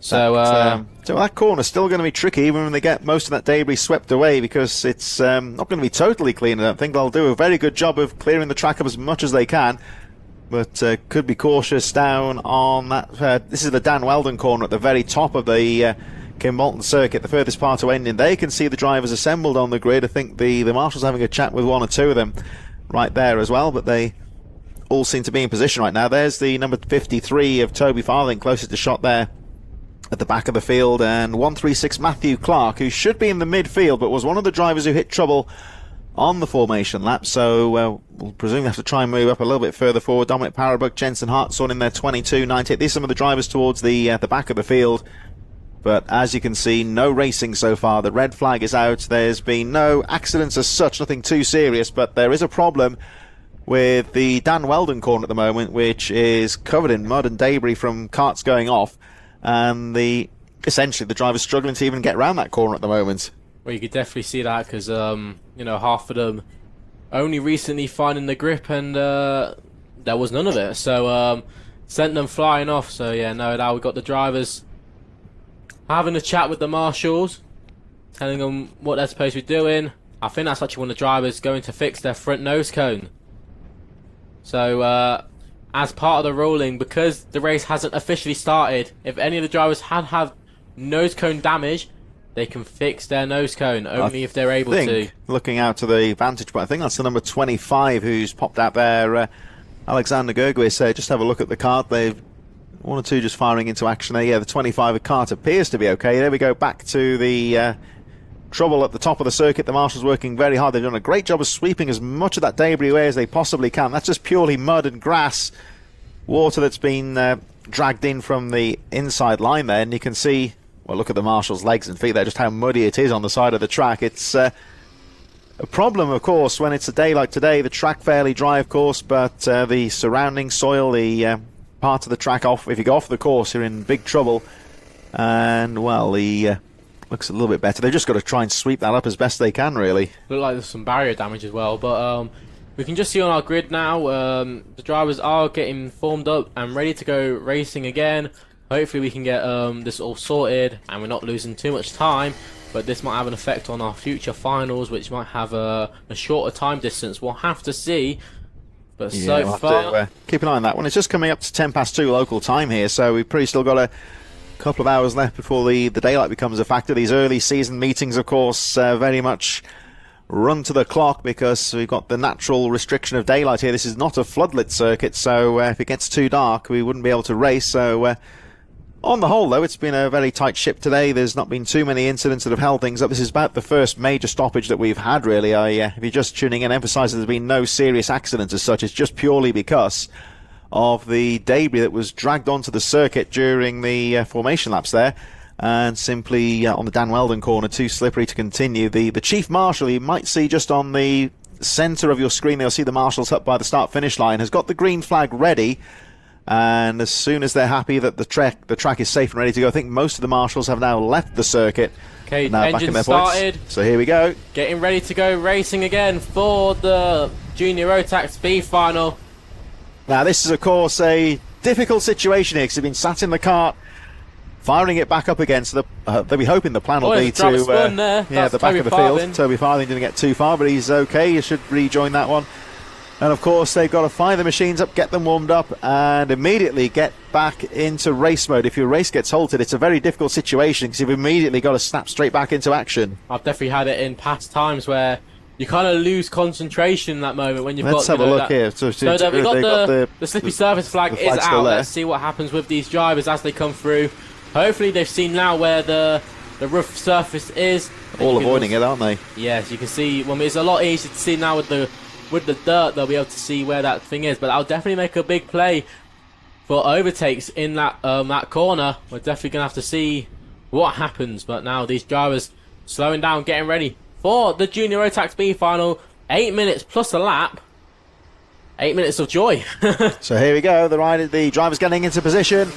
Here we come, up to the line. They look in good order. There's they go over the line. And B final underway. It's a good start. Here they come piling into the first corner. 13, Samir Paul holding that inside line. Watch out for Logan Howes into P2. Brilliant start there by Logan Howes. Looks like Reese Owen was getting a bit shafted back into, I think that was P5. Owen Keenan has made a brilliant start. He's into P3. Toby and Alvarez on the inside of another driver. So here we go for the first time still with that poor surface flag there, the slippery surface, and Do they dare go down that inside? Not really. They're very cautious on that first lap. No one wants to throw it away on lap number 1. Taking a fairly safe entry into the corner. And Samir Paul, after that good start, still hanging on in there near the front. But it looks like Logan Howes has fought through very well. Of course, the driver who hit trouble earlier on in the heat races. So he'll have eyes on getting into the A final for that last chance qualifier, and through into the lead he goes. So far, watch out for the number 40, who is your last spot on the A final grid. So watch out for Oakley Garthwaite, who's holding on to that final spot and will take his place in the A final if he can hold on for another 6 minutes and 50 seconds. But so far, Logan Howes leading the way. There's number 40 on the inside of Owen Keenan, just about holds on. He needs to buy this time, because if he makes one simple mistake and loses precision, he is out and is done for the weekend. So this is a very, very hard situation for the driver who's in P4. Yeah, Oakley Garthwaite sitting on the bubble, as it were, in 4th place, dropping a couple of places. Not quite the best of starts, but still handily placed. Will be keen to get involved in this fight for the lead. And then Toby and Alvarez, Will Archer, Rhys Owen, Thomas Gray, Dominic Powerbrook just behind as the rest of the top 10 go charging through. The leading group now making their way, heading towards Derek's corner and back towards this fairly treacherous Dan Weldon complex, where we saw 1 or 2 drivers just starting to take a few liberties, having a look at that apex as here they come, leaders coming through. And you saw there, I think, the 3rd place driver, Owen Keenan, very aggressive through that corner. Seems to have got that sorted out quite nicely. He's a little bit squirrely going into Kestrel, but they all find their way through quite neatly. So these top 4 drivers at the B final, these will be the ones that would progress to the A final later on. 4 drivers behind there, Alvarez, Archer, Owen and Gray. And we've still got 5.5 minutes on the clock, still finely poised here. So far so good for Logan Howes, who holds the lead here. Toby and Alvarez is the main driver that's going to have a look at if he can get into the final. But watch out for Archer as he comes on the inside on Toby and Alvarez. Brilliant move there by Will Archer. He has now got to make one more position. Oh, Logan Howes gets a bit sideways there. I wonder if that will make a difference between Sammy Paul, who will have a look at getting into the lead of the race. Logan Howes sort of sliding about there. He's definitely struggling with that rear of that kart, whether that be to the temperature on the tyres. But there's the grid, and there's Owen Keenan. Samir Paul actually coming good here. Is 43.90, fastest lap of the race. He just seems to be looking at the lines that Logan Howes is using and is not letting Logan get too far down the track here as they make their way up towards the Derek's Corner complex here. Howes looking for the sweet spot under braking there, and you can see Paul just stealing a few yards on the exit there. Nice exit from the corner for Paul, having a peek down the inside as Howes drifts wide. And Samir Paul drifts through serenely on the inside and takes the lead. And Oakley Garthwaite has actually overtaken Owen Keenan as well. So brilliant move there by Oakley Garthwaite. But watch out for William Archer. He's charging through the field right now, and he's only got to make one more place on Owen Keenan. Oh, there's Oakley Garthwaite. Having a look on at Logan Howes. Tries to get it stopped, but wasn't good enough to make a move. This is going to be a very tight battle, but do not hit each other, because this could be the end of your weekend. William Archer, he is on a charge right now. Owen Keenan, he's going to have to start looking back soon, because soon enough, Will Archer will be there. Oakley Garthwaite, he's holding on, but we have to make sure we watch out for those front nose cones, because if one of them front drivers has a nose cone penalty, that can affect their whole weekend. And if what I can see, Oakley Garthwaite's front nose cone is starting to wobble a bit, so maybe has it dropped? We'll have to see at the end of the race and in the A final. But Oakley Garthwaite on the inside, he has a look. Garthwaite's, like you say, the nose cone is slightly dragging there, so that'll be a factor. Watch out for Will Archer here in 5th place, number 166, because he is starting to slightly drag some of the other drivers in the top 8 Oakley along here. Garthwaite on the inside of Logan Howes. Oh my word, he nearly just about got that stopped, but that could have been all gone tail for Logan Howes. He has to drop back a position to P4, and William Archer's here, so watch out for William Archer. He's going to have a look on Logan Howes. This is the battle for the final spot in the A final. This is the go big or go home for William Archer. Yeah, Will Archer's put a couple of good sectors there on that first pass lap, and he really has tagged on to this battle for the top 4. So these 2 guys on the bubble here. We've got Logan Howes, who started off so well, coming on to some real pressure now from Will Archer. And Archer looking good. These drivers are a little bit further behind here. Thomas Gray, Toby and Alvarez, and Rhys Owen. But I'm sure they'll be trying to work together here to try and close up on the top 4 because they William won't be Archer racing on here. the inside. William Archer on the inside for Logan Howes. And it all nearly went all wrong for the drivers in P5 and P4. That was for the last spot on the A final. So we'll have to see how it ended up. But there's Toby and Alvarez. But there's Logan Howes. So Logan Howes holds on from William Archer. Owen Keenan has been able to pull away a bit. So he is safe at the moment. But William Archer, he's definitely got some work to do if he wants to get past Logan Howes. But Logan Howes, this is a very desperate situation to be in. But I would watch out because Oakley Garthwaite, his nose cone has been pushed in. Yeah, so whether this will be a penalty at the end of the race, we'll have to see. But this could change massively if he can't pull a 5-second gap, because that is the time penalty you receive if you have a nose cone penalty. But William Archer is on the back of Logan Howes, and he is going to look for a move. He's got a minute and a half to do it, plus that additional lap. And so far, it's Sammy Poole, Oakley Garthwaite, Owen Keenan. Down the inside goes Archer, having a look down the inside. And, that was a nice move there. Got a nose in and made it stick on the 97. So Will Archer gets into those all-important top 4 positions.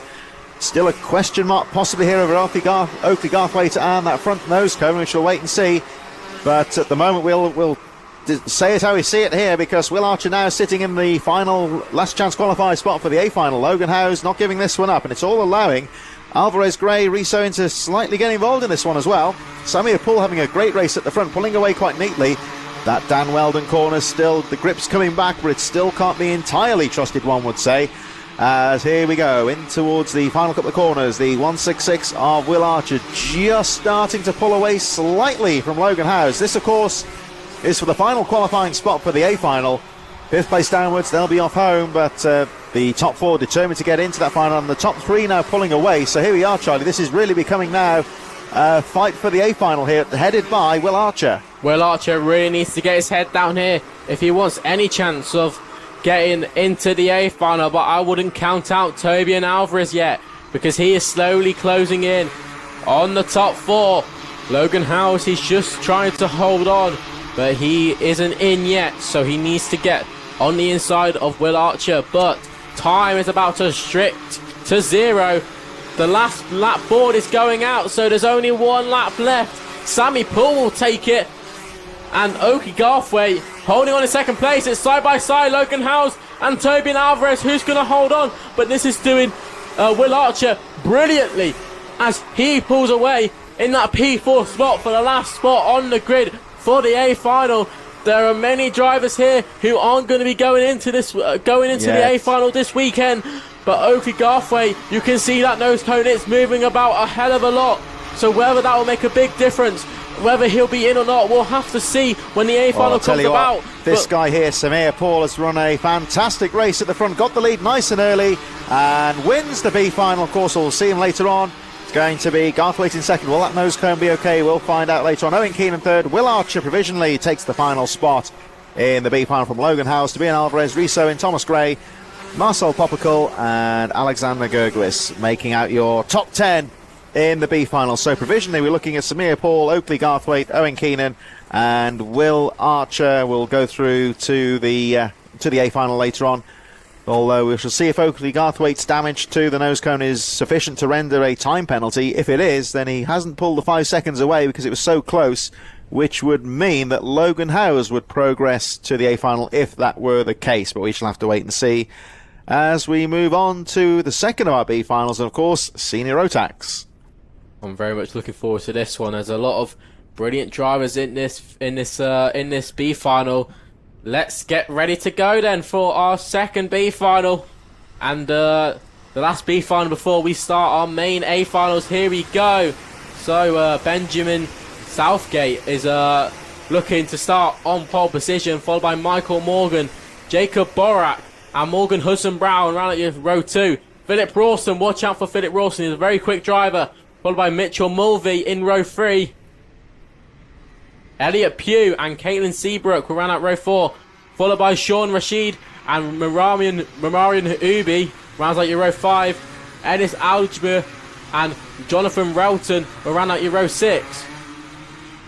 Zav Chapman Lewis rounds out row joins row 7, followed by Noah Olspun Denso in row 7. Isaac Reynolds, Sam Dickens, Joshua Beard, Casson Diouf, and Al Keru rounds out row 10. So here we go, 19 drivers, and of course 4 will progress to what will be our final race today. Later on, the Senior Rotax A final. The B final is about to get underway. They bunch into position, the flag goes, and here we go over the line. Looks like a good start. Oh no, is it?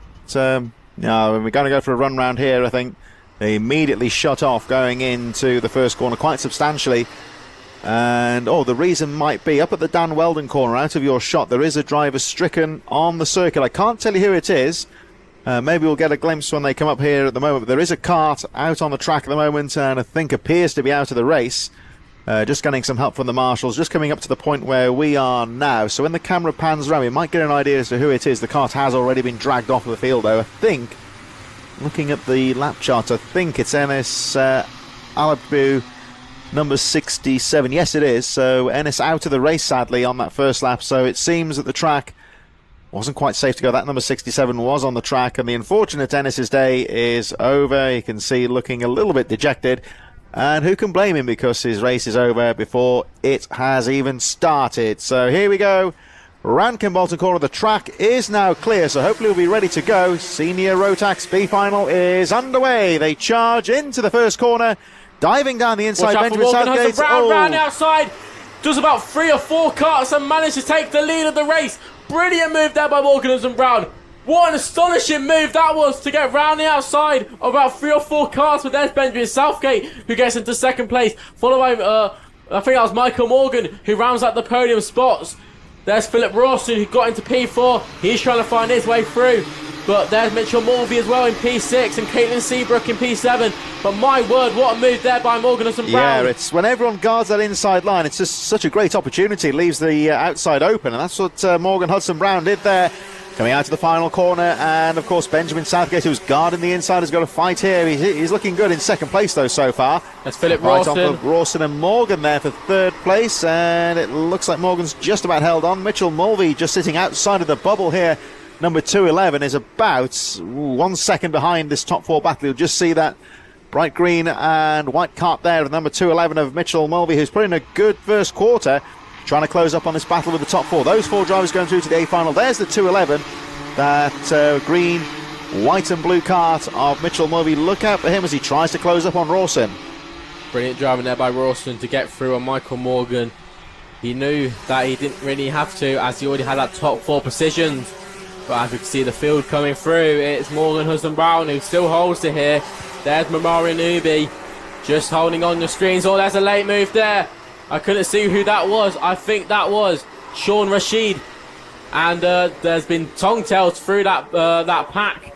And I think that's Caitlin Seabrook who managed to get out on top. But there's Sam Dickens who made a move on Caitlin Seabrook.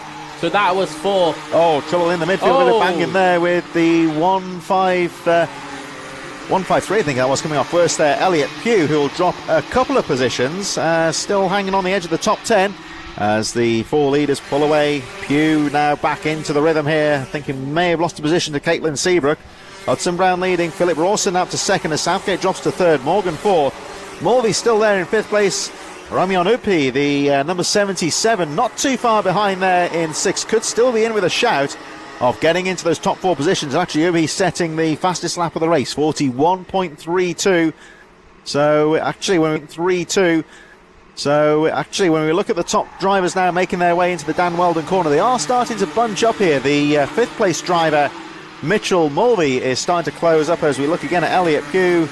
Fighting away in the midfield, the 153. Here's the leaders coming through into Kimbolton. Philip Rawson's taking the lead off Morgan Hudson Brown. So brilliant driving there by Philip Rawson, who managed to take the lead there. Benjamin Southgate is just about holding on. But there's Michael Morgan on the inside of Benjamin Southgate for the podium spot. Ben Southgate's get pushed wide. And watch out for Mitchell Mulvey, who's slowly going to start closing in for that final spot in the A final. But Philip Rawson, who's done a brilliant job there, he's taken that first position. Benjamin Southgate, he's the man to watch. And watch out for Mitchell Mulvey. If he can make that move stick on Benjamin Southgate, this will be for the final spot on the grid. And who is that behind? That's Mamarian Ubi. So definitely don't count him out either.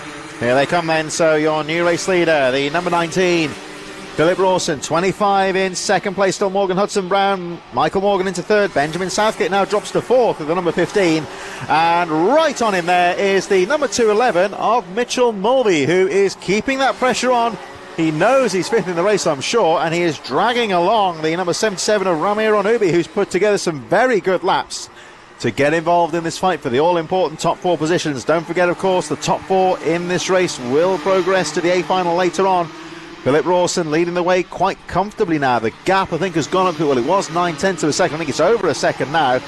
So Philip Rawson really needs to put in a couple of good smooth laps. That's for Marion Ubi on Mitchell Mulvey. That was a really late move and managed to get it stopped before the corner. There's Morgan Hudson-Brown lifting the radiator. That engine is getting really hot at the moment, which is quite surprising, staying the cold temperatures.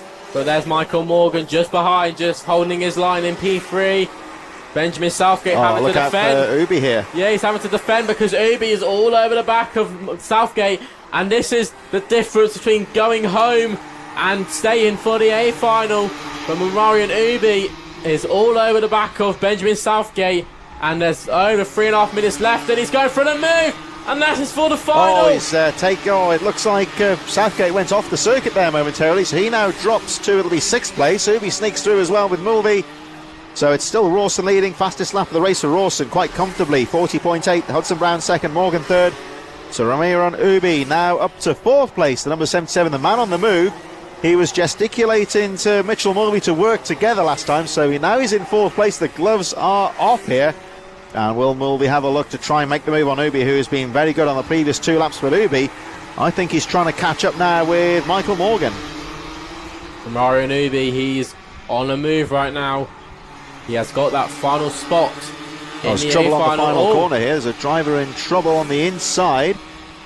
I think it may be one of the lappers, 171 that is. So that was Jonathan Railton, who was in the midfield. Looks like he's dropped out of contention, along with Ennis Alachbu, who got into trouble on the warm-up lap. So two drivers out of the race. And it looks like they're just trying to clear that kart from the Kimbolton corner. So let's hope they do it by the time these leaders get round, because it's still a very close battle here. Morgan Hudson-Brown has really got to watch out for Michael Morgan just behind.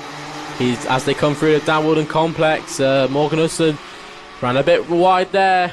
And here comes Marion Ubi in that P4 position. Maybe he can have a look. Michael Morgan, he goes in on the inside of Morgan Hudson-Brown and Marion Ubi. Watch out for him. They're side by side down into turn one. Will he meet the concrete? No, he doesn't. Actually, he's going down the inside. Oh, wow, that was very close there. But Marion Ubi just about holds on. Watch out for Mitchell Mulvey. Mitchell Mulvey, I said it was going to be there, and he's just got to buy this time now. But he's definitely got more than a chance to get into this top four. He goes for the move on the inside. Holds off Morgan Hudson-Brown, and Mitchell Mulvey takes that final spot. And Morgan, who we thought was pretty much sealed a drive for the A final, has now got a lot of work to do if he wants to get back into the top four. This is great news, I would say, for Philip Rawson, who has now really cleared away. He's already crossed the line as we focus on this battle for second place. Let's have a look at the gap when they go through. I think it's going to be well over 4 seconds. 4.6. Ubi down the inside. Oh, brave move from Ubi, and covers the apex quite nice there from Michael Morgan. So fantastic drive here from Romarian Ubi. Was out of the top four before. Well, it was about 7th or 8th position. Has fought through quite well. He's made up 8 places now to second position. So at the moment, still a bit of a way to go in this race. Got more laps to go, but Romarian Ubi securing his place so far in the A final. If he can just hold it there.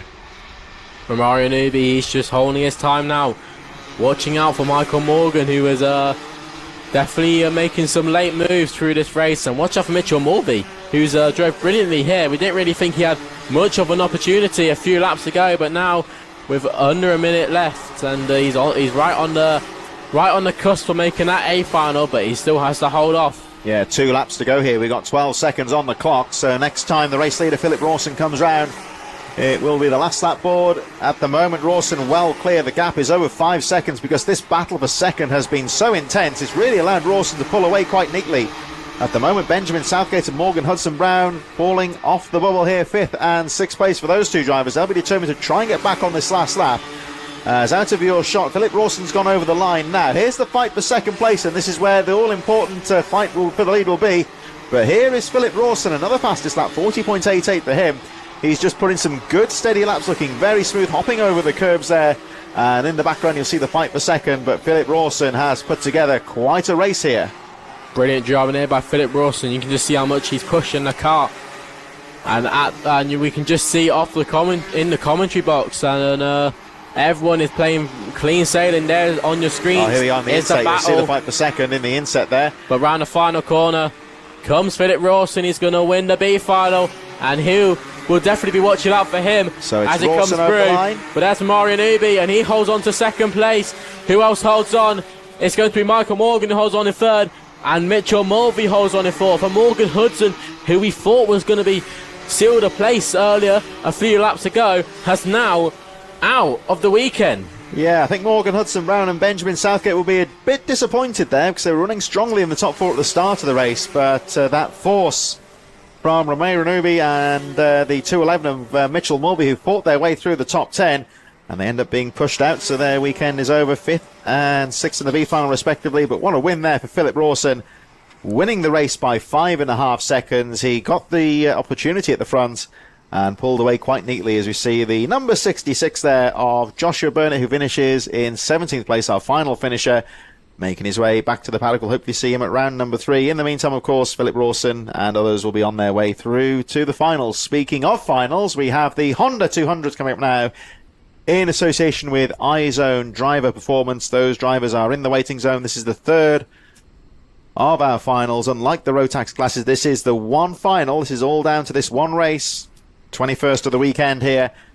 We've still got plenty of action throughout the afternoon here on TNL Sports. Don't forget, of course, to like and subscribe to TNL for all of the Hunts Kart Racing Club rounds in 2024. This is how they will line up. It was some very close racing earlier on. Ed Spain will lead them away from Ralphie Branscombe, Riley Blakemore, Kevin Ivanoff in 4th, Jack Paul Bracama and Elliot Bourke on row number 3, driver 14. Theo Hamilton, Esme Rosie, Noah Clare, Ricky Junior McIntosh, Bo Winslade and J.M. Prakash in 12th position on row number 6. And the final 3 rows of this final made up of the 27 of Soy Henderson, Shea Hilton, Ollie Knox and Jackson Heath, and the final 2 drivers, Harry Grant and Harry Clark, 18 driver final. And Ivanoff's he's had some tough times today, but he's also drove very well but looking very competitive. So I'd say Ivanoff looking to try and snatch the victory, but the likes of Ed Spain, Ralphie Branscombe, Riley Blakemore, Paul Bracama, and a bit further down, of course, Ricky Junior McIntosh, they've all had their moments today. Yeah, there's been multiple drivers that have had some good drives and some bad drives, and that's the way racing goes. Sometimes it's your day and sometimes it's not. So we're just watching some of the carts being retrieved. Alabja, who didn't even start the B final, sadly. He seemed to hit some mechanical trouble on the first lap, so having to drag the kart down. Of course, I suppose they're going to try and keep the kart off the track as much as they can, because he went off the course, so he'll be dragging all sorts of soil and debris onto the course potentially. So we'll get that on the trolley. Not the way he would have wanted his final to have ended, but of course the driver's okay. That's the key thing. I think obviously some kind of mechanical issue with the kart, it would seem. And also those fairly simple karting trolleys, they're an absolute godsend when it's problems like that, really. That Marshall looked very tired after dragging it all the way down that straight, and I don't blame her whatsoever. Yeah, these carts, they're not the biggest things, but they weigh enough, don't they, when you're dragging it, when it's conked out and you're trying to drag it off the circuit. So there was the 171 as well, another one of the carts that failed in the B final. So we're just having a couple of moments to get these carts off the circuit. We'll be back underway very shortly. Don't forget, of course, we hope you've enjoyed today's coverage. Still plenty of racing to go. We've got about 8 finals remaining throughout the afternoon. It all comes down to these last few races. The next round of the championship in March will be back here on the will be the 12th of March, I believe. So that'll be looking very good soon as well, of course. And here we go then. So getting underway very shortly for our Honda 200 finals. The next round of the championship, I should say, is on the 10th of March, my apologies. And it'll be right here on TNL Sports here, the HKRC round number 3 of the championship. But our focus now goes on to the Honda 200 finals here. And like we were saying there, Charlie, quite a few drivers, I think, could be in contention for this one. It's not too hard, not too difficult, I should say, to predict a winner here, because there's quite a few in contention. Well, just watching Ricky Junior McIntosh, who obviously hasn't got the best results because he's near down near the back of the pack. So he's definitely got some work to do if he wants to have a good starting grid. But 9 minute plus 1 lap final here as well. It's showing on the lap chart. So he's got plenty of time. The driver's further down the grid here. Whilst they'll certainly want a good start, there's no need to go for broke on that first lap, because he's still got plenty of time to stay out of trouble, put a good consistent couple of laps in and get there with the leaders. So here we go on the 200 final. The drivers are lined up and in position as they make their way around Kimbolton. It looks good, they're all in position. Marshall making sure they stay in position out to the final corner. Here they come towards the line, over they go, and the Honda 200 final is called off for a moment there because the run through goes through. It looked good there, but the drivers very early to call that one off. Do you think they're just looking to get an extra lap maybe? Don't really know what happened there, to be honest. Yeah, it looked all right, but seemed to be more in the midfield. They were waving their arms, weren't they? Yeah, but I mean, obviously, if the officials don't stand it, then it'll have to be called off. So it's all for safety end of the day. So if these drivers aren't safe, did seem the midfield were just jostling for position there, maybe. So perhaps that's what it was. I wonder. Yeah, I think so. So Ed Spain, who he's been quite the underdog today. He's had some good, consistent drives here today at Spain. He's been there or thereabouts. Not real surprised to see him at the front of the grid here, because he certainly has done well today. So, well, he could be. We've had some very fast drivers in here, but Ed Spain certainly, well, he's in pole position there, so we're looking to make that advantage count. He's got the 96 of Ralphie Branscombe alongside here as they make their way into the final corner. These Honda 200s, the four-stroke karts coming around the final corner. Getting back on the power. Let's hope for a better start this time. Here they come over the line. Honda 200 final gets underway. And this time it looks good as they fight into the first corner. Spain losing out on the inside. Oh, Ralphie Branscombe loses the back end. Gone round, and it's gone from hero to zero in one corner. There's a couple of others gone. That's 43, 60, that's 43 there was Jane Prakash in the midfield. Actually, Branscombe did that earlier in the heat races, lost the back end. So it's an action replay. He's already fighting his way through to the midfield. That back end just stepping out on him there. Ed Spain's got away well. Here they come through the Dan Weldon complex for the first time. Of course, the driver's using a lot more of the apex this time. It seems to have dried out somewhat after that incident earlier on. So here they come round towards the Kestrel for the first time. We'll have a look at Ralphie Branscombe, who lost the back end at the start of the race and already fighting back. He's still got time in his hands here. 8 minutes plus 1 lap to go. And over the line they go for the first time. So it's Kevin Ivanoff that leads the way. He's got the jump on the field. Ed Spain second. Esme Rosie has had a good day. She's in third. Riley Blakemore and Elliot Bork in fourth position. Kevin Ivanoff definitely took full advantage of Branscombe's spin. It can be so easily done if those tyres aren't warmed up. And he just used the brakes a bit too hard to get the kart stopped. And it's so many drivers going into one corner doesn't always work. So sometimes it does get the better of you. But Esme Rose just holding on in that final podium spot.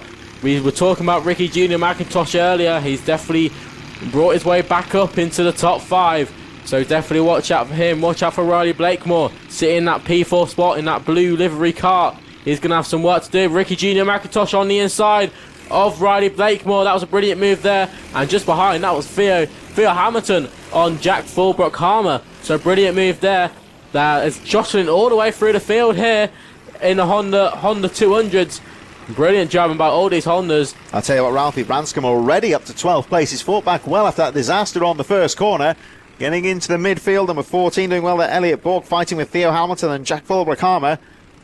The real wheel banging earlier on as Ricky Junior McIntosh starts to put the pressure on Esme Rosie, and Rosie guarding those apexes, making the following drivers do all the work as McIntosh trying to find a position here coming out of the Weldon complex, coming down to Kestrel, has a peek down the inside of Rosie, but Esme Rosie covers the apex there and keeps McIntosh behind. Having a peek there. Theo Hamilton having a peek as they come out of the Kimbolton corner down onto the main straight.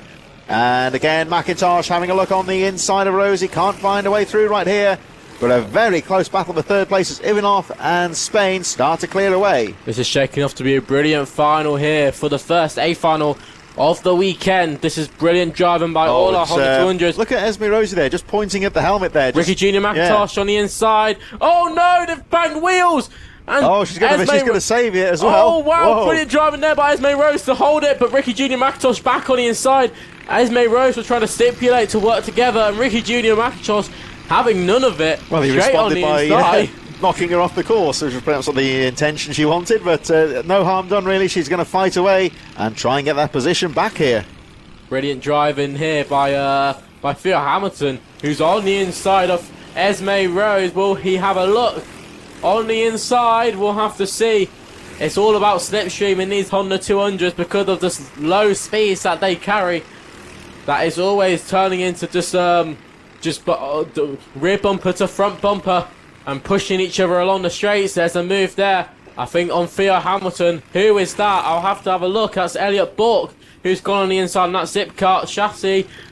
Theo Hamilton's just having to hold back and buy this time. But that's Ricky Jr. McIntosh, who definitely showing he wants all the track here at Kimbolton. I'll tell you what, Esme Rose is not giving this one up either. Sticking on the back of Ricky Jr. McIntosh.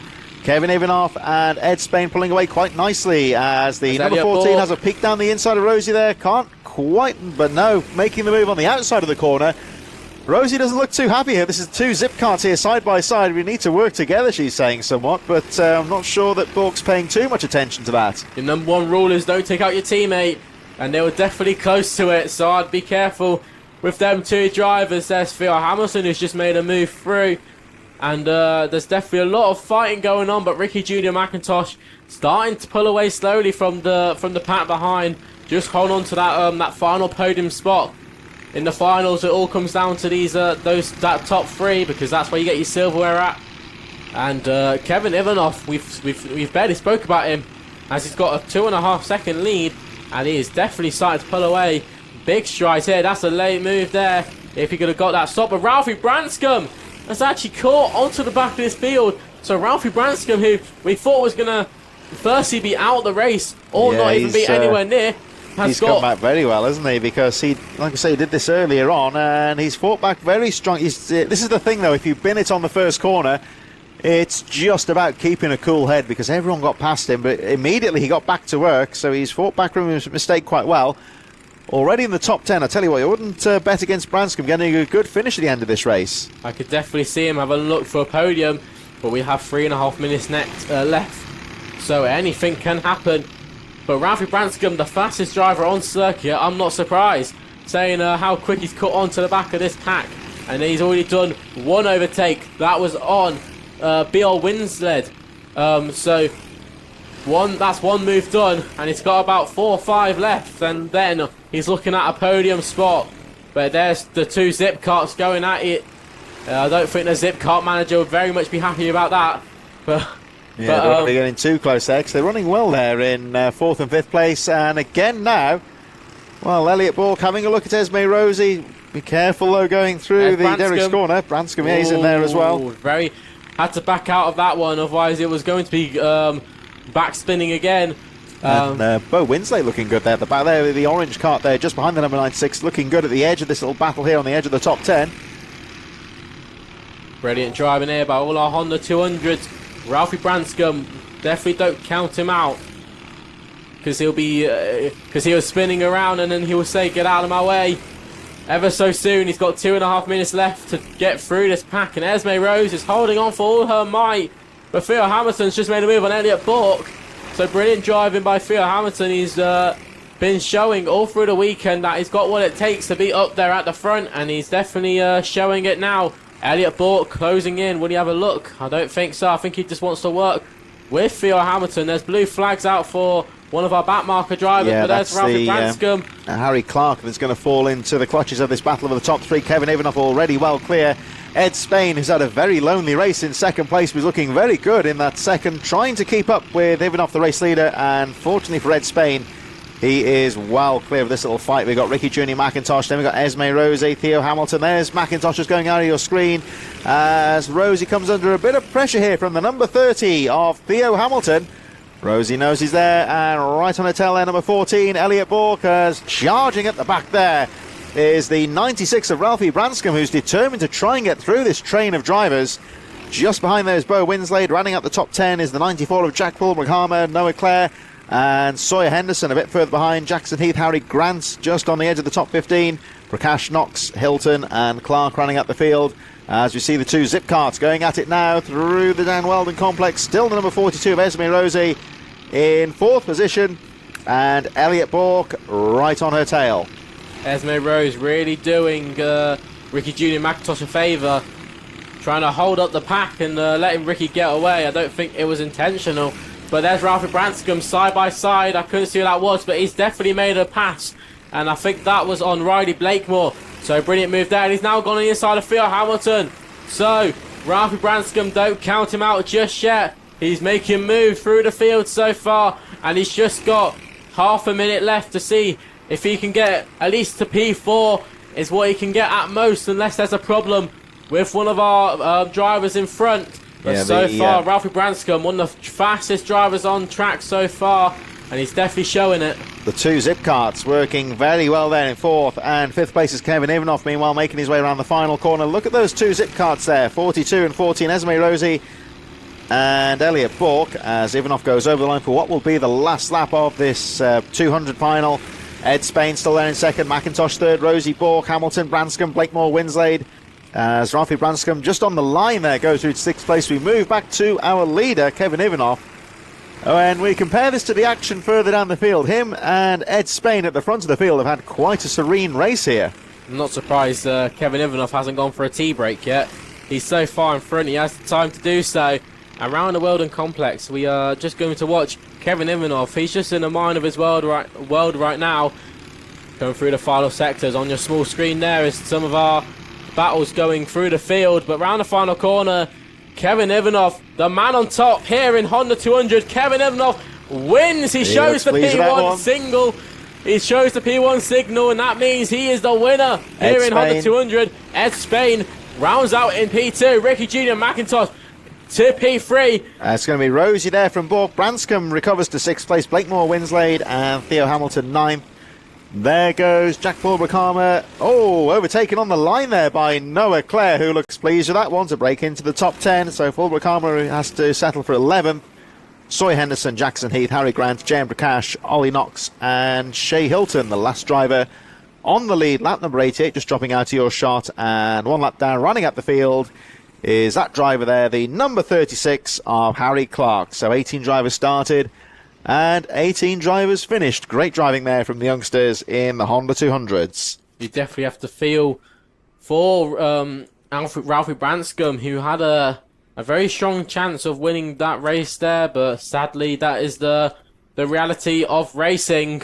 So here we go then, our next final coming up, race number 22 over the weekend is the Micromax. They're on the dummy grid right now and brought to you in association with Torx Raceway. We will be announcing the Torx Driver of the Day after this broadcast on the HKRC social media pages, where we'll decide who our driver of the day might be, the most successful driver or somebody who's never given up throughout the day. We shall see later on. So let's have a look at the Micromax as we come through to our final few races of the day. We've got 7 to go, including this one that's about to start, and this is how they line up. Lucian Smith from Austin Oman, Sebastian Behrman, Alessandro Salas in 4th, Logan Rolfe and Josh Hutchker, who had that trouble at the start of the second heat but fought back well and will line up in 6th position. 7th for Maria Roberto, George Schweier, Max Jolly, Soren Gallagher rounding out the top 10 from Finley Beals, and Harris Barber in 12th position on row number 6. The 7th row is made up of the number 95 of Oliver Dawson, Archie Rogers-Tyler, Victor Popical and Travis Giddings on row number 8. Teddy Higgs and Logan Baker in 18th, rounding out the 9th row of the grid. Row number 10, we're looking at some of our rookie drivers here. Louis William Mabs, Harry Chapman, George Wilden and Darcy Durnford, one of the newcomers there. Durnford at the back of the field. Tell you what, you have to give her full credit. She's been at the back and getting lapped, but she's never given this one up, has she? And like I say, it was a great experience for the newcomers. Well, she's definitely at the start of her career, and hopefully she'll be making strides soon. All it counts down to is experience at the end of the day. So soon we're gonna get the racing underway, and she can get another session on track and gain some more experience, which is very much vital in motorsport. So here we go then, the Micromax UK is about to get underway. Look at the puddles on the edge of the track there. That's exactly where you don't want to be going. So here we go for the final for Micromax. Out the final corner they go. Once again, any one of several drivers could be in with a shout here. The likes of Lucian Smith, Austin Oman, Sebastian Behrman, Sales. Difficult to predict the winner here as they make their way over the line. Are we going to go for a start? Here we go over the line for the Micromax.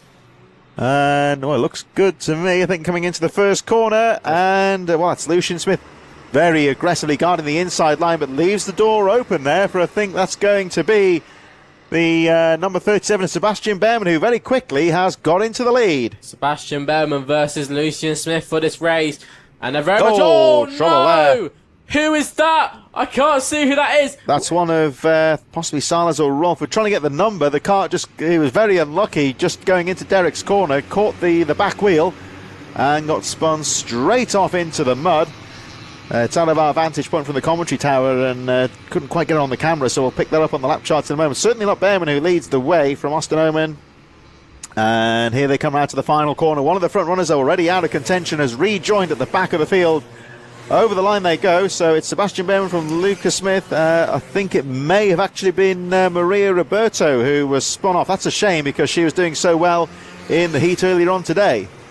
Brilliant driving there by Sebastian Behrman, who made quite a strong pass going through turn 3. A corner where moves unexpected, and Lucian Smith on the inside on Sebastian Behrman, and Austin Oman takes full advantage of that, goes round the outside, kisses Sebastian Behrman goodbye, and Austin Oman just holding his place in P2. He's right on the back of Lucian Smith. Austin Oman has definitely got that car dialed up at the start of this race, but he's got 7.5 minutes to hold on. Yeah, he's a very good start to the race here. Oh, and nipping down the inside. I think that might have been Austin Oman who's taken the lead. We'll wait till they cut back to the first corner. Yes, indeed, he has. So a neat move coming out of Kim Bolton there for the number 11 of Austin Oman. Lucian Smith in second, Sebastian Behrman in third. You could really throw a blanket over the top three. They are that close. Logan Ruff and Max Jolly right in there as well. And Sala's just a little bit further behind as they pile into Derek's corner. Very close indeed with the top drivers here. Oman desperately trying to keep these charging drivers behind him to get a couple of good laps. It's a bit of a, when you're leading the race here, the key objective you would say is to try and just run your own race and put some smooth lines in, but those two guys behind him are charging very closely indeed. So Austin Oman, the race leader, has got his work cut out here. As Smith has a peek down the inside, he's going to try and get the right exit out of Kim Bolton here to line himself up for a pass. Going down into the first corner, but Austin Oman looking neat at the front of the field. Well, as the leader, you definitely want to have eyes forward on the scene where the track is going. But when you hear the engines right behind you, you can't stop but just look around you and make sure that the driver is not alongside you. But Lucian Smith, he's definitely got to run. He holds back and waits. And Sebastian Behrman, I can see Sebastian Behrman. When Lucian Smith goes for that move, Sebastian Behrman will go with him.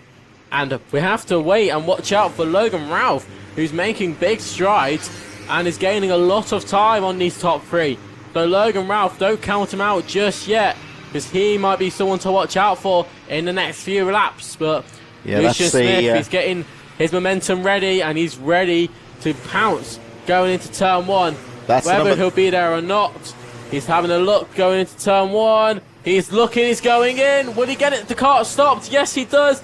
Sebastian Behrman into second place as well. Brilliant driving there by Sebastian Behrman to follow through on Lucian Smith, and Austin Oman has got his work play out for him. He goes back on the inside, but doesn't do it quite yet. He has to wait, and by this time, and maybe in a few laps' time, he can have another. Well, this is all allowing here the carts of Logan Rolfe and Josh Hutsko to close up, and Hutsko actually setting the fastest lap of the race. Number 55 in 5th place now as the top three fight for position. 4th and 5th place are really close up. Oh, there's a dive down the inside there from Austin Oman, who snatches into second place. So Oman back into second now. Behrman drops to third.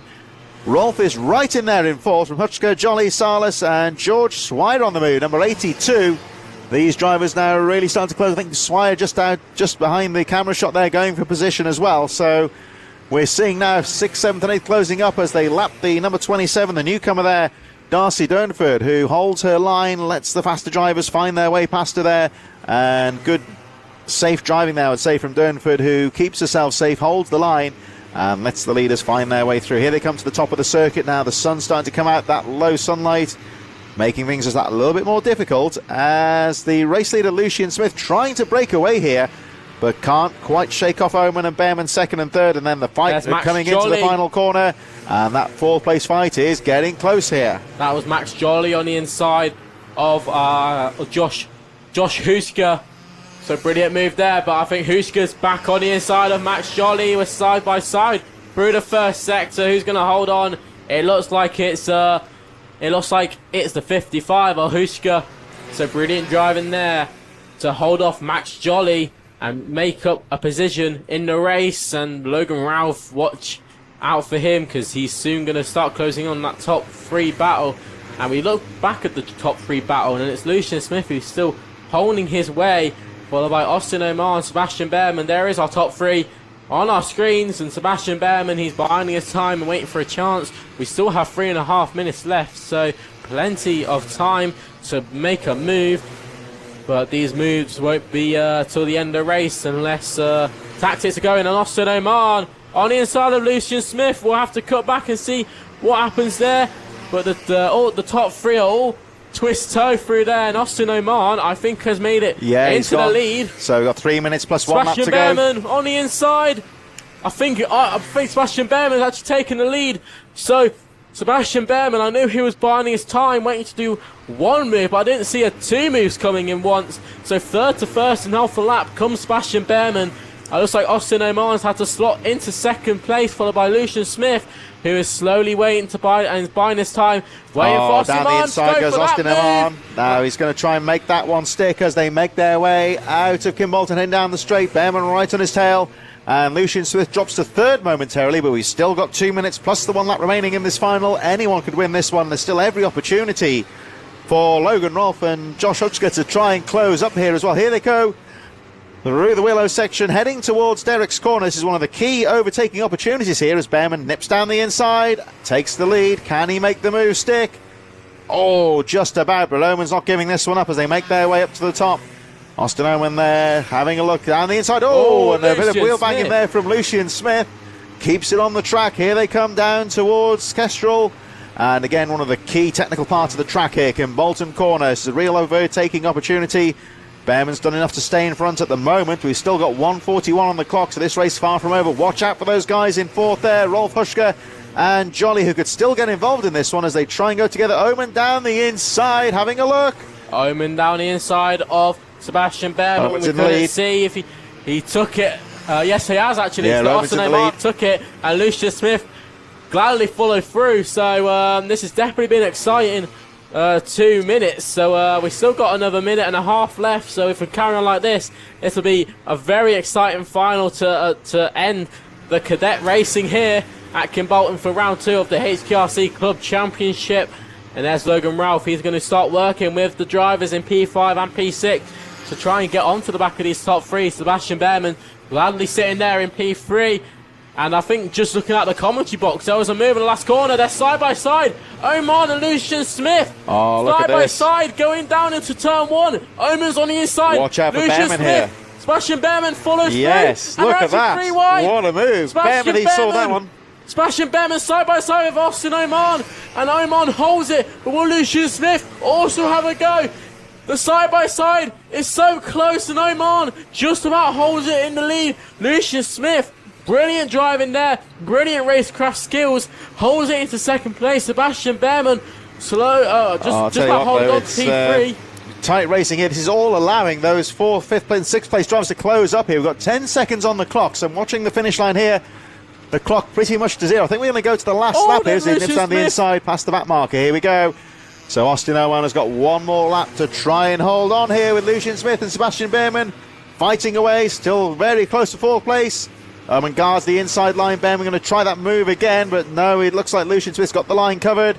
Any one of these 3 drivers could win this one. Still every opportunity for Logan Rolfe to get involved as well with 1 lap to go. Here they come to Derek's corner for the last time. Bit of bar bang in there with Behrman trying to try the outside here as Oman guards the inside, going through Derek's corner for the final time. Smith with the switchback. Here they come up towards Derek's corner. And again, Oman guards that inside line. Here they come down the TKM straight for the final time. It's going to be close here.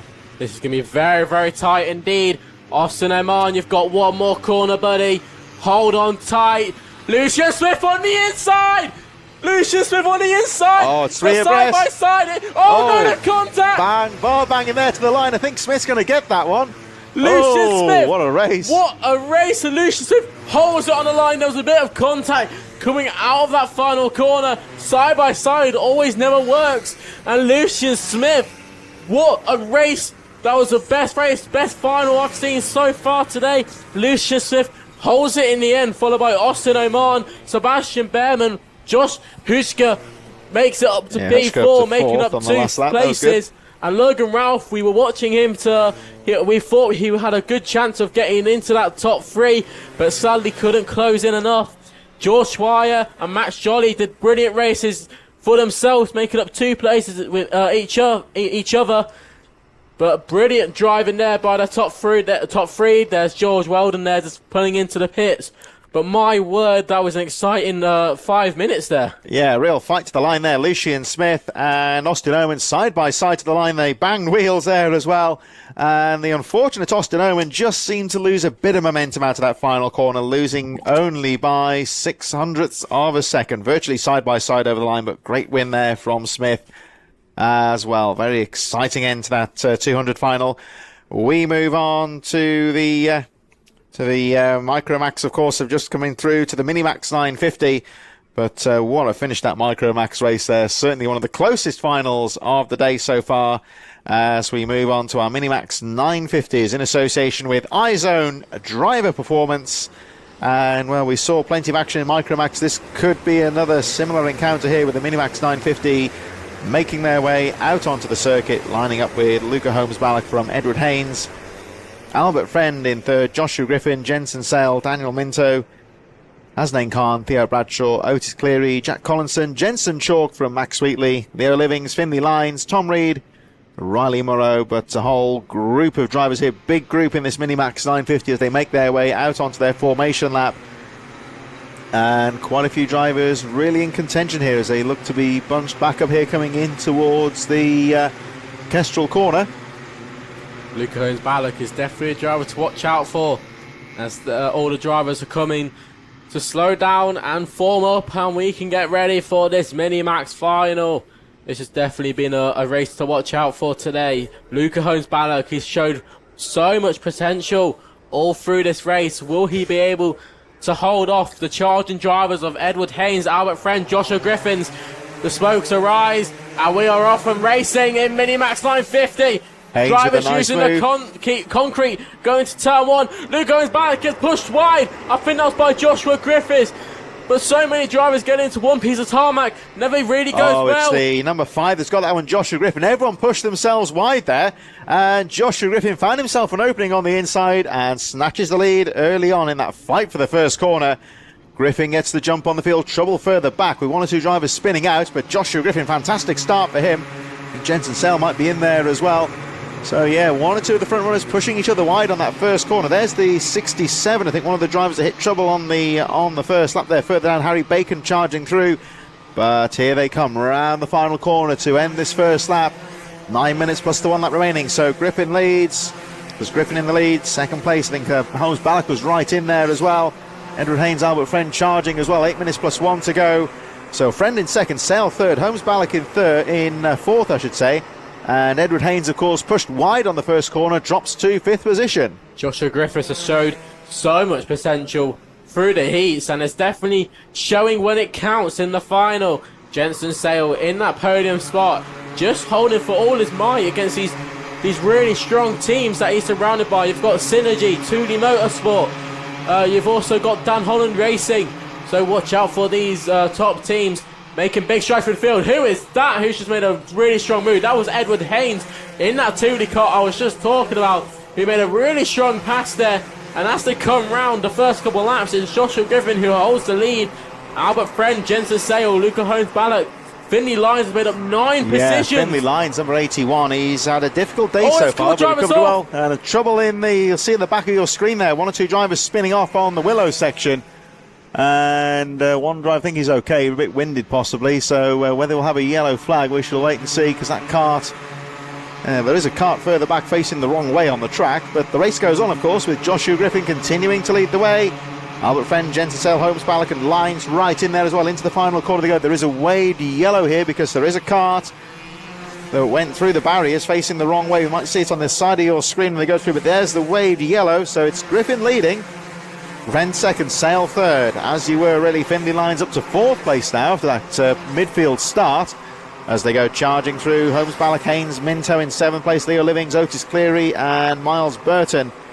I think one of the drivers out of contention could have been Theo Bradshaw, and the other driver in the infield is Tom Reed, who appears to be okay, but is out of the race. There's the 191 there of Albert Friend, the second place driver, starting to look down the inside of the number 5 of Griffin, as still we've got that stricken kart, so we've got a waved yellow just coming up to the finish line. Whether it will go in yet, no, it's still waved yellows here, so they're going to hold position as they make their way through. I think Tom Reed's okay. He's walking away on the infield, just a little bit winded as they go through. Still those waved yellows. They're now under green flag conditions at the front, so it's Griffin leading, Friend second, Lines in third. Here they come charging up towards Derek's corner, all very close at the front in this Minimax 950. Brilliant driving here by all our Minimax 950s. Very glad to see that the driver walking all the way, and I think he's going to the medics, so we hope that driver does just get well. But Joshua Griffin's the man on the move in position one. Albert Friend, what a late move that was! And there's contact. He just caught the back wheel there, but he recovers well. Findlay Lines, watch out for him. Oh, it's another driver stuck. We'll have to see who that is. But Joshua Griffin's, we were going to talk about how much of a gap he's pulling away. But Albert Friend out of nowhere brings a really late move into that final corner, trying to spice everything up in this race. And watch out for Findlay Lines, who's made over 10 positions so far. He's trying to make another one, and down the inside at the chicane. That's Samuel Davey there was getting back underway. But I think Findlay Lines, yes he has, he's made it through into second place. So Joshua Griffin holds on, actually starting to pull up a bit of gap here, but Findlay Lines into second position.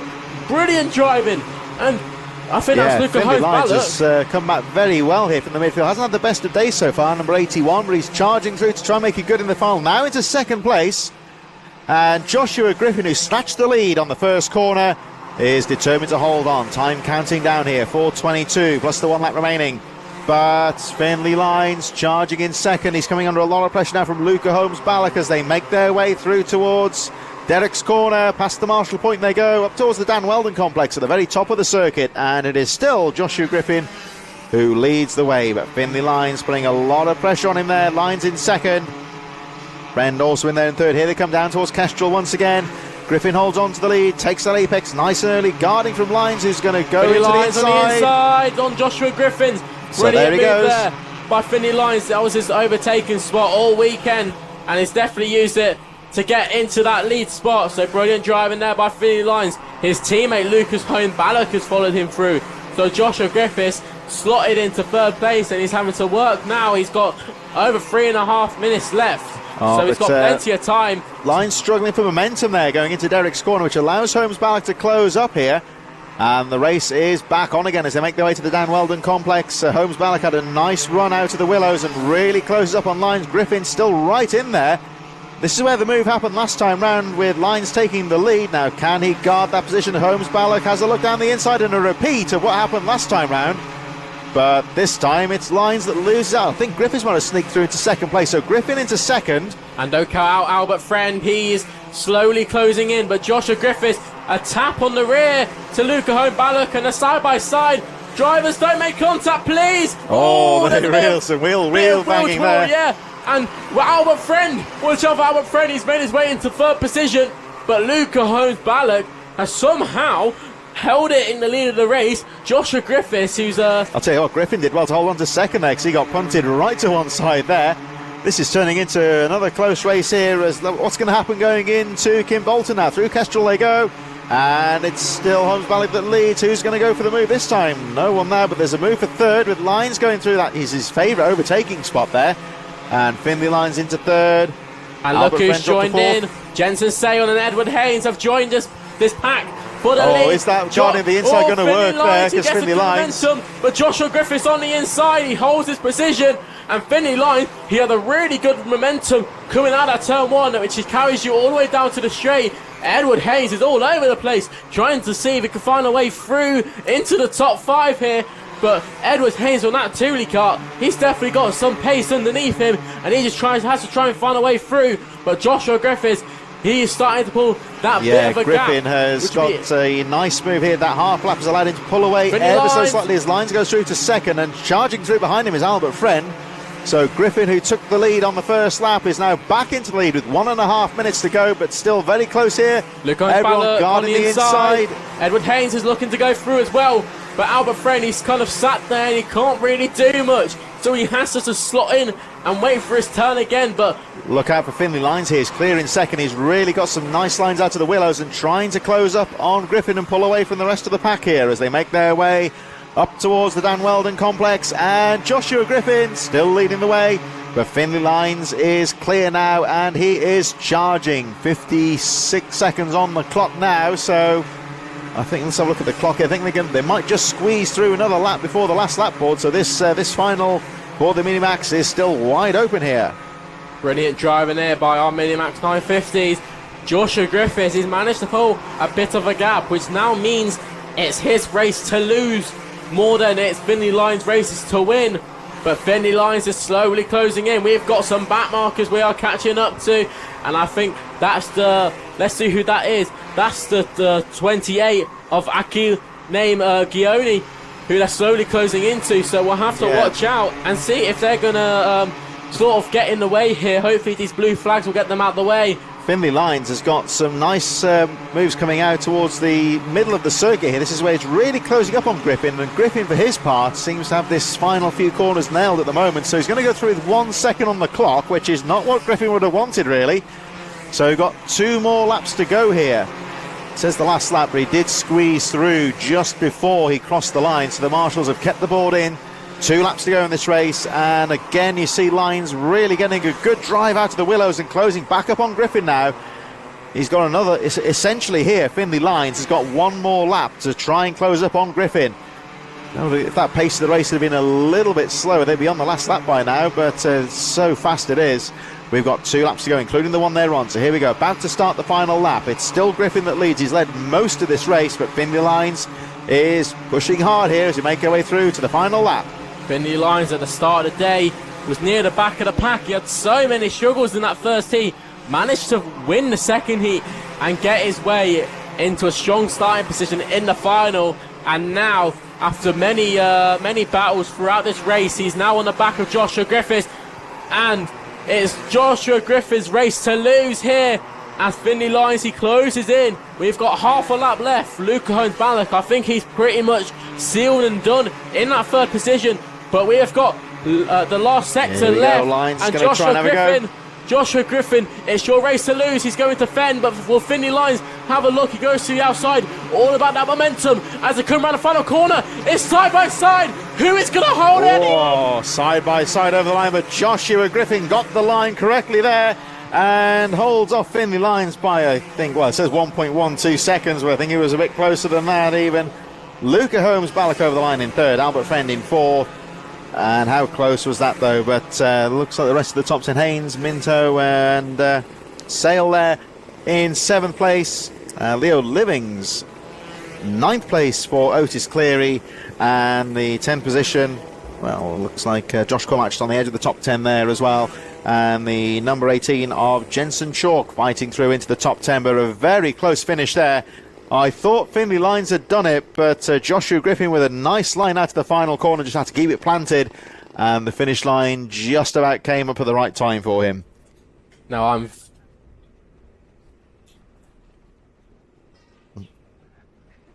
So we're going to move on to our next race, race 24 of this 28 race program, and it is the TKM Extreme. We've had some fantastic racing here this afternoon in the finals. The gloves are off into the finals. We've got a little bit of a pause here because there were 1 or 2 stricken karts from that previous race, and of course Tom Reed took quite a nasty hit early on in the race. He was a bit winded, I think, so he's gone off just to be checked over. and the kart being pushed away, but I'm sure driver and kart will be okay. In association with Cars and Motorsport is the TKM Extreme final, race number 24 of 28. Plenty of action over the next hour or so here from Kimbolton for our finals, and we'll have a look at how they line up in just a few moments. Don't forget, of course, next month we've got the next round of the championship here at Kimbolton, but here's how they line up for TKM Extreme. Adam Sparrow from Jamie Mead on row 1, Charlie Whitehouse and Charlie King on row number 2, Bradley Peck and Al Patterson making up row number 3. The fourth row is the number 7 of Oliver Bowen from Jan Calichurn, Joseph Booth and Thomas Shaw running up the top 10. Luke Jarman and Liv Jakins in 12th position. Row number 7 is made up of the number 26 of Jake Cox, James Whittaker, Cian Bennett and Charlie Gallard in row 8. Jake Humphrey, Patrick Lee, 18th place in kart number 22 on row 9. The 10th row is the number 93 of William Bloom, Leo Robinson, William Bryant on row 11 from Spencer Lane. Row 12 is Luke Woodward and James Morley. And the final few drivers in this final, consisting of the 27 of Ashley Ruggles, Harry Higgs, Freya Woodall, Jessica Fitchhall, Gemma Kiddy, and the 30th driver, Reese Porter, number 21. 30 driver final here at TKM Extreme. I don't know about you, Chris, but after seeing that second heat, I am very much excited for this one. It's all go, and it's the eye of the tiger-esque. Yeah, for this TKM Extreme final. Some decent drivers actually further down in the field here as well, so there's every opportunity for some close racing here. Of course, always close with the karting, isn't it? But here we go, you can see the premix fumes in the air as the revs rise. They get underway for the final. Here they go into the first corner. Straight away we go with Adam Sparrow guarding that inside line. Is he going to make it stick? No, he outbrakes himself. And now was that Mead or Whitehouse, I think, sneak down the inside. We'll have a look as they emerge out to the corner. It's the 97 of Jamie Mead who takes the lead, and through into Derek's corner they go. Fast furious action on this first lap, but Mead has got the jump on the field and tries to pull away in the early stages. And watch out for Charlie King and Adam Sparrow. Adam Sparrow round the outside of the corner before the Weldon complex, so a move that isn't really done round there, but Adam Sparrow has definitely used all the track to find any sort of move he could find and any sort of gap. And there's Charlie Gaylord on trying to find a move on Jake Humphreys, but there's moves all the way through this pack. I'll tell you what, Jamie Mead going over the line there had his head tucked down behind the steering wheel. He's determined to try and break away in these early stages. I'm sure that Adam Sparrow and Charlie King will not be keen to let that happen as the 29 of Al Patterson goes through. Good clean start here, everyone pretty much staying out of trouble on that opening lap, but Jamie Mead doing all he can here to try and break away, but Adam Sparrow is making life difficult for him here. Jamie Mead will be determined here to try and put a couple of good laps in here just to try and break that toe from the rest of the field. Patterson there, Whitehouse, Calichurn already up to 6th place as well. He's one that could be on the move. Oliver Bowen, Joseph Booth, Bradley Peck and Luke Jarman running up the top 10 as they cross the line. And look at Sparrow in second. Look how close they are though as the rest of the top 10 go through. Nothing between 10th and about 20th. Gaillard, Lane, Robinson, Patrick Lee, James Morley, James Whittaker all in there. Luke Woodward's made up 5 places as well. So plenty of midfield action, but Adam Sparrow just slowly, fastest lap of the race there, 43.81, just slowly starting to catch the gap on the race leader Jamie Mead here. Adam Sparrow is the man on the move at the moment. Watch out for Charlie King and Al Patterson, who are both been on it through the heats, and watch out for Charlie Whitehouse as well, who showed somebody on the grass further back there on your camera shot. I think that's Thomas Shaw, the 42, who had I think he got pushed wide there coming out the Weldon complex. He's okay, keeps on going. But that's the sort of problems that can happen when you're at the Weldon complex and you're side by side, as half of these drivers are side by side going down into turn 1. But it's Jamie Mead versus Adam Sparrow. We have 6.5 minutes left, and we don't know. Adam Sparrow is going to start to show some claws here as he tries to put the move on Jamie Mead. Not close enough to go for the pass here, but he's done very well to close up on Mead, who's determined to break away at the start of this race. But Sparrow has not given this one up. 2 consecutive fastest laps in a row here, and now right on the rear bumper here as they make their way down through towards Kimbolton. Is Sparrow going to have a look down the inside? Not quite close enough yet, but he's going to tag on to the back here because we're coming up towards the first corner now. And this is your classic outbraking manoeuvre opportunity here, going in towards Stowe Corner. Mead holds on, Sparrow in second, the top 2 just breaking away slightly from Charlie King, who's about a second behind. But if these two start to fight for the lead, I would say that third place battle could well get drawn into this. Charlie King is definitely watching out for these top two in case one of them makes a mistake. I mean, we know Adam Sparrow isn't known for making mistakes, but every driver is not a robot, so mistakes can be made even at the highest level. And Jamie Mead just holding on, putting in very minimal steering input, trying to keep the tyres alive. And Adam Sparrow right up behind him. I think they're actually going to work together to try and pull away, and maybe they can battle at the later stages of this race. But so far, Charlie King is signalling to the driver behind, that's Al Patterson, to work together. Otherwise, they're going to lose the pack of this top two. Look at this here. Jamie Mead and Adam Sparrow, they're close enough, but they've not really fought so far because they're just trying to break away here. There's about a 1 second gap between second and third. Charlie King still charging, but not really closing on this battle for the lead here. So yeah, you can see there that Adam Sparrow right on the rear bumper. Let's see, is he going to try and make a move here? Because he's still got 4:48 here. Is he going to just try and eke this one out towards the closing few laps here? Because what he doesn't want to do is to make a rash move and slow them both down so that Charlie King and Al Patterson get involved. They're working hard to try and close that gap. But it's Jamie Mead that leads, and again another fastest lap of the race there for Adam Sparrow, 43.24. These two pretty much setting an identical pace at the front. Here's the rest of the top 10 making their way through. Luke Jarman, Spencer Lane, Joseph Booth in there. They're all fighting for position going into the first corner. Jake Cox in there as well, number 26, as they fight their way through the Willows.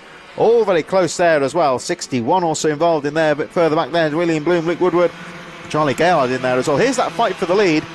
Do you think here, Charlie, that Sparrow could be biding his time here? He's still got 4 minutes to go. He doesn't seem in too much of a rush to go for a pass here. Sparrow is definitely playing the long game here, and he's going to sit back and wait for his time to come. Soon he will definitely have a pounce, but it's no smart idea to go for the move now. I think he knows that Jamie Mead's running a very good pace at the front here, so he's just tagging on to the back of him for now, and maybe just looking at the lines, perhaps he's still got 3:30 plus the 1 lap to go. I think he might make a move in a couple of laps' time where I think he could be passed and gone. He's just trying to keep this to a tactical phase. But Jamie Mead looking good at the front of the field, and here they come again. Down towards Kimbolton as we look a bit further down the top 10 as the rest of them make their way through. Jarman, Robinson, Booth, Cox in there as well. And again, Sparrow just tailing the back of Jamie Mead here, not going for a pass. They've still got that cushion between second and third. But I think Sparrow could ill afford to get drawn into a fight here with Mead, because they could both get swamped up by the fight for third, with Charlie King still there, Al Patterson. And they don't want to get those guys too close, because it's still King in third, Patterson fourth, Bow in fifth, Calichurn sixth, Whitehouse seventh. A lot quicker to watch them than it is to say them, I would say. But they are not too far behind this battle for the lead. Yes, and they're surely not out of it as yet, because for all we know, we could see these top two drivers out, but we just have to bide our time, and we've got 2.5 minutes left, so no action at the moment. But Adam Sparrow will definitely surprise you when he has his Sparrow time. And who is that? That's got into third place. Looks like it's Patterson. Yeah, Al Patterson has made it into third place, so he's the man on the move so far. Charlie King is holding off in fourth. Watch out for Spencer Lane, who's in 8th position, making up 14 places. He's made up a lot of work so far, and he's definitely not stopping yet.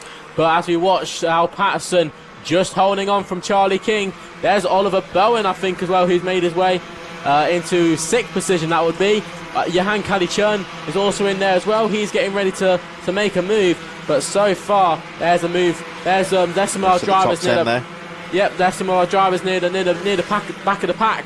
But on our main screens, there's Jamie Mead. This is turning into a really good tactical race here. Not much in the form of overtaking here, but Mead and Sparrow running very well first and second respectively. Neither driver keen to get involved in a battle at this stage. And then this fight for third, well, we've seen Patterson move into third place, but there's not too much action. Right on cue, there is a pass for fourth though. No one's too keen to get the gloves off here at this stage. No one wants to hold each other up with a battle, because third not really closing up on the leaders, but they know.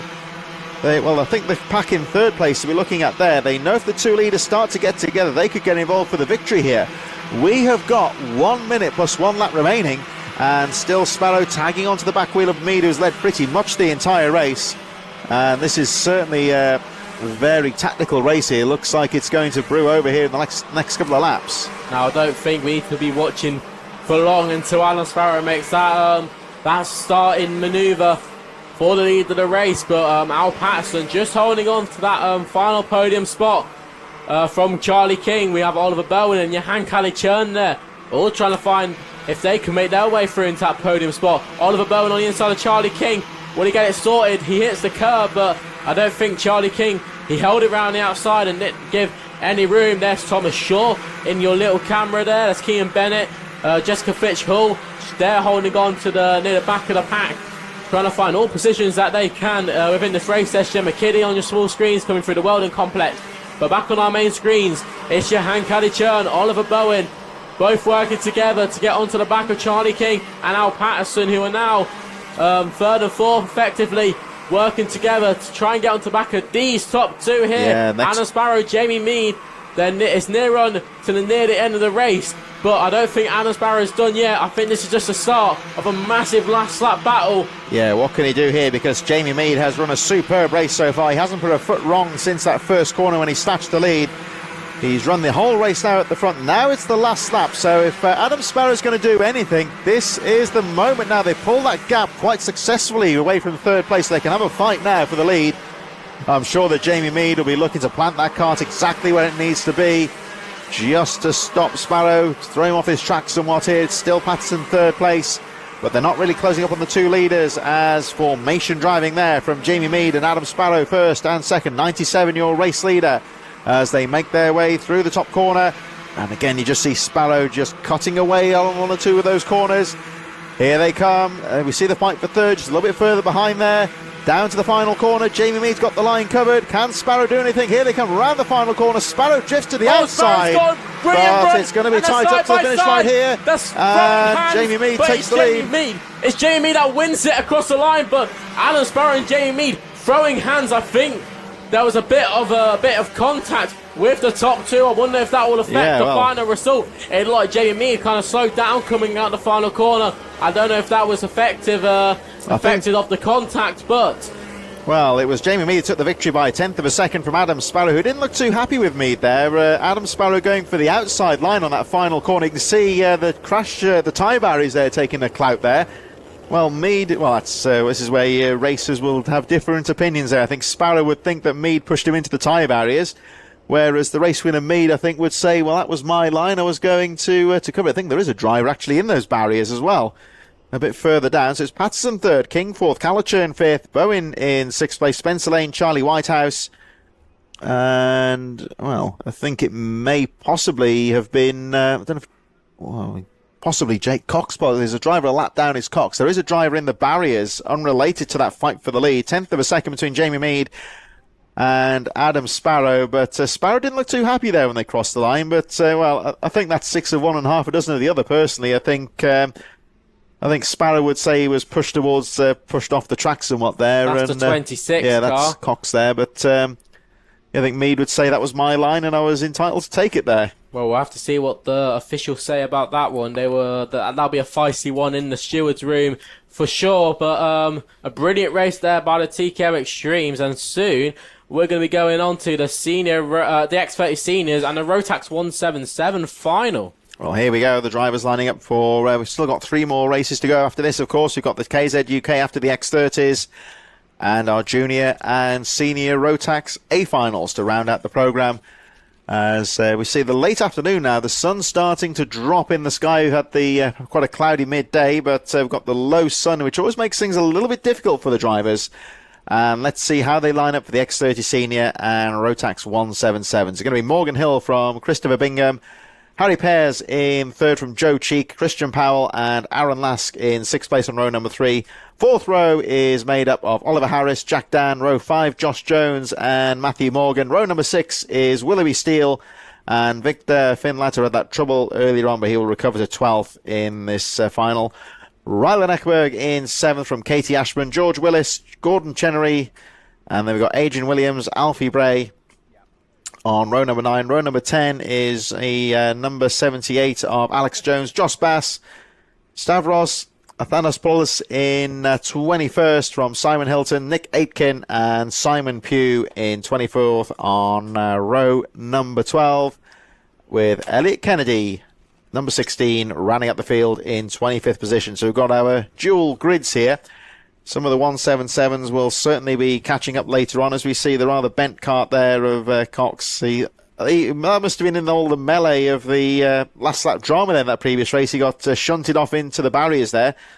And the kart decidedly looking a bit second-hand. The driver looking a bit dejected there, one would say. And, well, he wouldn't really blame him, because that was a last lap shunt and he ends up in the tyre barriers. Well, there was so much action going on in that TKM Extreme race. I don't think we really got to have a full representation of what happened with his incident. But, yes, definitely getting ready for the X30 Seniors and 177s. Many drivers in both fields that have a strong chance of taking the win. So we'll have to find out in the next 9 minutes plus one lap. I think as Jake Cox there waits a recovery. They've got the green flags out just out of camera shot, so we should be getting the right drivers back out on track. There were some tyre barrier repairs required. And you may see when you look a bit closer at the track, the circuit is lined with these sort of redundant slick car racing tyres. And it doesn't take too much of a job to get them back into position if they get knocked out of alignment with an impact there. As we see our spectators just above the grandstands on the first corner waiting for our X30 Seniors and Rotax 177s to make their way out onto the circuit. Here they are for the formation lap. Right, let's get ready to do some X30 racing and some 177s, of course. There's Morgan Hill that will be taking the first spot as you just see the X30s coming through. Some troubles with the 177s. I think that's Victor Finlayer in the Senior X30s, which is had to use the cut through chicane. So we're gonna have to wait and see what happens as all drivers are starting to form up. There's your Senior X30s getting ready. Morgan Hill versus Christopher Bingham for the front row. Watch out for Harry Pearce, who's been all on it this weekend. Tristan Powell just right behind him.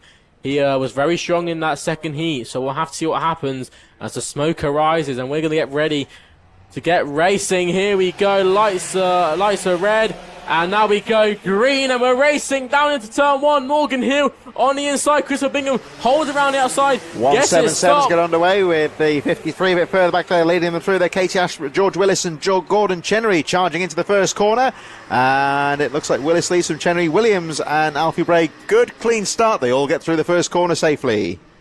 Brilliant start there by our X30s and 177s. It's Harry Pearce that's actually made the lead in front of Morgan Hill. So brilliant driving there. I don't know what's happened to Christopher Bingham, but he dropped quite far down the field. So Christopher Bingham definitely has a problem there. But Harry Pearce, brilliant start. He is just on with Morgan Hill, who's just gone for the lead. So Morgan Hill through Kimbolton corner takes the lead back from Harry Pearce.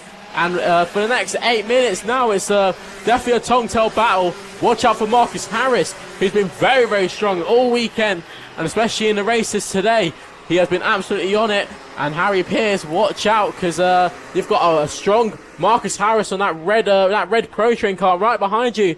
But all this defending now is going to let Morgan Hill pull away. We'll have a look back to the 177s. Already the 177s closing up here. George Willis and Alfie Bray fighting out for the lead. They're already closing up on Willoughby Seal and Victor Finlatter at the back of the field in the X30s. At the front of the whole pack here, the Morgan Hill from Harry Pearce fighting through the final corner. Hill just trying to break away a bit here as they cross the line. The gap goes up to 0.7 of a second. Hill setting the fastest lap as the 177s come through, still headed by Willis. Willoughby Seal getting past Jack Dan in the midfield there. Willis, Bray, Williams and Alex Jones with Josh Bass fighting it out in the 177s. A little bit further down, 2 races in one here effectively, and already the leading 177 starting to close up on the rest of the pack as the lead group make their way up towards the Dan Weldon complex. 0.7 of a second covering Morgan Hill and Harry Pearce. Oliver Harris still right in there in third place. Both classes really keeping together, just showing how close all these categories are, even though they're nowhere near alike. And Morgan Hill holding on to that lead in the CNX30 class. In the 177, it's George Willis who is holding it. Watch out for Alfie Bray, who's having a brilliant weekend here, his first time in the 177 category, and is very much doing a strong job holding it in P2. On our screens, there's Morgan Hill, Marcus Harris, watch out for him. He's got Tristan Powell right behind him. Tristan Powell looking for that final podium spot, but Marcus Harris is not having none of it. Marcus Harris' first time on the podium spot. If he can hold this for the next 6 minutes and a half. Morgan Hill driving brilliantly here. He moved up to Senior X30 last month, and he definitely showed a lot of strong pace just in that weekend alone, and he definitely showing what he can do. Making his way through there, 41.3. Increases the gap to 1 second now from Harry Pears in second. Oliver Harris in third. Katie Ashman on the move, number 53. She's now up to 8th position. Getting past Willoughby Steele, closing up on Matthew Morgan. And as the leaders come through towards Derek's corner, there's a waved yellow. I think it's Rylan Ekberg, who may well have gone off the track. Either him or Joe Cheek, one of the two, is stranded on the infield. So waved yellows. They've just gone through that section now. Not going to bother Morgan Hill or Harry Pears one bit as the leaders make their way through. There is the stricken kart, number 70. So it is indeed the machine of Joe Cheek, who is out of the race. That kart stranded in the mud. And Cheek walks away unhurt, but well and truly out of this race. Morgan Hill leading, Harry Pears second, Harris third, Powell fourth, Bingham in fifth, and Christopher Bingham with the fastest lap of the race that time, 41.1.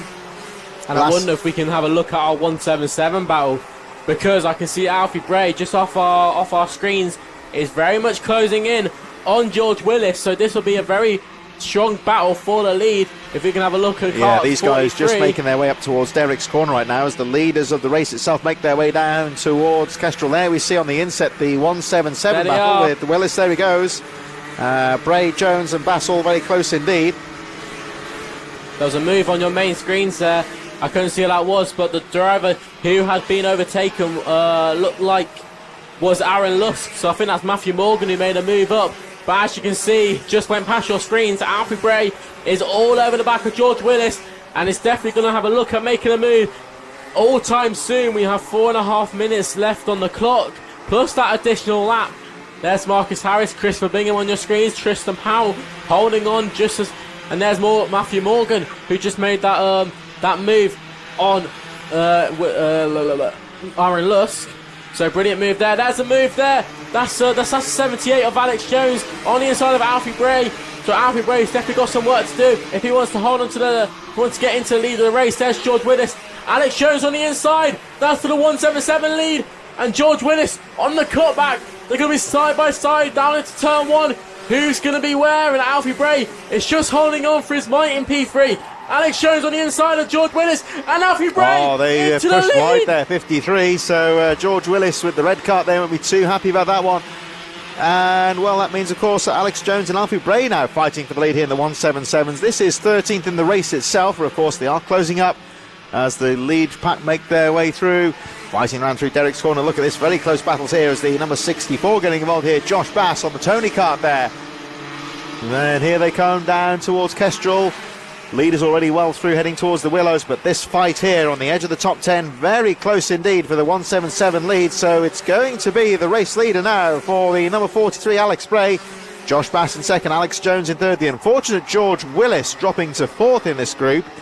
There he is with the red-coloured machine making his way through there. And Adrian Williams, Gordon Chenrich a bit further behind, but at the moment Alfie Bray just starting to break away slightly, 13th in the race and leading the 177s. Alfie Bray on that aircart chassis is putting a lot of work down to keep it on the road. Just behind though, watch out for Josh Bass, because Josh Bass could be very much looking for a move. He can get the momentum up. But Alfie Bray just holding on, 2.5 minutes left. We still have Morgan Hill leading in the Senior X30s, but this is the main battle at the moment as all those Senior X30 drivers starting to spread out from each other. However, the 177 really keeping together right now. No margin of error for any of these drivers at the moment, and it's Alfie Bray that holds on in the lead. Josh Bash just holding on into second place, and Alex Jones, he's just sitting there biding his time. Maybe he can make a move soon in that P3 position. So Morgan Hill leading the race at the front so far, leading by quite comfortably 2.1 seconds. All of the action in the midfield here as you look at the 177 battle for the lead, and it's still Alfie Bray, number 43, that leads the way. Just to recap at the front then, Morgan Hill leading quite comfortably from Harry Pears, Bingham in third, Harris fourth, Powell in fifth, and Matthew Morgan sixth from Aaron Lask and Katie Ashman. And those drivers making their way, here they are actually, the top 10 drivers making their way through Derek's corner. And plenty of action throughout the field. At the moment, it looks like Alfie Bray just pulling away slightly as we look at the 63 of Oliver Harris. And Harris currently sitting in 4th place as they make their way down towards Kimbolton Corner. Closely followed here by Tristan Powell, Matthew Morgan, Aaron Laskin there as well. Katie Ashburn and Josh Jones just a little bit further behind. Morgan Hill leading quite comfortably now by 2.2 seconds. 1 minute 10 on the clock, plus the 1 lap remaining, so still a couple more laps to go here. But Morgan Hill at the front looking very good as they make their way up to the top of the circuit. This, I believe, is the race leader. Yes, indeed it is. Number 29, Morgan Hill, looking very neat. 2.2 seconds out in the front. And he'll know that he's got a bit of a cushion here. So this is a nice position, I would say, that Morgan Hill is in right now. He can afford to run his own race here. Harry Pearce, you just saw on your screens, I think he's got some nose cone damage. So whether that will play a part in the final results, we'll have to see, as you can see the nose cone kind of wobbles on the straight, which might lead to a front fairing penalty, which will give him a 5-second time penalty. So whether that will keep him in the top 3, we'll have to see in the later stages of the race. But so far, under a minute to go before we have the last lap board, and I can just see the marshal in front of me on the start finish line getting that last lap board ready. There's Christopher Bingham on your screens, trying to push through. He is on that final podium spot, but whether he can catch up to Harry Pearce and have a try for second place that, on our small screen as well. There's like a 177 should be coming through any second now. There's Victor Finlater, and here is Alfie Bray, our race leader. Alex Jones has managed to hold it in second place, but so far so looking good for the Airkart team and the driver of Alfie Bray. It'll be his first win ever in Rotax karting and owner karting, so brilliant job by Alfie Bray if he can get it done. Alex Jones just holding on in that second place, but the last lap board has been shown for our drivers in both classes, and Morgan Hill, he's about to come round the final couple of corners. Final corner comes Morgan Hill, and he's going to be victorious here at Kimbolton in the X30 Senior category. Morgan Hill wins here at Kimbolton. Brilliant drive the rest of the top 10. So it's Harris, Powell and Morgan. Aaron Laskin 7th, Katie Ashburn up to 7th. Aaron Laskin, Josh Jones. Waiting now for our leaders of the 177. So Steele goes through in 12th. Alfie Bray looking good at the front. And Alfie Bray around the final corner. So Alfie Bray takes the win. Alfie Bray, your winner. In 177. Kimbolton has met a new race winner, Alfie Bray, in the 177 category. Brilliant job there by Alfie Bray, who only just signed on to do the 177s last second. So had no intentions going into the weekend, but has obviously come out on top. So brilliant driving there by Morgan Hill and Alfie Bray, our race winners in the X30 Seniors and Rotax 177 category. Brilliant driving there by all our drivers. Harry Pearce made it to second in the X30 Senior category. Chris Bingham held on in the top 3. So brilliant driving there by our X30 Seniors and 177 categories. Alfie Bray really showing that you don't give up till the race is over. And Morgan Hill managed to get away at the start and just managed to pull away that gap each time. But soon there's Joe Cheek on our screens, just having to drag the kart away.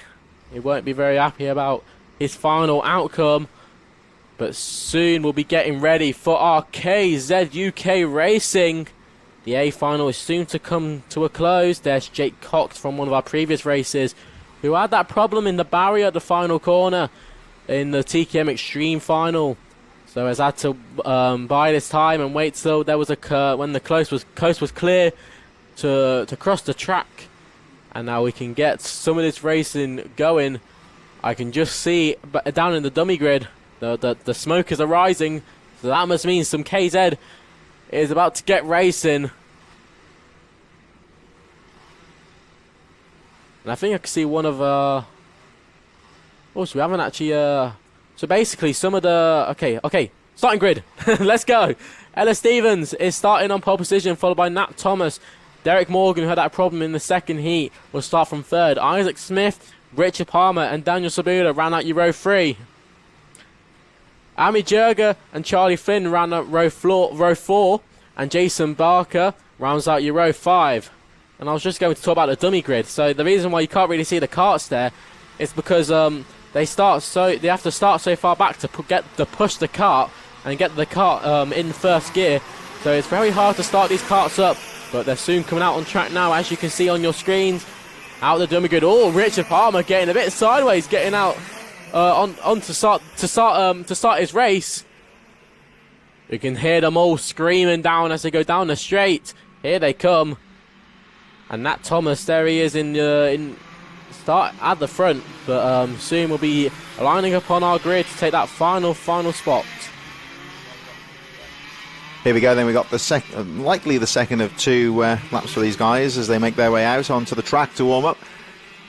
They will, of course, have a standing start. They're going to get waved through, I think, here to go through for a second lap, just to get a bit more warmth in the tyres, a bit more. Of course, these are more powerful machines running the edited track layout, omitting the Derek's corner.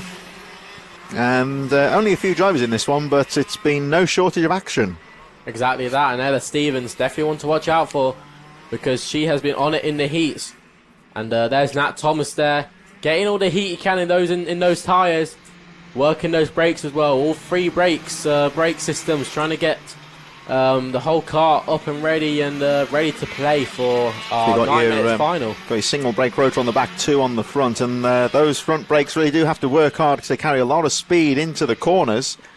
I tell you what, though, Ella Stevens has been pretty steady throughout the day. She's had a knack of putting the kart exactly where it needs to be, and sits on pole coming into this final.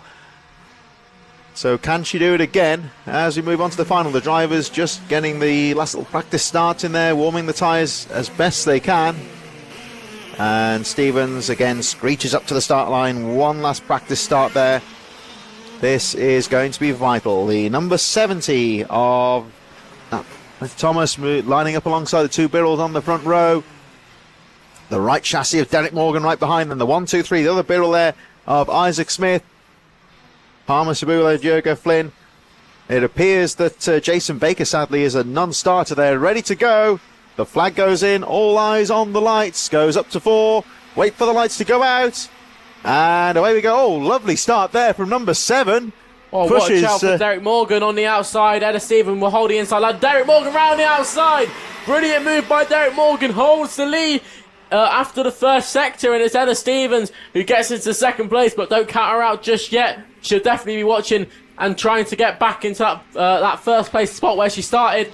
Richard Palmer is made it into third place, I can believe. And Isaac Smith has managed to get into P4. Nat Thomas having quite a bad start, dropping down into P5, but he's got enough time to work and get back up to his podium spots. Well, a fantastic start there from Derek Morgan from third on the grid. Got his elbows out there and pushed Ella Stevens to the side of the track. Stevens defended all she could, but had to concede. Well, she's still there in second place, but look at Derek Morgan here, number 7, your race leader. Now trying to break away. He really needs to break that toe from Stevens in second, Palmer in third. There's Stevens still charging. And Stevens doing all she can. There she goes to stealing the inside on that apex. Trying to grab a few yards, taking a slightly tighter line. Morgan going, well, he's got the confidence here, Morgan, to go for the sweeping outside lines, carrying the speed. But I tell you what, Ella Stevens has put a good sector together there and is starting to close back up on Derek Morgan. A 9-minute final here at Kimbolton. It's not very easy, especially in the KZ karts where these drivers are reaching speeds of over 100 miles an hour going down this straight that they are now on. And Derek Morgan just holding on from Ella Stevens. Ella Stevens has got the run, so she definitely has that straight line speed, which is all more important. And this is where she's good. She's good here out of those Dan Weldon complex. A nice line out of there. She's going to try and close up here as they come into Kimbolton, into the final corner again. Stevens wide on the entrance, now going for the cutback, and she's going to line up, trying for a move here, going into Stowe. Derek Morgan holds his first position spot. We have just under 7 minutes remaining, and Ella Stevens is holding her time and biding her time, more like getting ready. Here she goes. She's got the speed, but is she going to pull alongside? Not yet, because that the entrance into that corner is so tight. It's not a very safe opportunity to make an overtake, and you've got to make sure these overtakes are done cleanly, otherwise you can be seen getting penalties. and that's exactly what she doesn't want to happen. Ella Stevens again, though, cutting early out of Kim Bolton here as they make their way down the straight heading towards, and they see her immediately. There There's she Morgan goes, Ella defensive. Stevens. Oh, she had a look there, but Derek Morgan firmly shutting the door and telling her she cannot get through as long as she might. And Ella Stevens, she definitely has that straight line speed. And will she have a look? She has a little peek every now and then, but it's not enough to get on the inside. But Ella Stevens actually has a nice line. We'll watch next time round if she still stays in second place coming out of the Willows. That switch back out of the first corner, which really allows to close back up on Morgan. But at the moment, Derek Morgan doing a very nice job of covering that inside line into the first corner. Here they come, down towards Stone. Now what's Morgan going to do? Again, very defensive on the inside, forcing Stevens wide. Now watch Stevens. Oh, she just watch out for Richard Palmer. He's Let's in have a look third at position. Stevens. Again, very quick out of the Willows, right on the rear bumper. As again, probably not going to be an overtaking opportunity here, but she's certainly lining herself up well, but dragging along Palmer and Smith with her here. Watch out for Richard Palmer in that third position. Very much closing in now on these top two, and he's bringing Isaac Smith with him. Ella Stevens is having a look, and she's going to try and get her momentum at the final corner. Will it be a move into turn one? We'll have to wait and see. Derek Morgan covers, and Ella Stevens holds on the outside. Derek Morgan's gone, and no! Derek and it looks Morgan. like Isaac Smith is actually taking the lead. Nat Thomas has made it into second position. Ella Stevens in third. Oh, that was unfortunate there for Derek Morgan. He was very aggressive on the brakes, and the back end just stepped out on him. It looks like he is out of the race, steps away from the kart. He looks a bit dejected out of camera shot.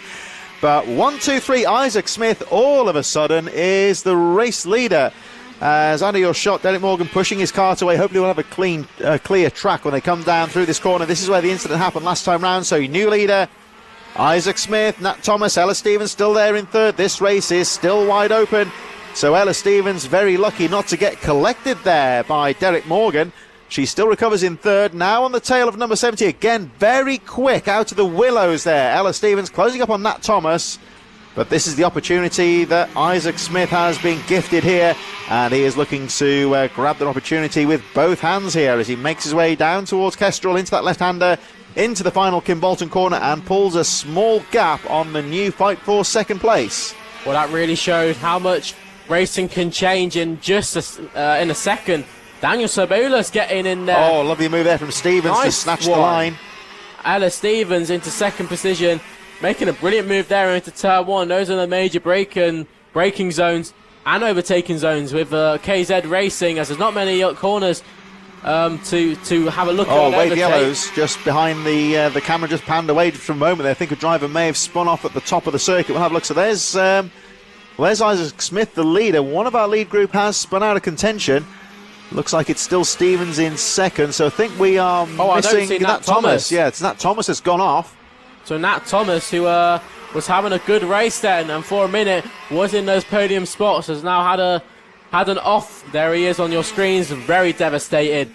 That is not how he wanted to finish his weekend. But Isaac Smith, you wouldn't believe it, and he's holding on to that first. Oh yeah, breaks himself. They both do. No, there's trouble on that top corner. No, Ella Stevens is off. We have we've got a flag there, the red and yellow striped flag.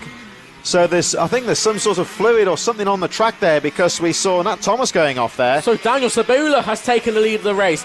There's Isaac Smith, who's hold his way into second place. But my word, I don't know if that was coolant or fuel on the circuit. Yeah, it was synchronised there. Isaac Smith and pretty much synchronised spinning there, Ella Stevens. So Sabula he's had a difficult day so far, but now all of a sudden finds himself in the lead. What's going to happen in the top here? Wade yellows. You're going to have to be careful into this corner. You can see Sabula he was a lot more gentle going into that corner. But the thing is, when there's something like that happens so quickly, you can't just adjust that quickly and see where the water or the coolant is on the circuit. Obviously, because of how quick they're going into that braking zone, you just can't avoid it. So Daniel Sabula takes the lead of the race. You wouldn't expect that a few minutes ago. And Charlie Flynn is into the podium places. Great position for him. He's been towards the back of the field, but he's put that cart where it needs to be.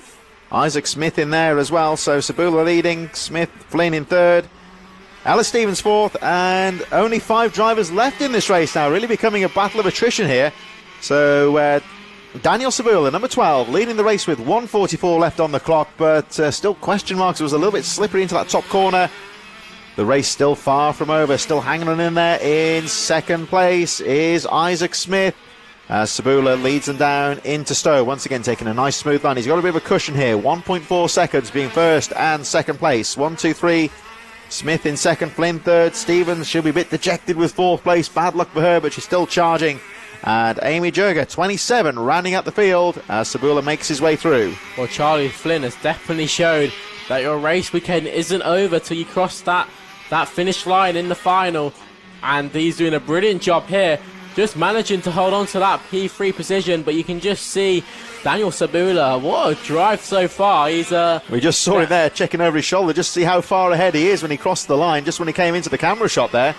I don't think Sabula can quite believe where he is, so he knows he's been given this opportunity, and he is certainly going to try and capitalise on it. He's been very lucky so far, but that can easily be swept away in a moment, and you can just see they're still struggling down there just to find the grip. That kart looks very twitchy in that top corner, doesn't it? Yes, it does, and that's because there's some sort of substance on that circuit down at the Weldon Complex, which is making it very hard for the drivers. But so far, Daniel Sabula is on a mission right now. 2 laps to go. Just holding on.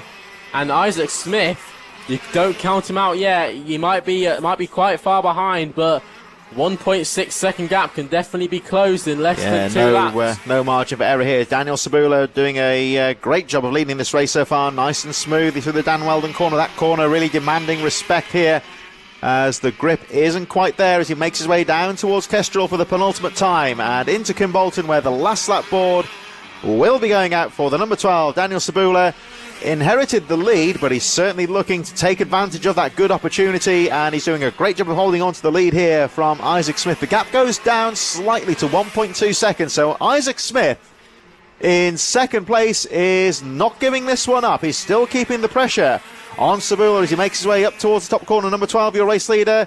Down the gears he goes. Again, slides that cart neatly through the corner, stays out of trouble. And here he comes down towards Kestrel for the final time. Sabula looking to bring it home, but Smith charging hard. Sabula, you couldn't question it, but round the final corner, taking it for the Polish flag. It's Sabula who takes the win, and he's definitely happy about that one. Daniel Sabula takes a win here in KZ UK. Brilliant driving by the Polish driver. Charlie Flynn in third. Charlie Flynn, congratulations, my friend. You're on the podium. You wouldn't expect that at the start of the day, would you? Isaac Smith holds on for second place. Charlie Flynn making up 5 positions. Ella Stevens. There's Amy Jurger, who's had a difficult day earlier on, but brings it home in a solid 5th place. Only 5 finishes there, because we saw some of the pre-race favourites being out of contention. But, yeah, great win for the Poles there. Daniel Sabula winning the race with the greatest respect to him. He wouldn't have put him down as one of the favourites, but a bit of good fortune came his way. That's what happens in racing sometimes, but he had to earn it still, and he did very well to bring it home. The KZ Racing really showing that it's not over till you cross that finish line, and Daniel Sabula, he can be one happy chap about that. Yeah, did very well there, and of course, fantastic action there from the KZ karts. We're going to move on to our final 2 races of the day. There might be a very short delay before we get things underway. I think that Thomas still looking to retrieve that kart from the barriers, as we've got our junior. There he is, and yeah, he doesn't look too happy, does he? But not the way he would have wanted to end the race. Everything appears to be okay with him. So they just got to try and get that kart away from the barriers out into the infield.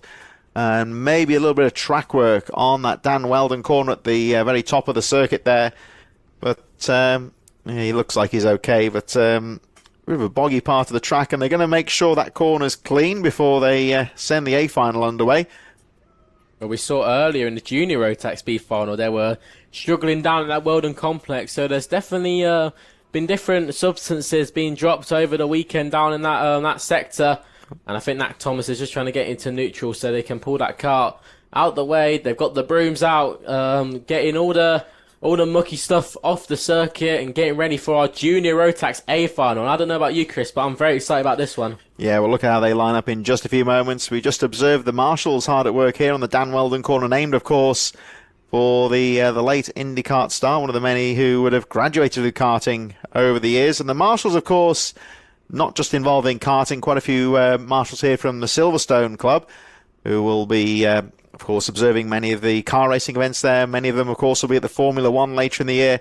For the marshals, of course, it's the drivers have their own sport, of course, taken to the track in the karts. But I've known a couple of marshals over the years, and this is really a sport in itself, being a track marshal. It's not just holding the flags. They're almost at the first line of support for these drivers when there's trouble, and just keeping the track clear as well. Well, you have to be very professional when it comes to marshalling, because you're under many responsibilities.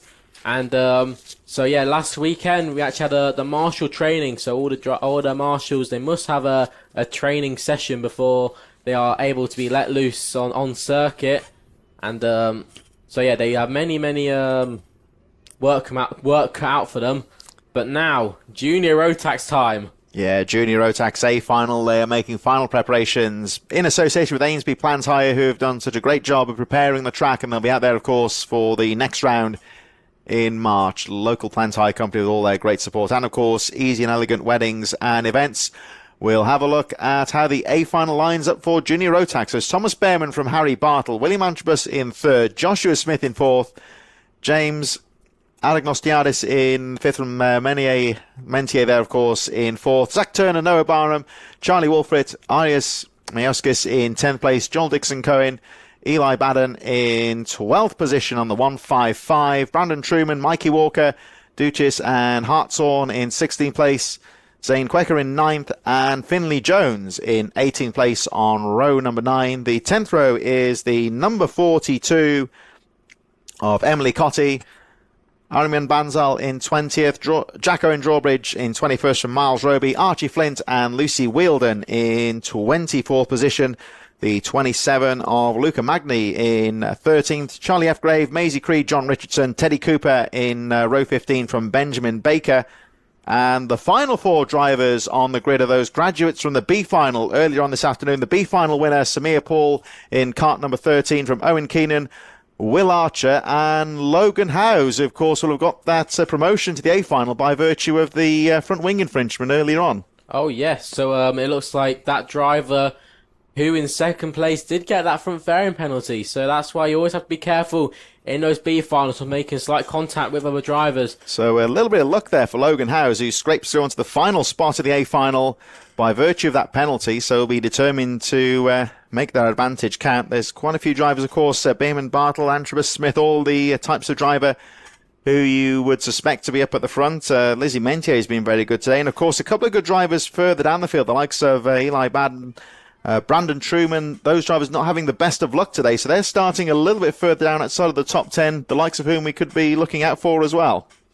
Many drivers to watch out for, and there's definitely some drivers near the back of the field to watch out for. I'd watch out for Charlie F. Grave on that air kart, who's definitely one to watch out for. And now the karts are exiting the dummy grid and getting ready to go racing here. We're going to have one formation lap, and then all engines will arise and we'll go racing.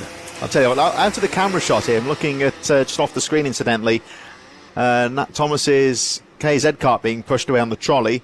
Just goes to show how big those karts are. It's being pushed on the trolley with quite some difficulty by his supporter. They're big old things, so they managed to get that onto the infield, and the race will go on, of course.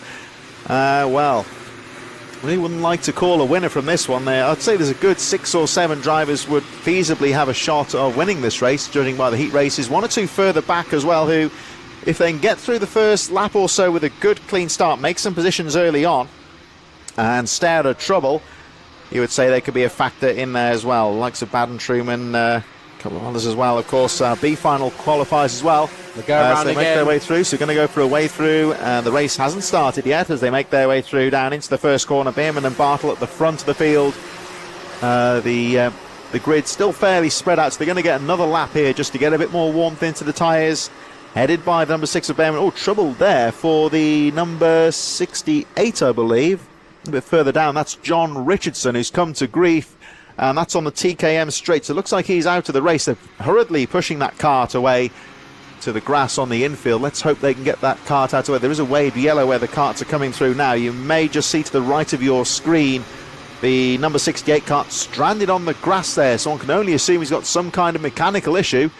Well, let's hope, Charlie, they can get that kart it's fairly close to the track there, so let's hope they can get that moved. Will the race start now, or do you think we have to go for another lap here? We'll have to see, but there are many, many drivers here who have a chance of winning this. They're getting really slowed down here.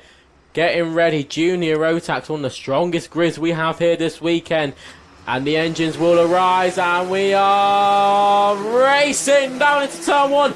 Thomas Behrman holds the inside line. Watch out, Harry Bartle on that outside line. It's going to be tight here, Bartle. Late on the brakes, round the outside, there's some spinners. That's Noah Barham who's had a little spin there, but we're going to have to see how it is as they come down the straight into Derek's corner. Harry Bartle's taking the lead, followed by William Antrobus, but on Thomas Behrman. Watch out for him. He's made a move down on William Antrobus. Watch out for these drivers. There's so many drivers going on. Thomas Behrman, watch out for him. He's definitely one to watch out for. We've got wave yellows on the TKM Sports. Stationary yellow there because you've got that stranded cart on the side of the circuit. Great start there for Bartle, and then immediately there's a squabble for second place. So Bartle has all of a sudden found himself with a little bit of a cushion here. Now the question is, can he build on that? We'll have a look at the gap when they cross the line at the end of lap number 1. It's got to be almost a second, I would say. Well, 1.8 seconds with... There's Behrman on Antrobus. Agnos Sotiadis in second place, 199. Antrobus third, Behrman. Joshua Smith, Lizzie Mentier, Eli Badden's had a good start, up to 7th place. And Majewskis in 8th position. Brandon Truman up to 9th. So some of those midfield runners who've had a poor grid position have recovered well at the end of that first lap. Well, now everyone's calmed down. We can actually have a look through the grid now. So it was Harry Bartle who's actually taken the lead there, followed by James Alex Diaz, who's managed to make his way up into second place. So brilliant driving by the Argenti kart. You can just see him there. He's got quite a distinct livery. Looking as well, we see the drivers sometimes just fiddling with the radiator covers. Explain to us that's just for the temperature of the airflow, isn't it? If the engine gets a bit too hot, which I'm not surprised it will be now, saying it's starting to get a bit sunny here at Kimbolton, just up the upside of Huntingdon. And there's William Antrobus looking for a move on Thomas Behrman. Couldn't get it stuck. But yeah, he'll definitely be lifting those flaps if they're trying to get extra airflow in. You'll just see on the radiator there's little holes that will allow air to get into the engine. And it's all being told on their data loggers how hot their engines are getting. The technology they use today are very advanced and more like an F1 steering wheel if you really look at it. So there we go, Bartle leading. Antrobus on the inside of Thomas Behrman. Big move there. Watch out for Joshua Smith.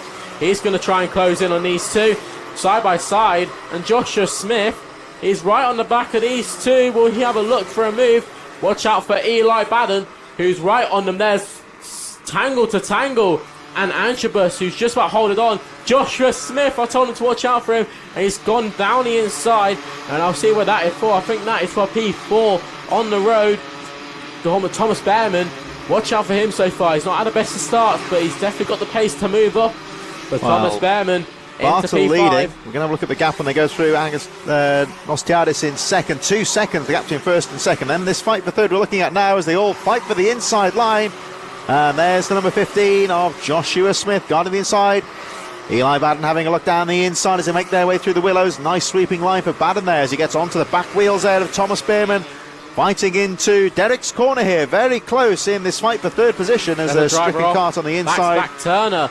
Zach Turner in trouble. Like another cart off as well, but I couldn't really see who that was. I think it might be Mikey Walker. Yeah, it looks like that. Or, Mikey Walker, I believe. There was a bit of an incident there on the previous lap. The lead is just going past there now on Derek's corner, so I think it is Zach Turner and Mikey Walker. It appears out of the race. Driver's okay. Lizzie Mentier has just gone side by side with Eli Badden. So they are tangling for what would be P7. There's Lizzie Mentier on the inside of Brandon Truman. Brilliant move there into turn 1, and Eli Badden follows through as well. So Brandon Truman losing 2 positions. I think that will drop him down to P8. But Brandon Truman driving brilliantly so far has made up about 5 positions. So brilliant racing. Well, going through a yellow flag sector, so no overtaking through that chicane. Oh, Thomas Behrman! No, off the truck he goes. So he goes onto the top of Joshua Smith, and the second you kind of dig up onto the top of the rear nose cone, there's nowhere else you could really go. So, controversy for... close there, wasn't it? The unfortunate Thomas Behrman getting onto the grass, managed to recover well there, so Bartle leading. Agnos Diartis in second place, Antrobus third, Smith fourth, Behrman in fifth, Truman, Mentier, Badden. And of course going to be a change there now as Behrman drops to 7th place, but he could so easily have spun out of contention there, so he did well to recover. A bit further down, shout out to think for Benjamin Baker and Logan Howes in the midfield, who recovered very well indeed. And just looking a little bit further down at some of the other drivers in contention as well. Just looking to see how our winner of the B finals getting on. A bit further down, Samir Paul up to 25th, who's recovered and grabbed a few places there. But Harry Bartle leading the way, still 73, leading the race by over 2 seconds here. Wasn't expecting such a big lead in this one. Watch out for Mayalskis, who's just made a move on Joshua Smith. But Joshua Smith's had a hard couple laps there, trying to make some moves, and obviously hasn't worked out for him. But now the pack is quite spread out now. So that's Harry Bartle.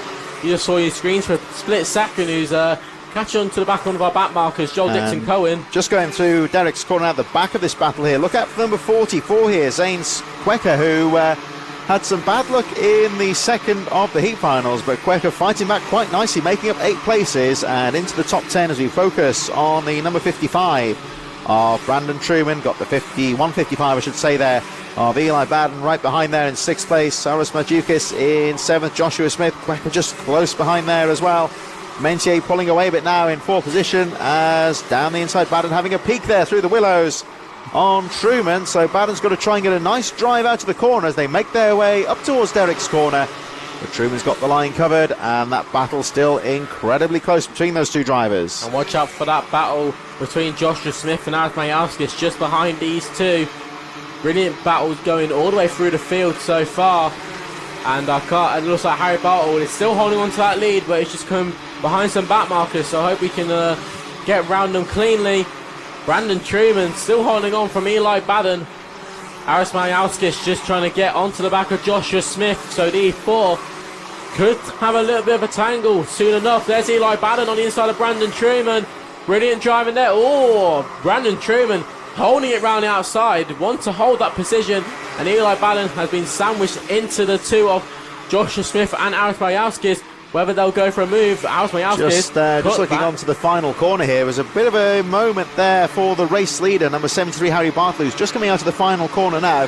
Had a little bit of difficulty getting past the number 67, who was Joel Dixon Cohen, who has been unfortunate, couldn't quite get out of the way of the race leader. So it looks like Bartle lost a little bit of time from the second place driver.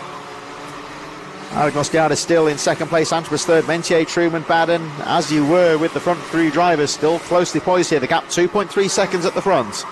Now I'd watch out, because Lizzie Mentier is actually the fastest driver on circuit. So Lizzie Mentier could be having a look for a podium spot on William Antrobus. Joshua Smith has made a move on Aras Mayalskis, and just watch behind, because Zane Quaker slowly closing in on them two drivers.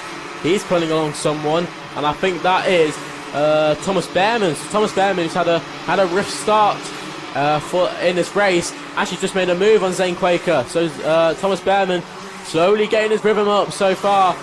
There's Brandon Truman on your screens. Eli Baden just slowly behind, trying to close in that gap on Brandon Truman. Brilliant driving here through this pack. There's Lizzie Mentier, and I said to watch out for her, because William Antrobus is slowly getting chased down by the 150 of Lizzie Mentier.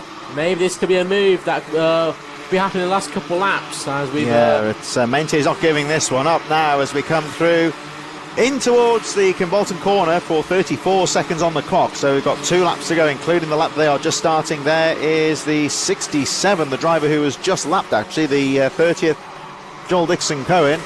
Still fighting hard as a lap down on Harry Bartle, the race leader, who's just heading through the Derek's corner section right now. There's that fight for third, getting close now with Antrobus and Mentier. Mentier is really closing in on William Antrobus, and this is for the final spot on the podium. So it's going to be a tongue-tail battle. I think Harry Bartle has pretty much got this sealed and done, and James Anagazostis has done very well to hold on to second place. But Lizzie Mentier versus William Antrobus, it's going to be very, very close as they go on to the final lap. Harry Bartle sees that last lap board. Oh, William Antrobus really slowed down there. It's side by side down into turn 1. William Antrobus on the inside. Lizzie Mentier goes for the cutback. Lizzie Mentier for the podium spot. They're side by side. Who's going to hold it? William Antrobus just about holds it. But we're going to have to see What happens later in the lap? Yeah, it's going to be a fight for the line here. One or two drivers fighting through where Logan Howes actually from last on the grid is up to 16th position, so a good fight back for him as well. And Harry Bartle has pretty much dominated this race. Here they come down towards the final few corners. Checker flag about to go out in your inset now for the winner. Harry Bartle wins the Rotax A final, and it's going to be Agnos Liadis in second place. Here comes the fight to the line, and it's going to be Antrobus third. Mentier has to settle for fourth place. Very close battle there. Truman fifth, Joshua Smith in sixth place, Majauskis in seventh, Baden eighth, Bierman ninth, Quaker rounding out the top 10, Cotty Jones, Jason Dukis, Benjamin Baker, Jack Owen Drawbridge, Will Archer, and round they go. And a couple of good drives there with the likes of Will Archer in 17th place, Logan Howes in 18th position from last on the grid, Samir Paul, the B final winner, finishing in 22nd place. So some good drives further down the field there as well, as some of the drivers who had some bad luck earlier on today really fighting back well in that A final. So Harry Bartle really got the kart turned on in that later stage of the race, setting the fastest lap of a 41.49, definitely showing he was definitely quickest out on track. But brilliant driving by Harry Bartle. James Anacostias, never really saw him throughout the race, but managed to hold on to that second position. But Brandon Truman, 8 places up into the top 5. You can call that a job done. Yeah, nice driving there from Bartle. And Agnes Nostiades in second, 3.9 seconds out of a good steady race there, about 7 seconds clear of that battle between Antrobus and Mentier as we wait for our final race of the day to get back underway. Don't forget, of course, that the next round of the championship here at Kimbolton will be taking place on the 10th of March next month. This, of course, the Kimbolton circuit has been going since 1959. It's not too far, just on the kind of on the Cambridgeshire border here, close to Huntingdon, and a former US Air Force bomber base from the Second World War. Of course, a lot of the American forces stationed in the UK, and this, much like many of the karting and motorsport venues in the UK, having those military origins, the likes of Silverstone, about just under an hour away. Very similar background as well. We're going to move on then to the senior Rotax. Don't forget, of course, the final round, the next round of the championship will be on TNL Sports next month. And, of course, don't forget to like and subscribe to the channel for all of the racing, including, of course, the British Supermoto Championship getting underway in the spring as well. Let's have a look at senior Rotax then. It's Kai Hunter from Guy Cunnington, Lucas Ellingham, Jack Lilly in fourth, Armand Hamilton and Tom Pryor in sixth position on row number 3. Row number 7 is George Donald from Kian Garrity, Gigas Pavlonis in 9th position from Sam Baker, Jack Collins and Ethan Martin on row number 6. The number 40 of George Allen from Alex Duncan on row 7. Deacon Russell, Alexander Kull on row number 8. Alexander Adams Acton and Luke Bate on row number 9. The 155 of Luca Osman Price is on row 10. Rachel Robertson, Leo Purchase, George Hunter, Richards and Verity, as well as they make their way down to the start. Here we go. Final race of the day, Senior Rotax A final.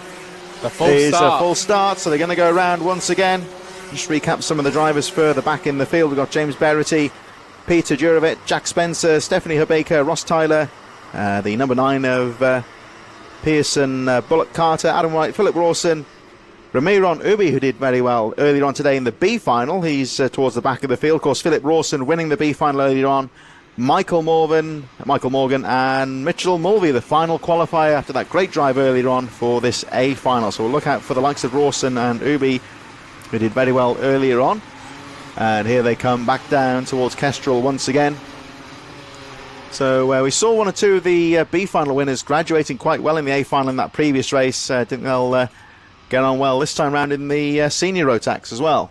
Yes, brilliant driving from the junior Rotax drivers, the senior Rotax B final drivers who managed to get their way into the A final, but now around the final corner, engines will arise, and it's Kai Hunter and Guy Cunnington on your front row. Kai Hunter gets a jump, and Lucas Ellingham on the concrete, trying to find his way on the inside. I think trouble in the midfield. No. Oh my word, that's big a big spill in the midfield. The 43 involved in that one there. We saw more in the midfield as 23 staggers away. George Hunter took a real knock to the wrist there, I think, so it looks like he's out of the race. And Jack Spencer also got involved, so he's going to find his way round. I can hear an exhaust sticking out. I think that might be Jack Spencer or George Allen. We'll have to see, but they will definitely be called to the pits. So that's not going to bother, of course, Kai Hunter, who's been there or thereabouts all weekend, but gets the jump on the field. There's a driver in trouble on the TKM straight further back as well. So trouble at the start of this race, but none of that bothering Kai Hunter. Clear track in front of him. Ellingham second, Hamilton third. I think one of the drivers caught up in that melee was Guy Cunnington, who we saw one driver with a faulty silencer there, but Guy Cunnington, I believe, is one of the drivers caught in the melee. He's just going over the start-finish line now, so one of the favourites out of the race. So Ellingham second, Hamilton third, Geraghty fourth, Pryor fourth. Jack Lilly drops to sixth, but still right in there. Pavlonis, Baker, and a great start as well in the midfield from Pearson, Bullock, Carter, who goes all the way up to 12th place at the end of the first lap. Brilliant driving, and quite unfortunate there for some of our drivers. I think that was Jack Collins, who has quite a rough exhaust, so he's going to have to pull into the pits. But look, watch out for Lucas Ellingham. He is right closing in on Kai Hunter. Armand Hamilton and Keane Geraghty are both teammates, are going to work together to get onto the back of this on the JDL car. Never mind, that's Keane Geraghty on the inside of Armand Hamilton. So definitely not team orders at all, but Jack Lilly just holding on behind, and Tom Pryor, who is holding on, I think, in that 6th or 7th position. But Lucas Ellingham is definitely the man to watch at the moment. He has all the pace and the machinery behind him to catch onto the back of Kai Hunter. But whether he'll be able to, and if he can make a move or not, will be another question. Well, the gap just under 1 second between Kai Hunter, GP, your race leader. Ellingham second, Geraghty third, 73, 342, Arnold Hamilton. And Jack Lilly, number 33, running out the top five as they go flying through the willows, heading towards Derek's corner into that technical. Jack Lilly on Armand Hamilton. Brilliant driving there by Jack Lilly to get down inside of Armand Hamilton. He's been driving brilliantly this weekend and has always stayed up near the front end. So Jack Lilly, can he chase down Keane Geraghty? We'll have to find out soon on our small camera with some of the drivers. Oh my word, George Allen has a very broken side Yeah, pod. George Allen has just had a technical flag. It's the black flag with the orange disc. That means that the driver's been black flagged due to a technical infringement. Basically, yeah, the side pod's sticking out at a rather odd angle, so he was another one that was caught up in that melee on the first corner. As a bit further down, another driver's had a good drive is Mitchell Mulvey, who just about got into the B final and is on the edge of the top 20 here in this A final finale. Kai Hunter leading the way by 1.1 seconds from Lucas Ellingham as we look at the number 33 there of Jack Lilly, who's had a solid start to this race and is trying to close up on the race leaders. A bit further down on the edge of the top 10, we've got the likes of Rawson, Deacon, Russell, Philip Rawson, of course, the B final winner, up to 12th position. Pavlonis, Purchase, Robertson, Duncan, White, Jurovic in there as well as they all go charging out of that final corner. Heading down towards the first corner, Kai Hunter leading by 1.3 seconds at the moment. So as we look at Jack Lilly there, number 33, closing on Keane Geraghty, number 73 in third. Watch out for the number 99, who we should be seeing at the top of the screen any moment now. There's the race leader, Kai Hunter. But look at this charging pack here, headed by Lucas Ellingham. And Ellingham just starting to close the gap slightly on Hunter. So we're just having a look at Ethan Martin. Just made a move on Thomas Pryor, that purple car right behind him. So Ethan Martin is actually the fastest on track at the moment. Already 2 tenths faster than Kai Hunter. So Ethan Martin is the man on the move at the moment. And we can just see on our screen, just watching that guy there, Philip Rawson. I was just about to say, he was right at the back of the field, the B final winner, and he is now into 10th place, so quite a drive from him there. Brilliant driving by Philip Rawson, really showing that just because you've won the B final and you're at the back of the A final doesn't mean you can have a chance of not winning it. So he's going to have to work as hard as he can. He's got older tyres than everyone on the grid at the moment because he's had to do another final on top of this. So and of course they say the tyres a bit more worn. It sounds trivial, but that can make quite a difference in karting. We're only talking a few percentages there, but that could be quite a big deal as well. Every session when you're putting tread on that, when you're losing tread on that tyre, you're losing tenths of a second out of the tyre as well. So that can make a big impact in Rawson's performance, but he obviously hasn't done it so far. There's Sam Baker, who's running in P8. Sam Baker was one of the fastest earlier today and was in the first heat yesterday, fastest on track, so he's definitely showing what he's capable of. But Ethan Martin, fastest on circuit, Watch out for Ethan Martin, because he could be making some moves soon. There's the two Guy Cunnington racing machinery. That's Leo Purchase and Rachel Robinson. Alex Duncan's just sat closely behind the two, and there's a big pack there going through. I can see drivers such as Luke Bate. I can see many drivers, but there's Alex Duncan on Rachel Robinson.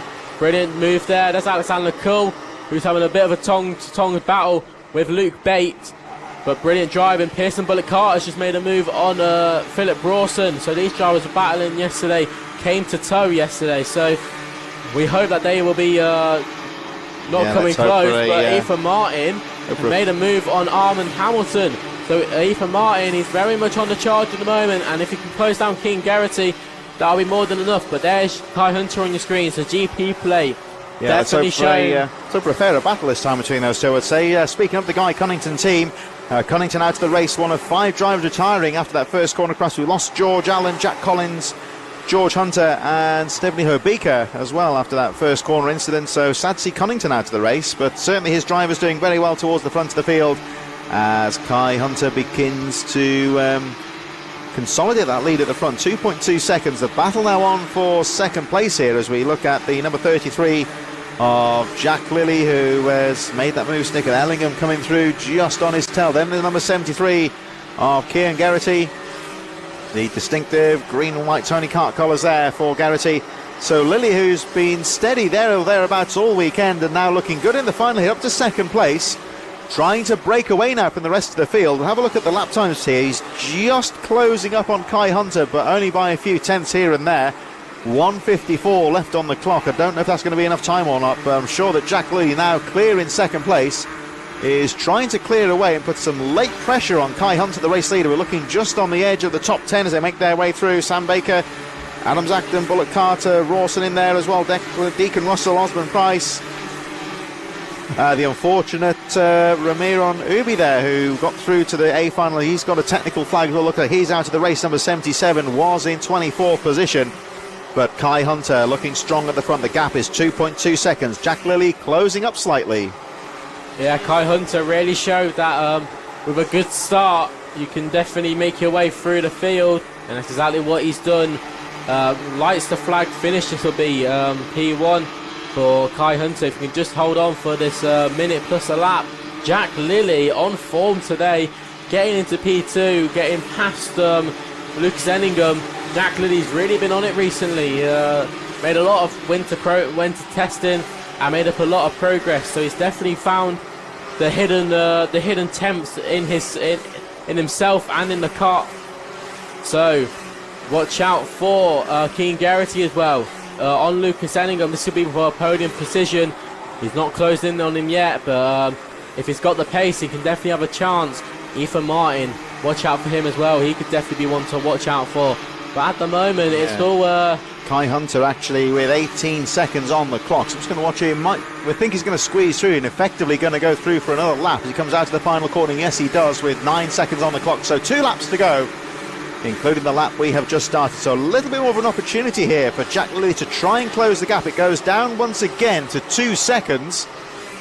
Although I'd say at the moment Kai Hunter's still looking comfortable at the front of the field. Jack Lilly is not giving this one up in second place. Ellingham still in third, Geraghty fourth, Martin in fifth, Hamilton sixth as they make their way up towards the Dan Weldon complex for the penultimate time. Look out for this guy here, number 33, Jack Lilly.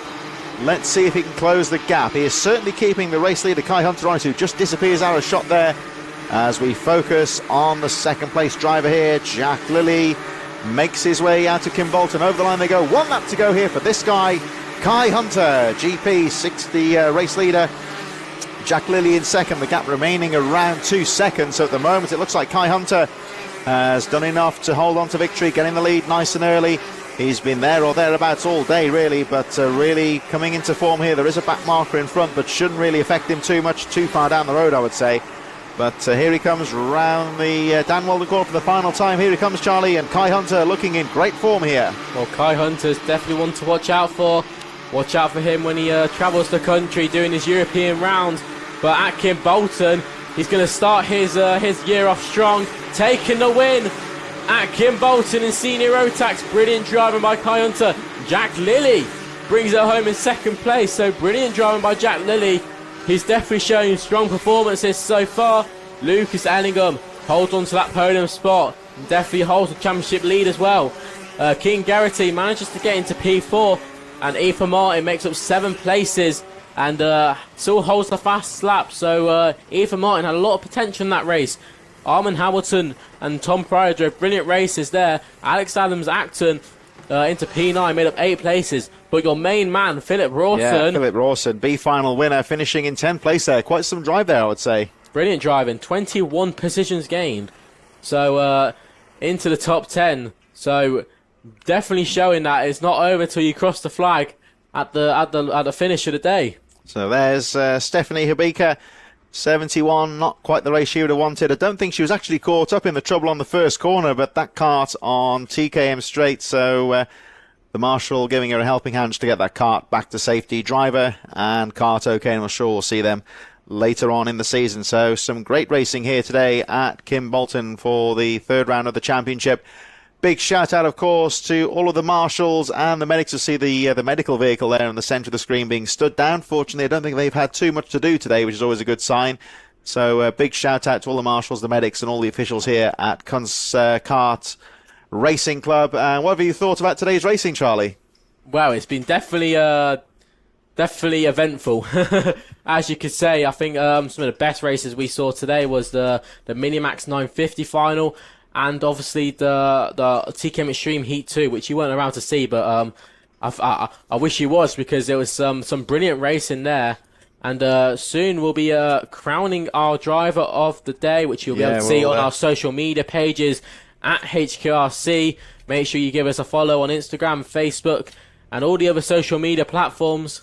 Yeah, we'll look forward to that. Of course, don't forget to check out the social media platforms to check out the Talk Racewear Driver of the Day. Big shout out to the sponsors, the likes of Stu Stretton Photography, Easby Plant Hire, iZone Driver Performance, Talk Racewear, Class of Motorsport, and Easy and Elegant Weddings and Events. We're about ready to wrap things up here at Kimbolton for round number 2. Don't forget, of course, all of the action throughout the season is here on TNL Sports. Don't forget to give the channel a like and subscribe. All of the Hunts Kart Racing Club action here throughout 2024, and of course other events such as the British Supermoto Championship, all on the YouTube channel. We will be back here next time on the 10th of March for the third round of the championship here at Kimbolton. From me, Chris Sora, and Charlie Ellis, we wish you goodbye and see you in March for round number 3. See ya.